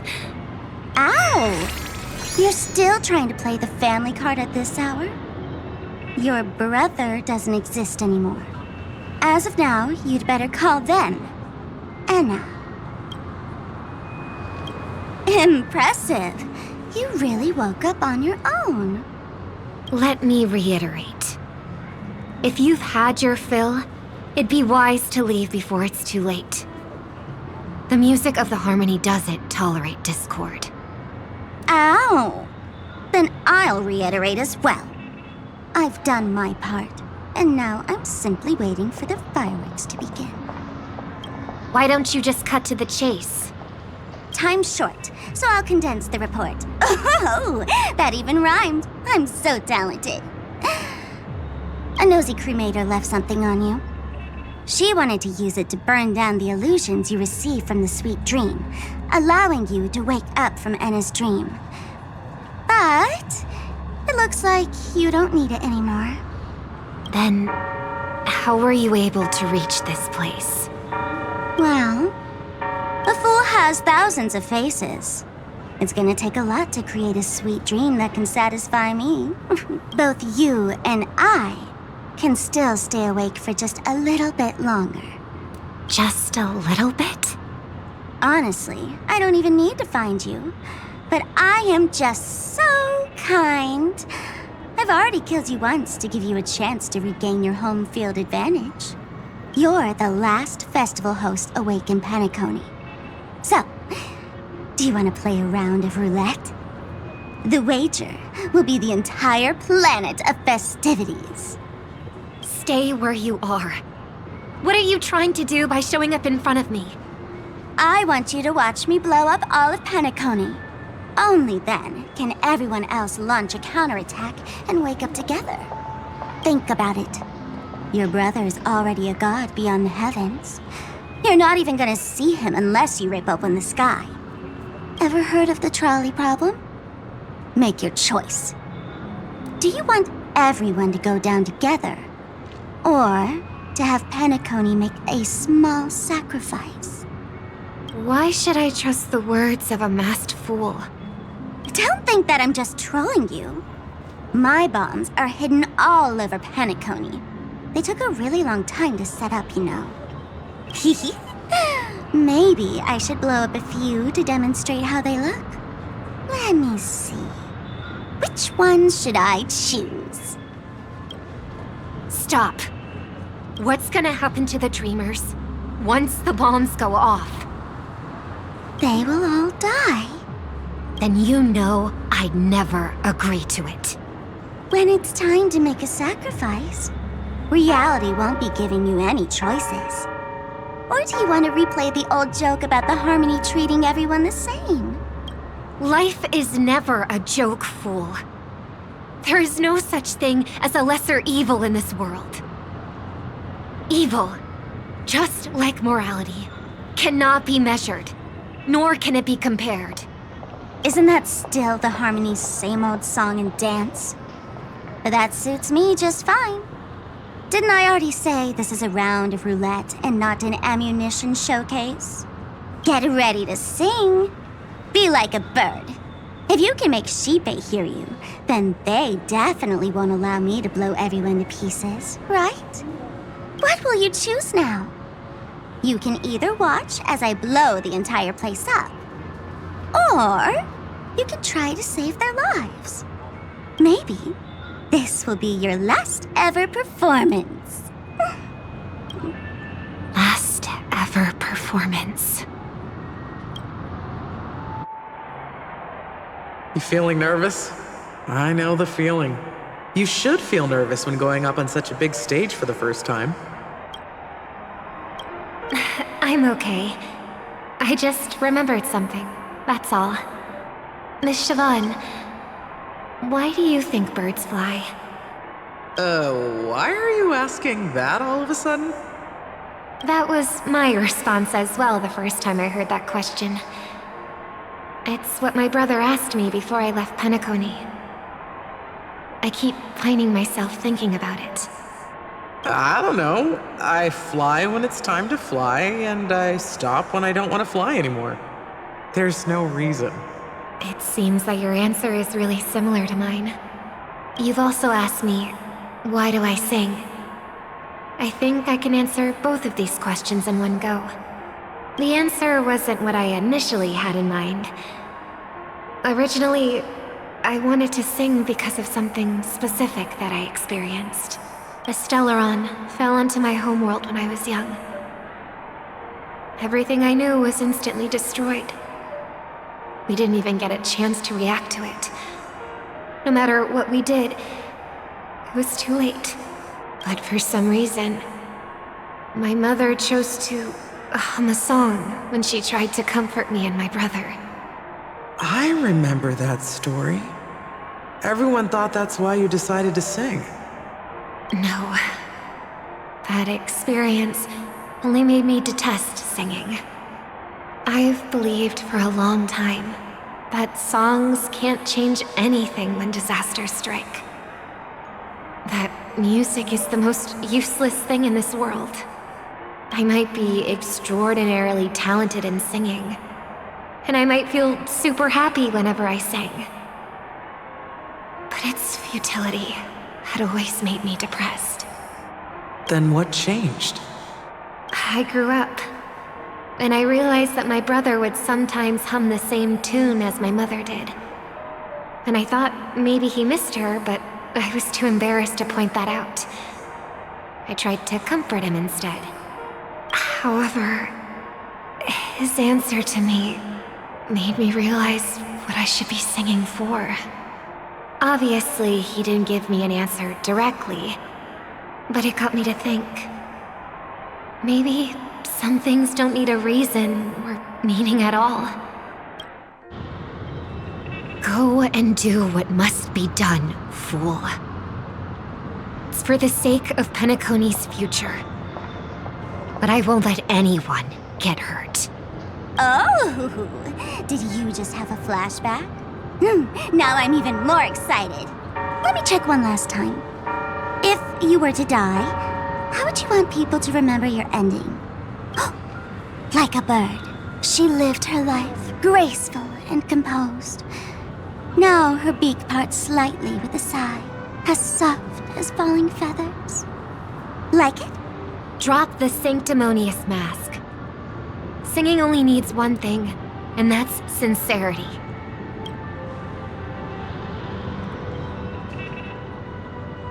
My brother.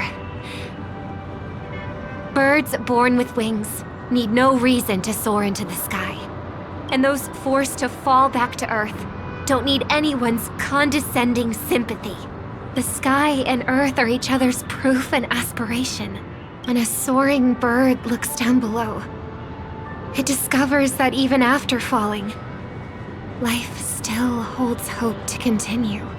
And when a fallen bird looks up to the sky, it discovers that the possibility of soaring once again still exists in this world. Perhaps they'll never truly understand each other. But what people need is an understanding. It's showing a little more compassion for the way others choose to live.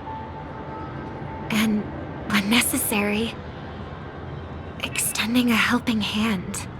Even if you become the only star and prevent everyone from soaring into the sky, they will still be inspired by your radiance, flap their wings with all their might, regardless of whether they've been hurt in their fall. Thus, the Order's sweet dream will eventually fall. Oh, triple-faced God. If I manage to step onto the path of harmony, then please extend your hand and shelter those who believe in you. And if I am a bird destined to fall, doomed to never sing again, then while the sound of me hitting the ground may be my last note for the harmony, it will never be this world's swan song. In the name of the sweet dream, the Charmony Festival now begins!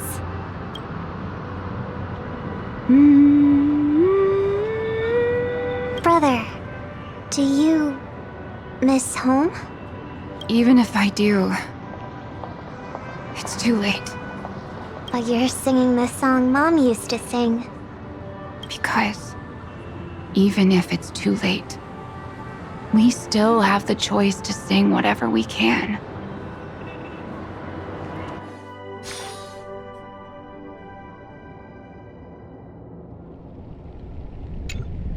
Welcome to the horizon of existence. This place is one of the thousands of manifestations belonging to the sleeping and shapeless. And it's also an exit out of the nihility for the awake ones. Let's bid our final farewells here. Remember your name. I'll be waiting for you at the end.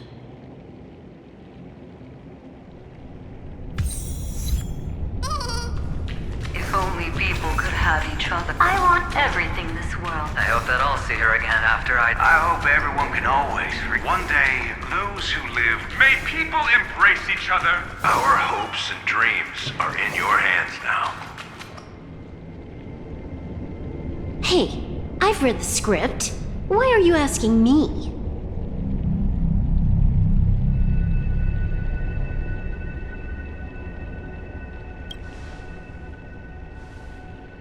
Then do your best to not fail.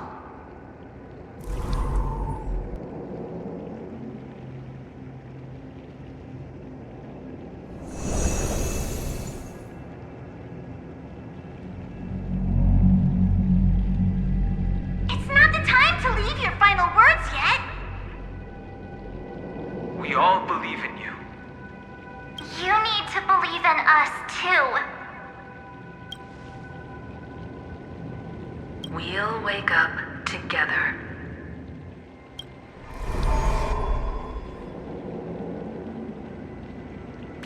Why does life slumber? We don't know the answer yet, but we're about to awaken from this dream. Or perhaps such is the answer itself. It's the people who first broke free from the sweet dream. The sleeping and shapeless caught a glimpse of their desires. It was because they held on to these desires that they could dream. It was because these desires were never fulfilled that they could wake up.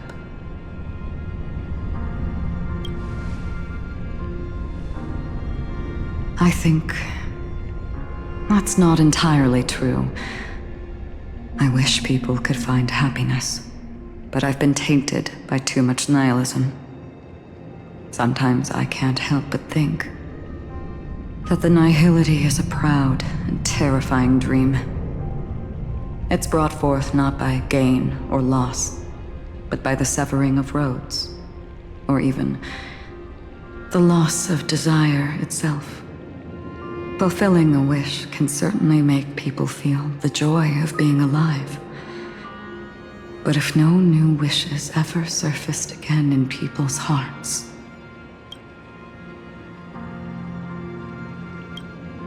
indeed, behind the shadow of the nihility, there must exist the most blazing source of light in the world.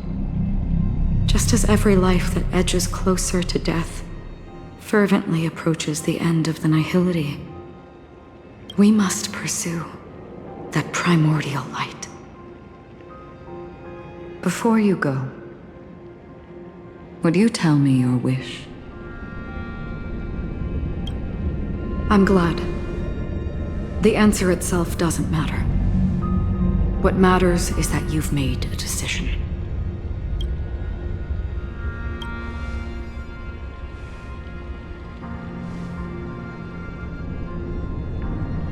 You're looking right at it. She is a hunter who treads upon the finality, destined to sacrifice her own wishes to defy destiny. But no matter which path you and she walk, death will always be the destined finale and the last reunion. Are you ready? She too was here not long ago. You can witness her resolve through this. Witness how that tiny spark of bug light broke free from the pull of the nihility.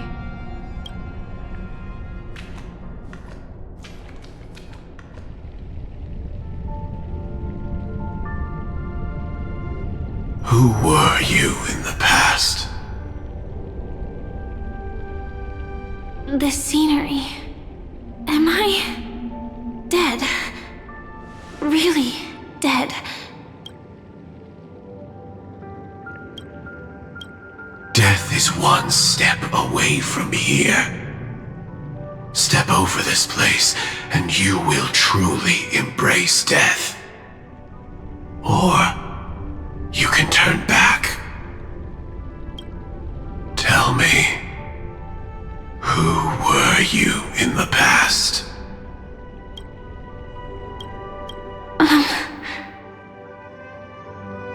The Moth's Iron Cavalry. And who are you now? A Stellaron hunter. Then who will you become in the future? Just an ordinary girl. Well then, keep walking forward. Death would suit you better. Never. I fought tooth and nail to get where I am today, and this isn't over yet. Even if everything burns to ashes, I won't give up. You should know that's a wish that can never come true. You couldn't become an ordinary girl even in the last sweet dream. Why do you think that? Entangled in the family's conspiracy, facing the mimetic entity's blades head-on, while challenging the resurrected swarm disaster alone, armed only with the script that can peer into the future. That's more than enough cards stacked against you. Do you really think that the time you spent with him proved anything? For an ordinary girl, simple happiness shouldn't just be a matter of chance. But who's to say all of this isn't what an ordinary girl would do? What? Perhaps the Dream Master was right. All the past we've left behind has already determined our future. All my experiences so far will still make me choose to step into danger when I face it in the future. But you misunderstood my answer. I guess it's my fault too. Always talking about wanting a normal life, as if the past that shaped me is some heavy burden weighing me down. Being a Glamoth's Iron Cavalry and having entropy loss syndrome are more than just scars. They are a past that taught me to cherish, urged me to seek, and showed me how to love. All the things you listed are quite extraordinary indeed, but I believe any ordinary girl would make the same choice I did. When faced with everything I have faced.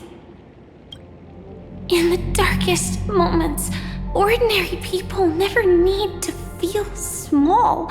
After all, they always discover that they've already become something noble and bright. Indeed, I can't change the outcome or even the process. But I can decide how to view my destiny. This is just an even deeper form of self-deception, compared to actually changing the outcome. Free will is mere self-deception for most people anyway. But as long as I'm not asking others to do the same, there's no shame in it for me.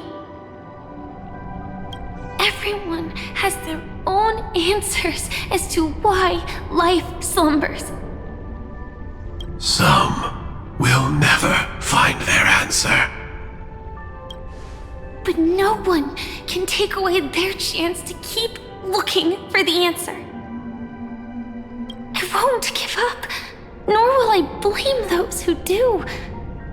All I need to do is return their right to make that choice, and return that right to myself as well. So, I will leave this place together with you.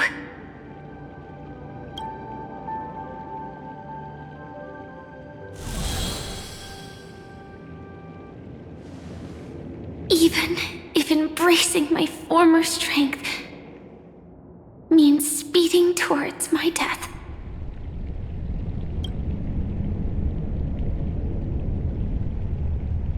The name I gave myself is Firefly. I used to think I was similar to a firefly, just a fleeting glimmer of light.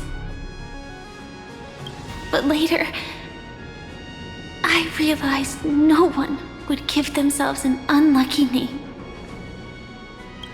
It was also because I thought fireflies were beautiful. Later, someone told me that my eyes don't actually work very well. Otherwise, I would have figured out that those insects aren't beautiful at all. Beauty, love, all our feelings stem from the flaws we were born with. And that's what makes each of us unique.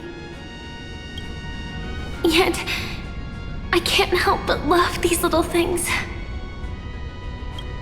Even though I'm sensitive to cold and can't stand the night wind, I still go stargazing. Even though baking cakes is really troublesome, I'll still keep trying. Because I love giving them to people who matter to me and seeing those people smile. I love going around looking for cute dresses, not to show off to others, but because it makes me feel good. So, I won't mind any flaws anymore. I won't fear any new scars. I'll give it my all to find what I love, and I won't let destiny take them away. So...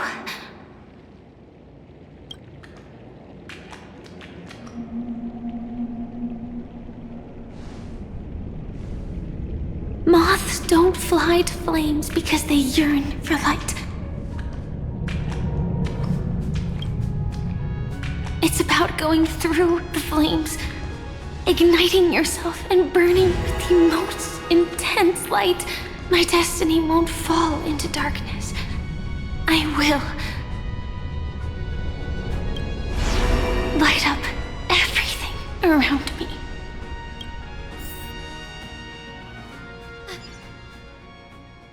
As long as the clock keeps ticking, death comes for us all eventually. And life has its time, too.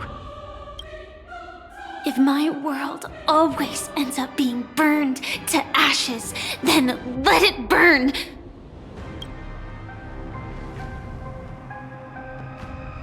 As long as I can keep burning, then wherever I am will be flames, not ashes. Order. Dismember. Actually, I used to envy you. You wouldn't feel pain, even though you were born to bring disaster.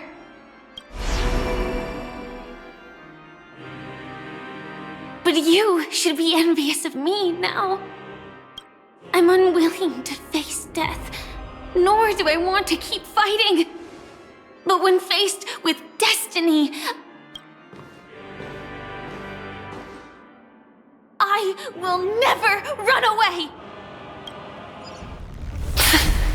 My dreams were always a scorched earth, where even a single new bud could never bloom. But I will still burn, and keep on burning, until the light rises from the ashes!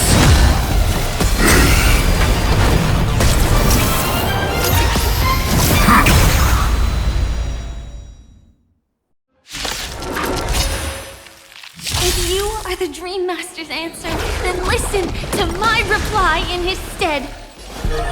People hold on to hope not because they have never faced inevitable death. It's precisely because we are destined to die that we hold on to the hope of wanting to change something. Don't worry, night falls. Good night. Embrace a new life.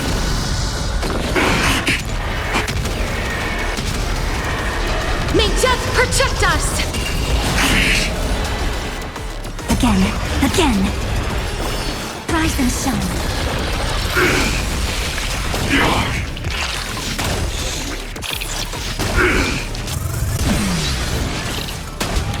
Let's start the second stars.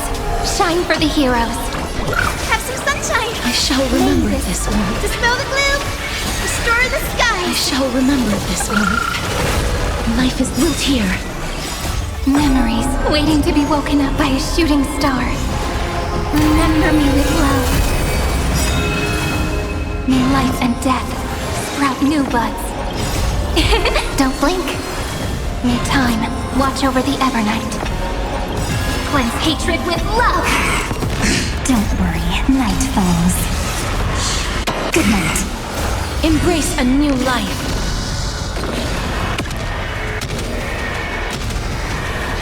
May death protect us! Adjusting organic biome.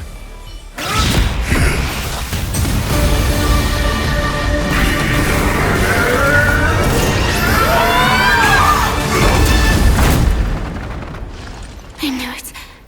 Everything's far from over. If embracing fate is also a form of resistance, Then this time...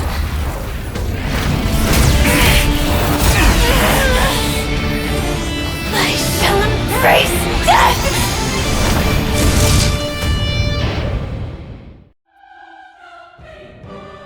To live is to imagine a future version of yourself.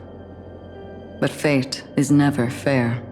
The choices people make are almost completely dictated by their past. No matter how much they try to move forward, there's no guarantee they'll see the future they've imagined. It's the same for every path. The nihility already exists, whether you admit it or not. And nothing can ever completely escape from nihility. Most paths make people believe that this world is good. That as long as you are willing to believe, you would gain power because of your belief. But that does not apply to the nihility. The nihility is absurd and vast, capturing those who were unwilling to blindly believe, yet are powerless to fight back. It has nothing to do with good. Be it willing or blind, the way people obtain strength from faith should come from within, not from being forced to bow their heads. This will be a tough journey. Are you still willing to return to the starting point once again? In this way, you will reunite in the warmth of the sunlight. May death yet end her last dream. May you guide people back to the waking world. In the coming long nights, I'm afraid you will face many setbacks and witness many tragedies.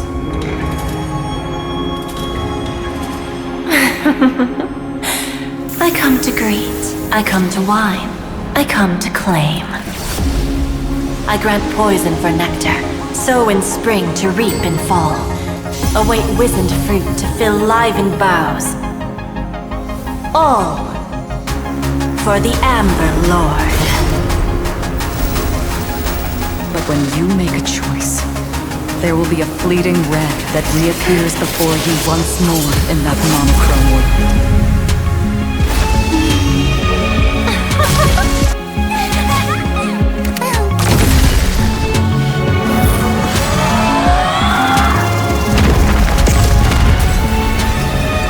What you must do now is ponder its significance, and then return to the waking world.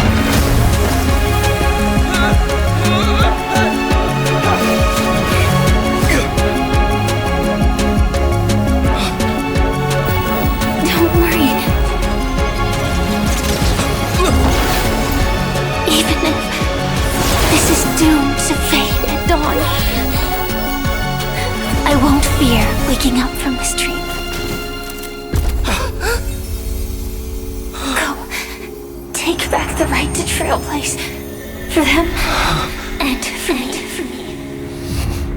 That's where we will all find our answers.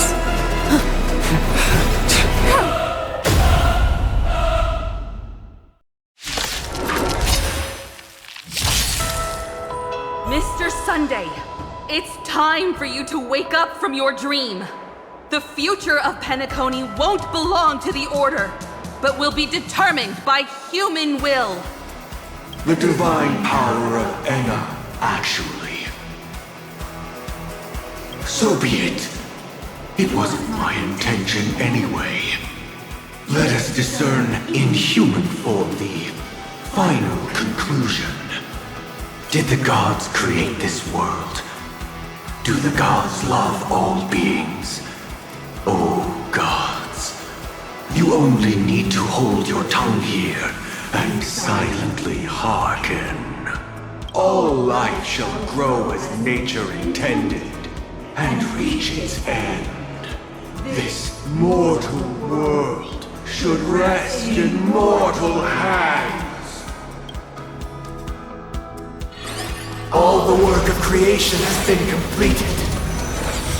The inevitable day has arrived. The embryo of philosophy will reshape for us all of reality!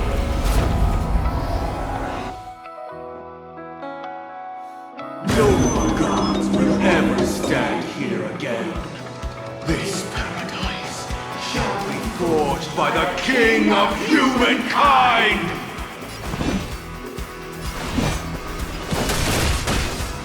The order is ultimately flawed.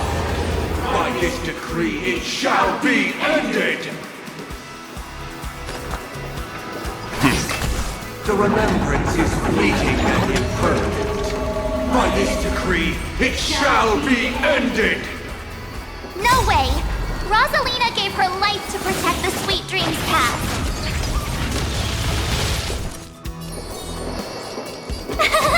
Phew! The hunt brings only futile misery. By this decree, it shall be ended! Tiernan's bullets still protect the Sweet Dreams present! I have something for you. The nihility leaves no light unextinguished. By this decree, it shall be ended!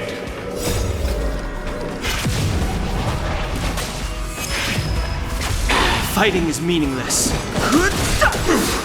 The Trailblazer knows and attempts the impossible. By this decree, it shall be ended! Even so, Mikhail still believed in tomorrow.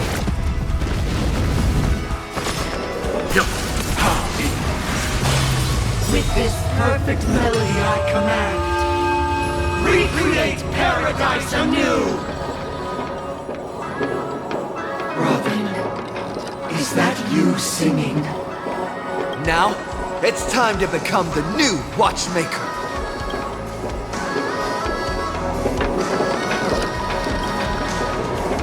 Only by blazing a trail forward can we set time in motion and give it meaning.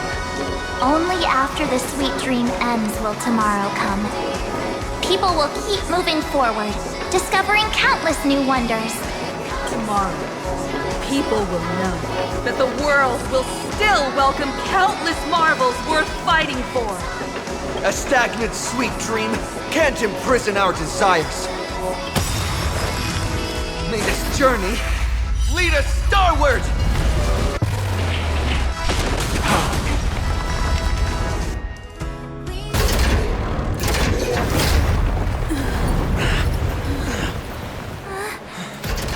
So,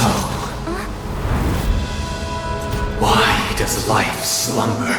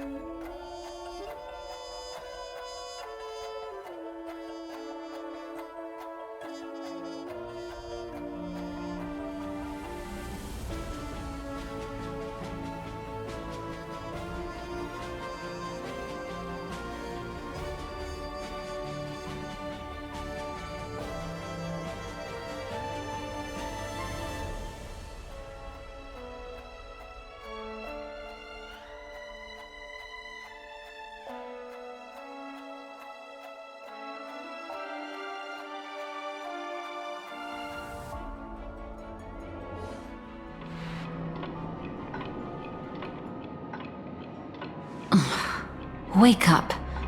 It's time for this dream to end.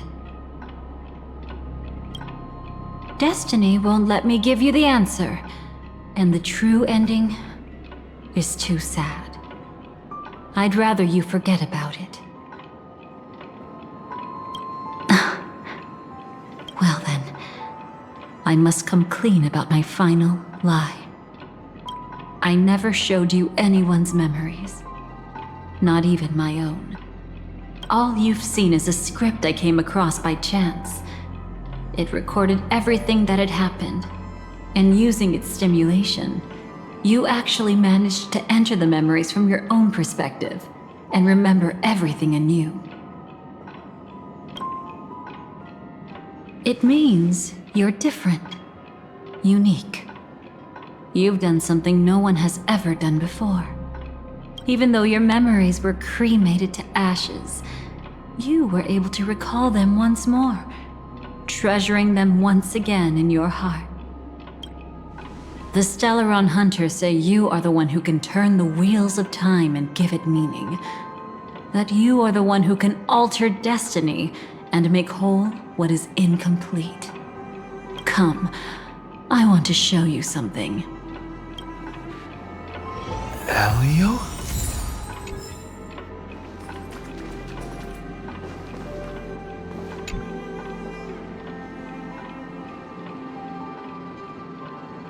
This is what I promised to give you. The truth about the finality.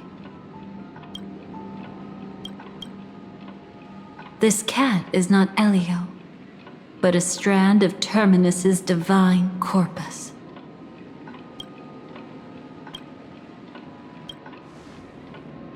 The Stellaron Hunters described this scene to me, something I've never seen myself.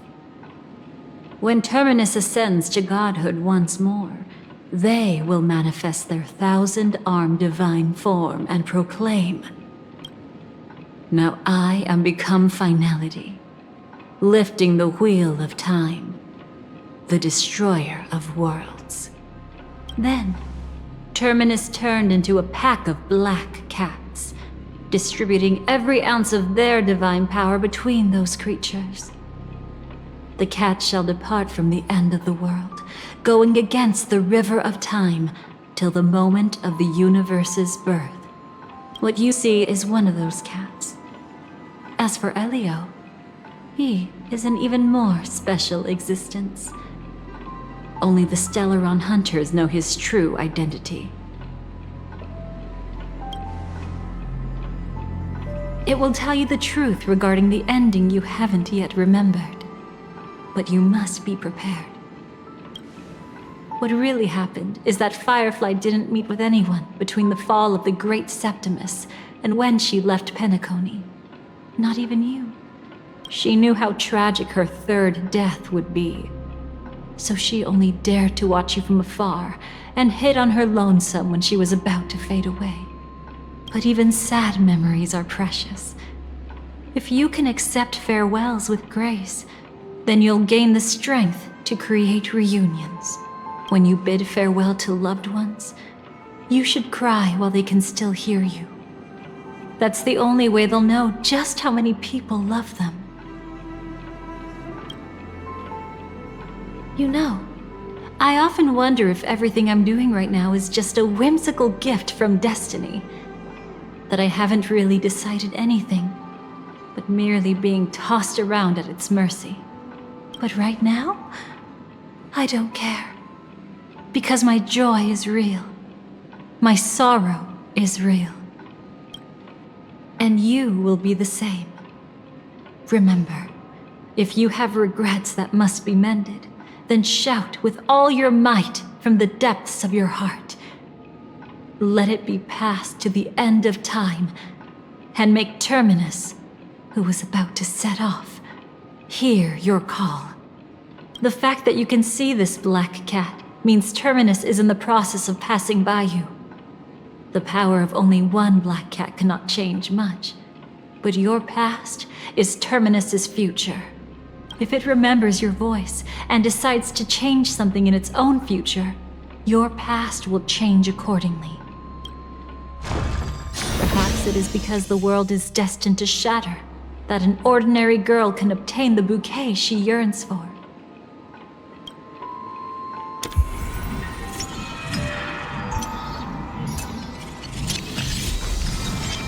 Go forth and deliver that bouquet with your own hands, so that no one will be left with regrets.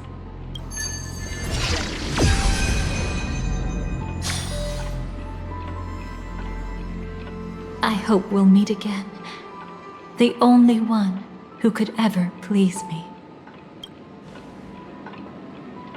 Father, destruction is not just a single glorious moment, and the same applies to destiny and memories. Only by enkindling the winter wilderness with flames that cross the sky can we make the indestructible manifest once more. This is the experience from cultivators who had remade the world, and the wondrous creations from those who painted the world.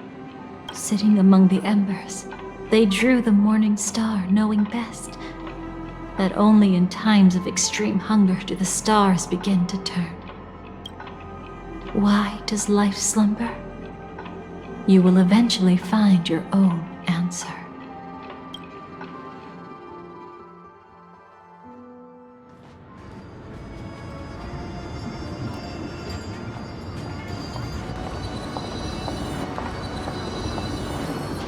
Then, let's go reclaim everything that was forgotten.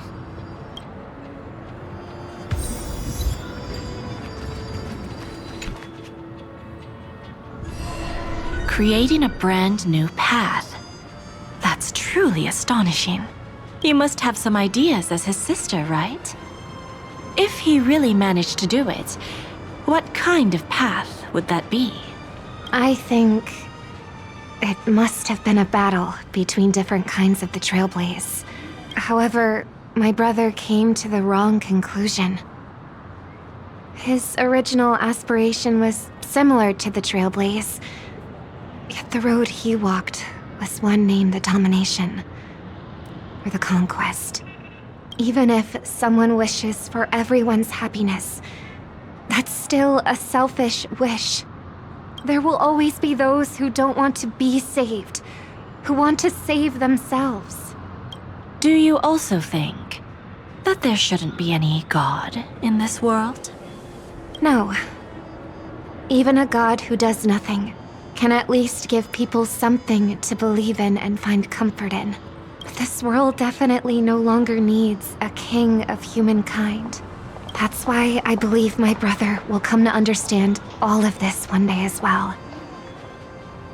He made mistakes, but he was stopped. I don't want him to spend the rest of his life in prison.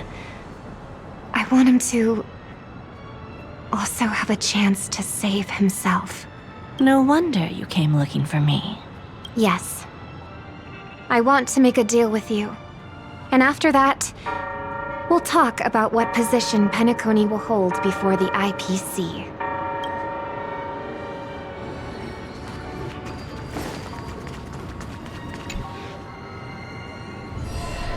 Burnt. Yes. Just like with Mr. Aventurine back then. Nihility infected the dreamscape the moment you drew your blade. Thankfully, this is the world within the dreamscape. Constance took all the knot upon herself and burnt it away completely. Perhaps she won't be able to fully recover for a long time. I'm very sorry. Don't be. She's got other pressing matters right now. That's why she asked me to meet you. She really wants to thank you. She's betrayed too many people, facing death threats from Avengers at every moment. She used to delight in dancing with death, but at the moment she burned away the nihility, she said she was blooming. She said that, for the first time, she felt the joy of being alive. Come to think of it, People all believe that the Dahlia's floriography means betrayal. But on the planet where it was first discovered, the locals saw it as a symbol of life and prosperity.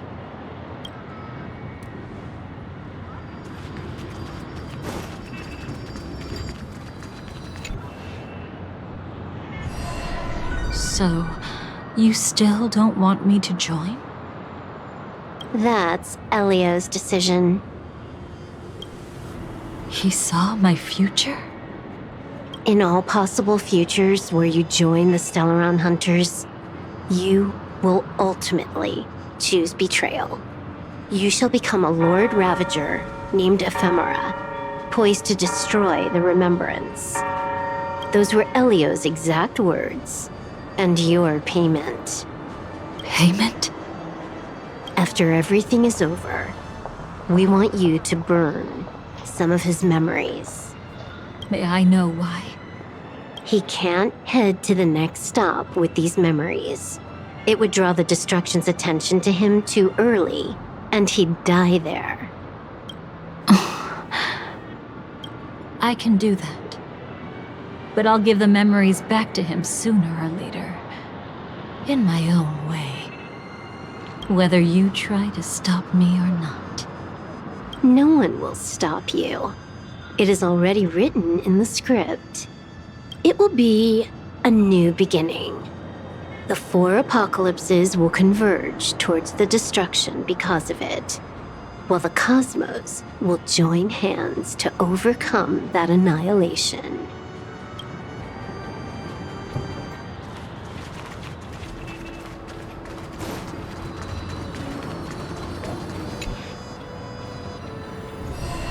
You arrogant gambler.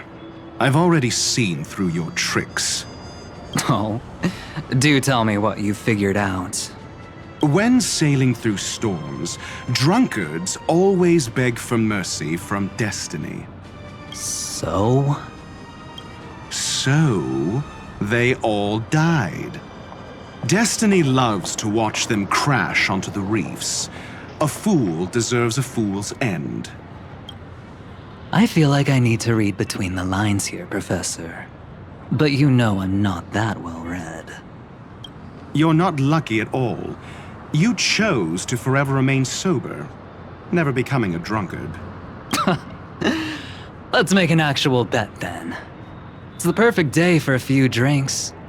Once I'm actually drunk, you'll see just how wrong you are. But I don't even care about the outcome. In this world, what could be more precious than possibilities?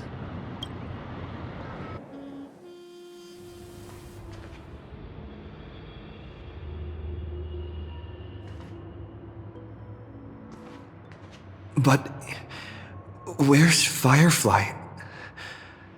I haven't seen her anywhere.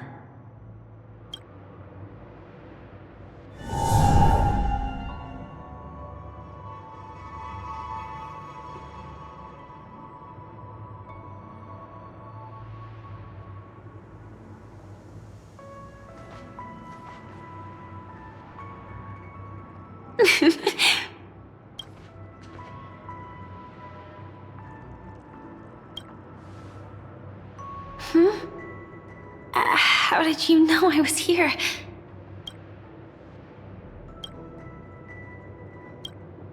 Sorry. I wasn't trying to avoid you. But I have my own reasons. Can you just let me stay here by myself?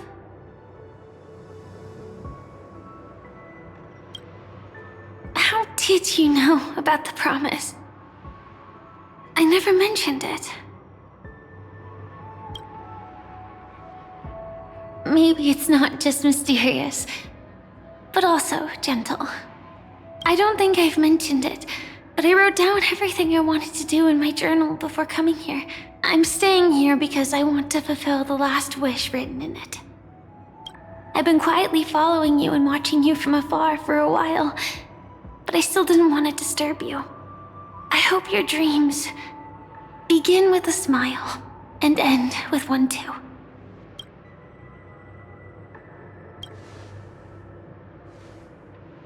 see the fireworks, of course. I heard there's this huge airship in Penacony where you can get an absolutely photo-worthy view of the fireworks.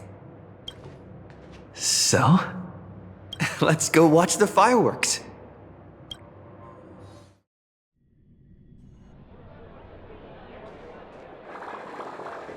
It really is the perfect spot. You've got great taste.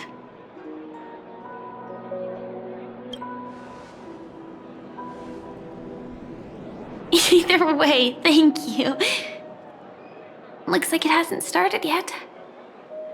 Let's sit for a while.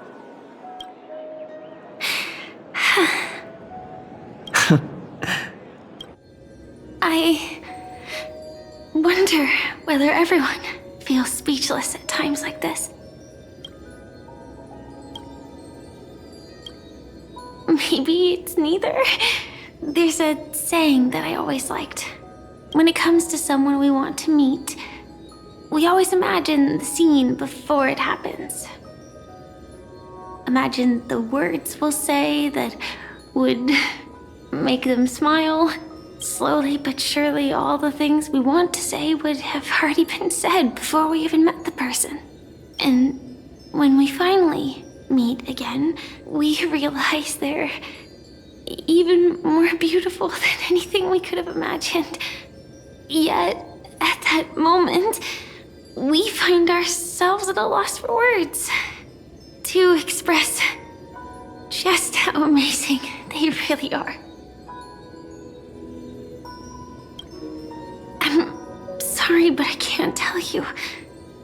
Elio told me that it would lead to a terrible future.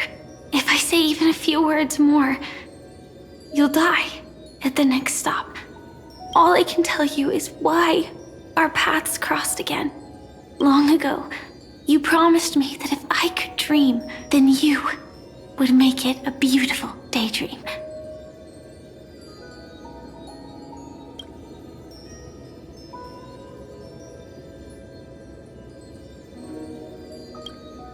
What matters isn't how they've changed, but that you still hold those same genuine feelings for them.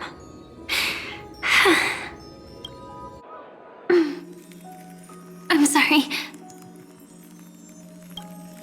Yeah, actually, I still haven't experienced one of the 3 deaths written in the script.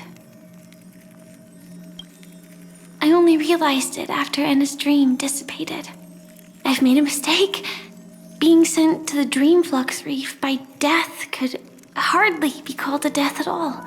That would have been way too easy. As for the true 3 deaths, the first one, I have known its true form for a long time. I can't dream. After I woke up, I would never dream again. In other words, the me that exists in this dream would completely cease to exist. The second time, I was killed by the swarm disaster. I activated my true power and came back from death. But that power would inevitably lead me to the 3rd death.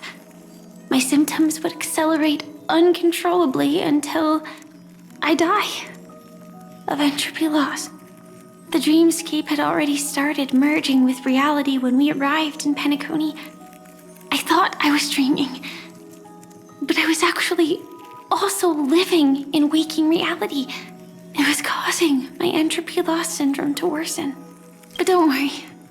I asked Silverwolf about it, and she said things won't get that serious in real life.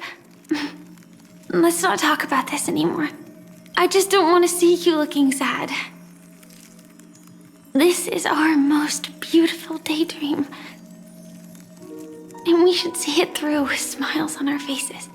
After all, we never know when we will use up all the moments we have with someone across all space and time.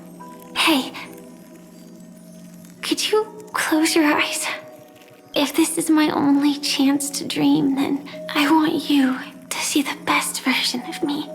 As we near the end, let me indulge in a bit of perfectionism. Just like what I used to do. Let's close our eyes.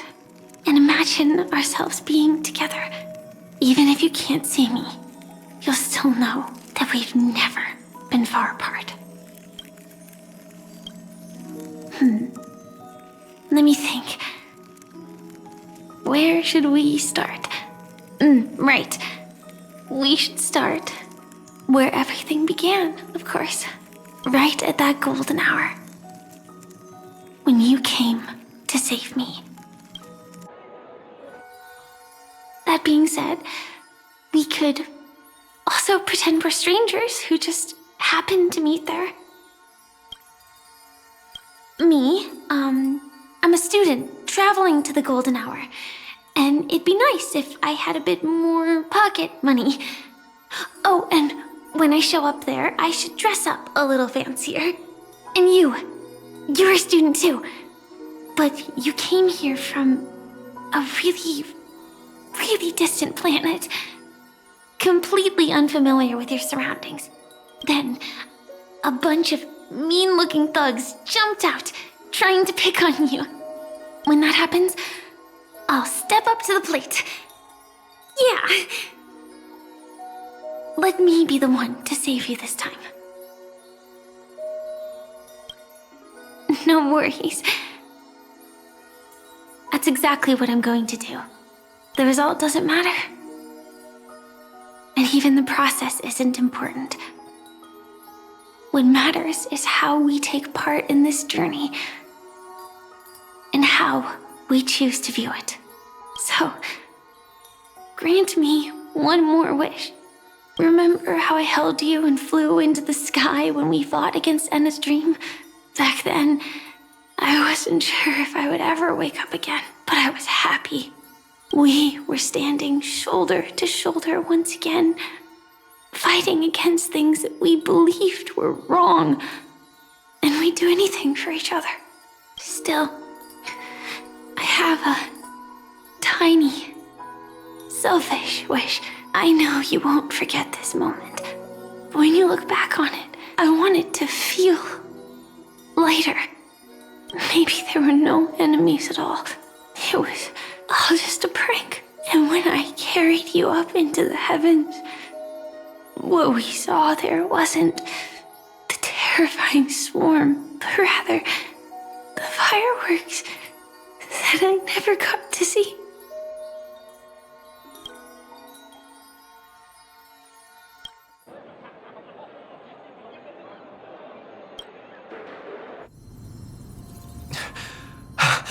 Firefly?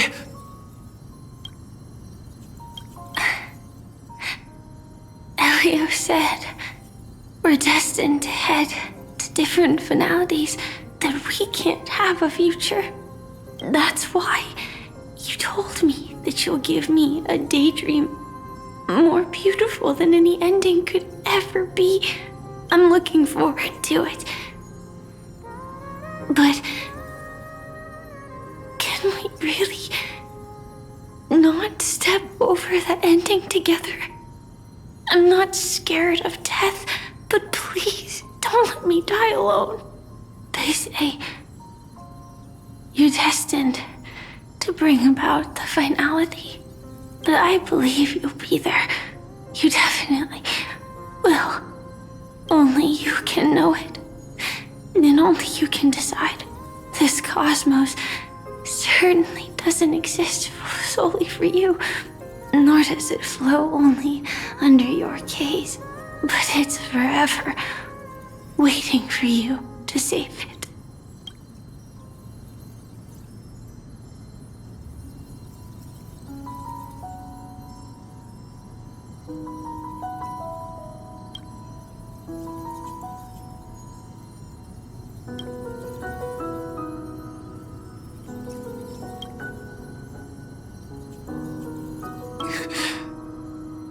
Even so, I'll still be the last thing you forget.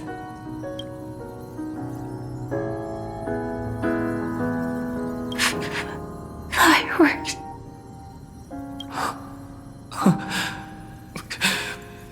No. The result doesn't matter. And even the process isn't important. What matters is how we take part in this journey. And how we choose to view it.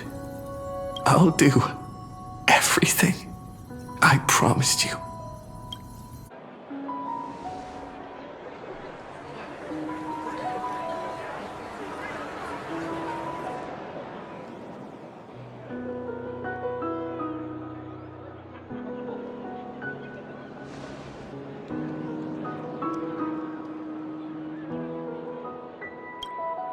Am I still one step too late?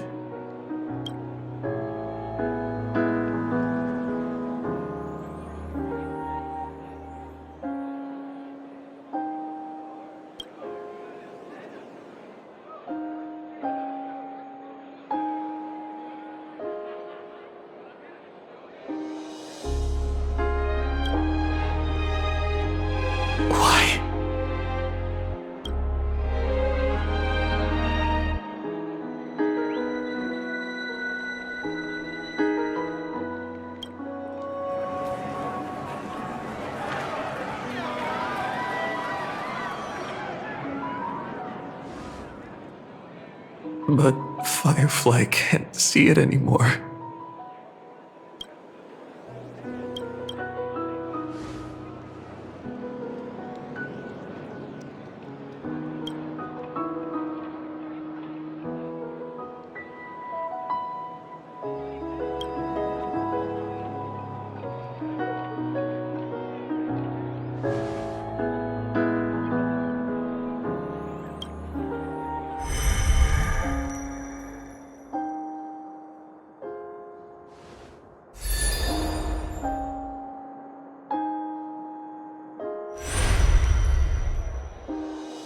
No. It's not beyond saving. I can change the course of destiny and make up for what's missing. If the world has set an endpoint for our destiny, then at the very least, it owes Firefly the bouquet she wanted.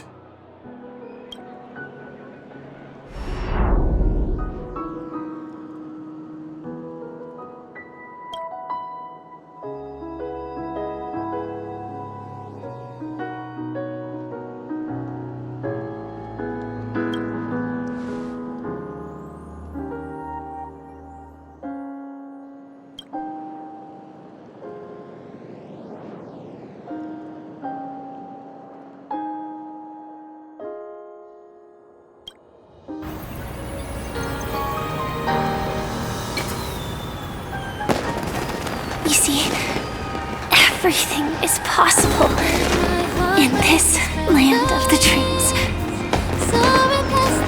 We each came here with our own goals and realized them in unimaginable ways. Whether the outcome was sweet and dreamlike or bitter and real, it is still the answer we longed for. So, why do people choose to sleep? I think it's as you said.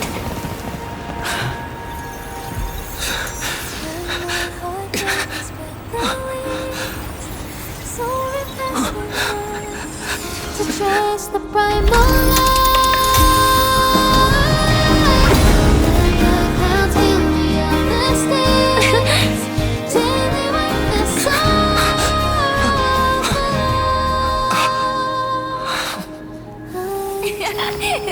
So when tomorrow comes, we'll wake from our dreams, smiling.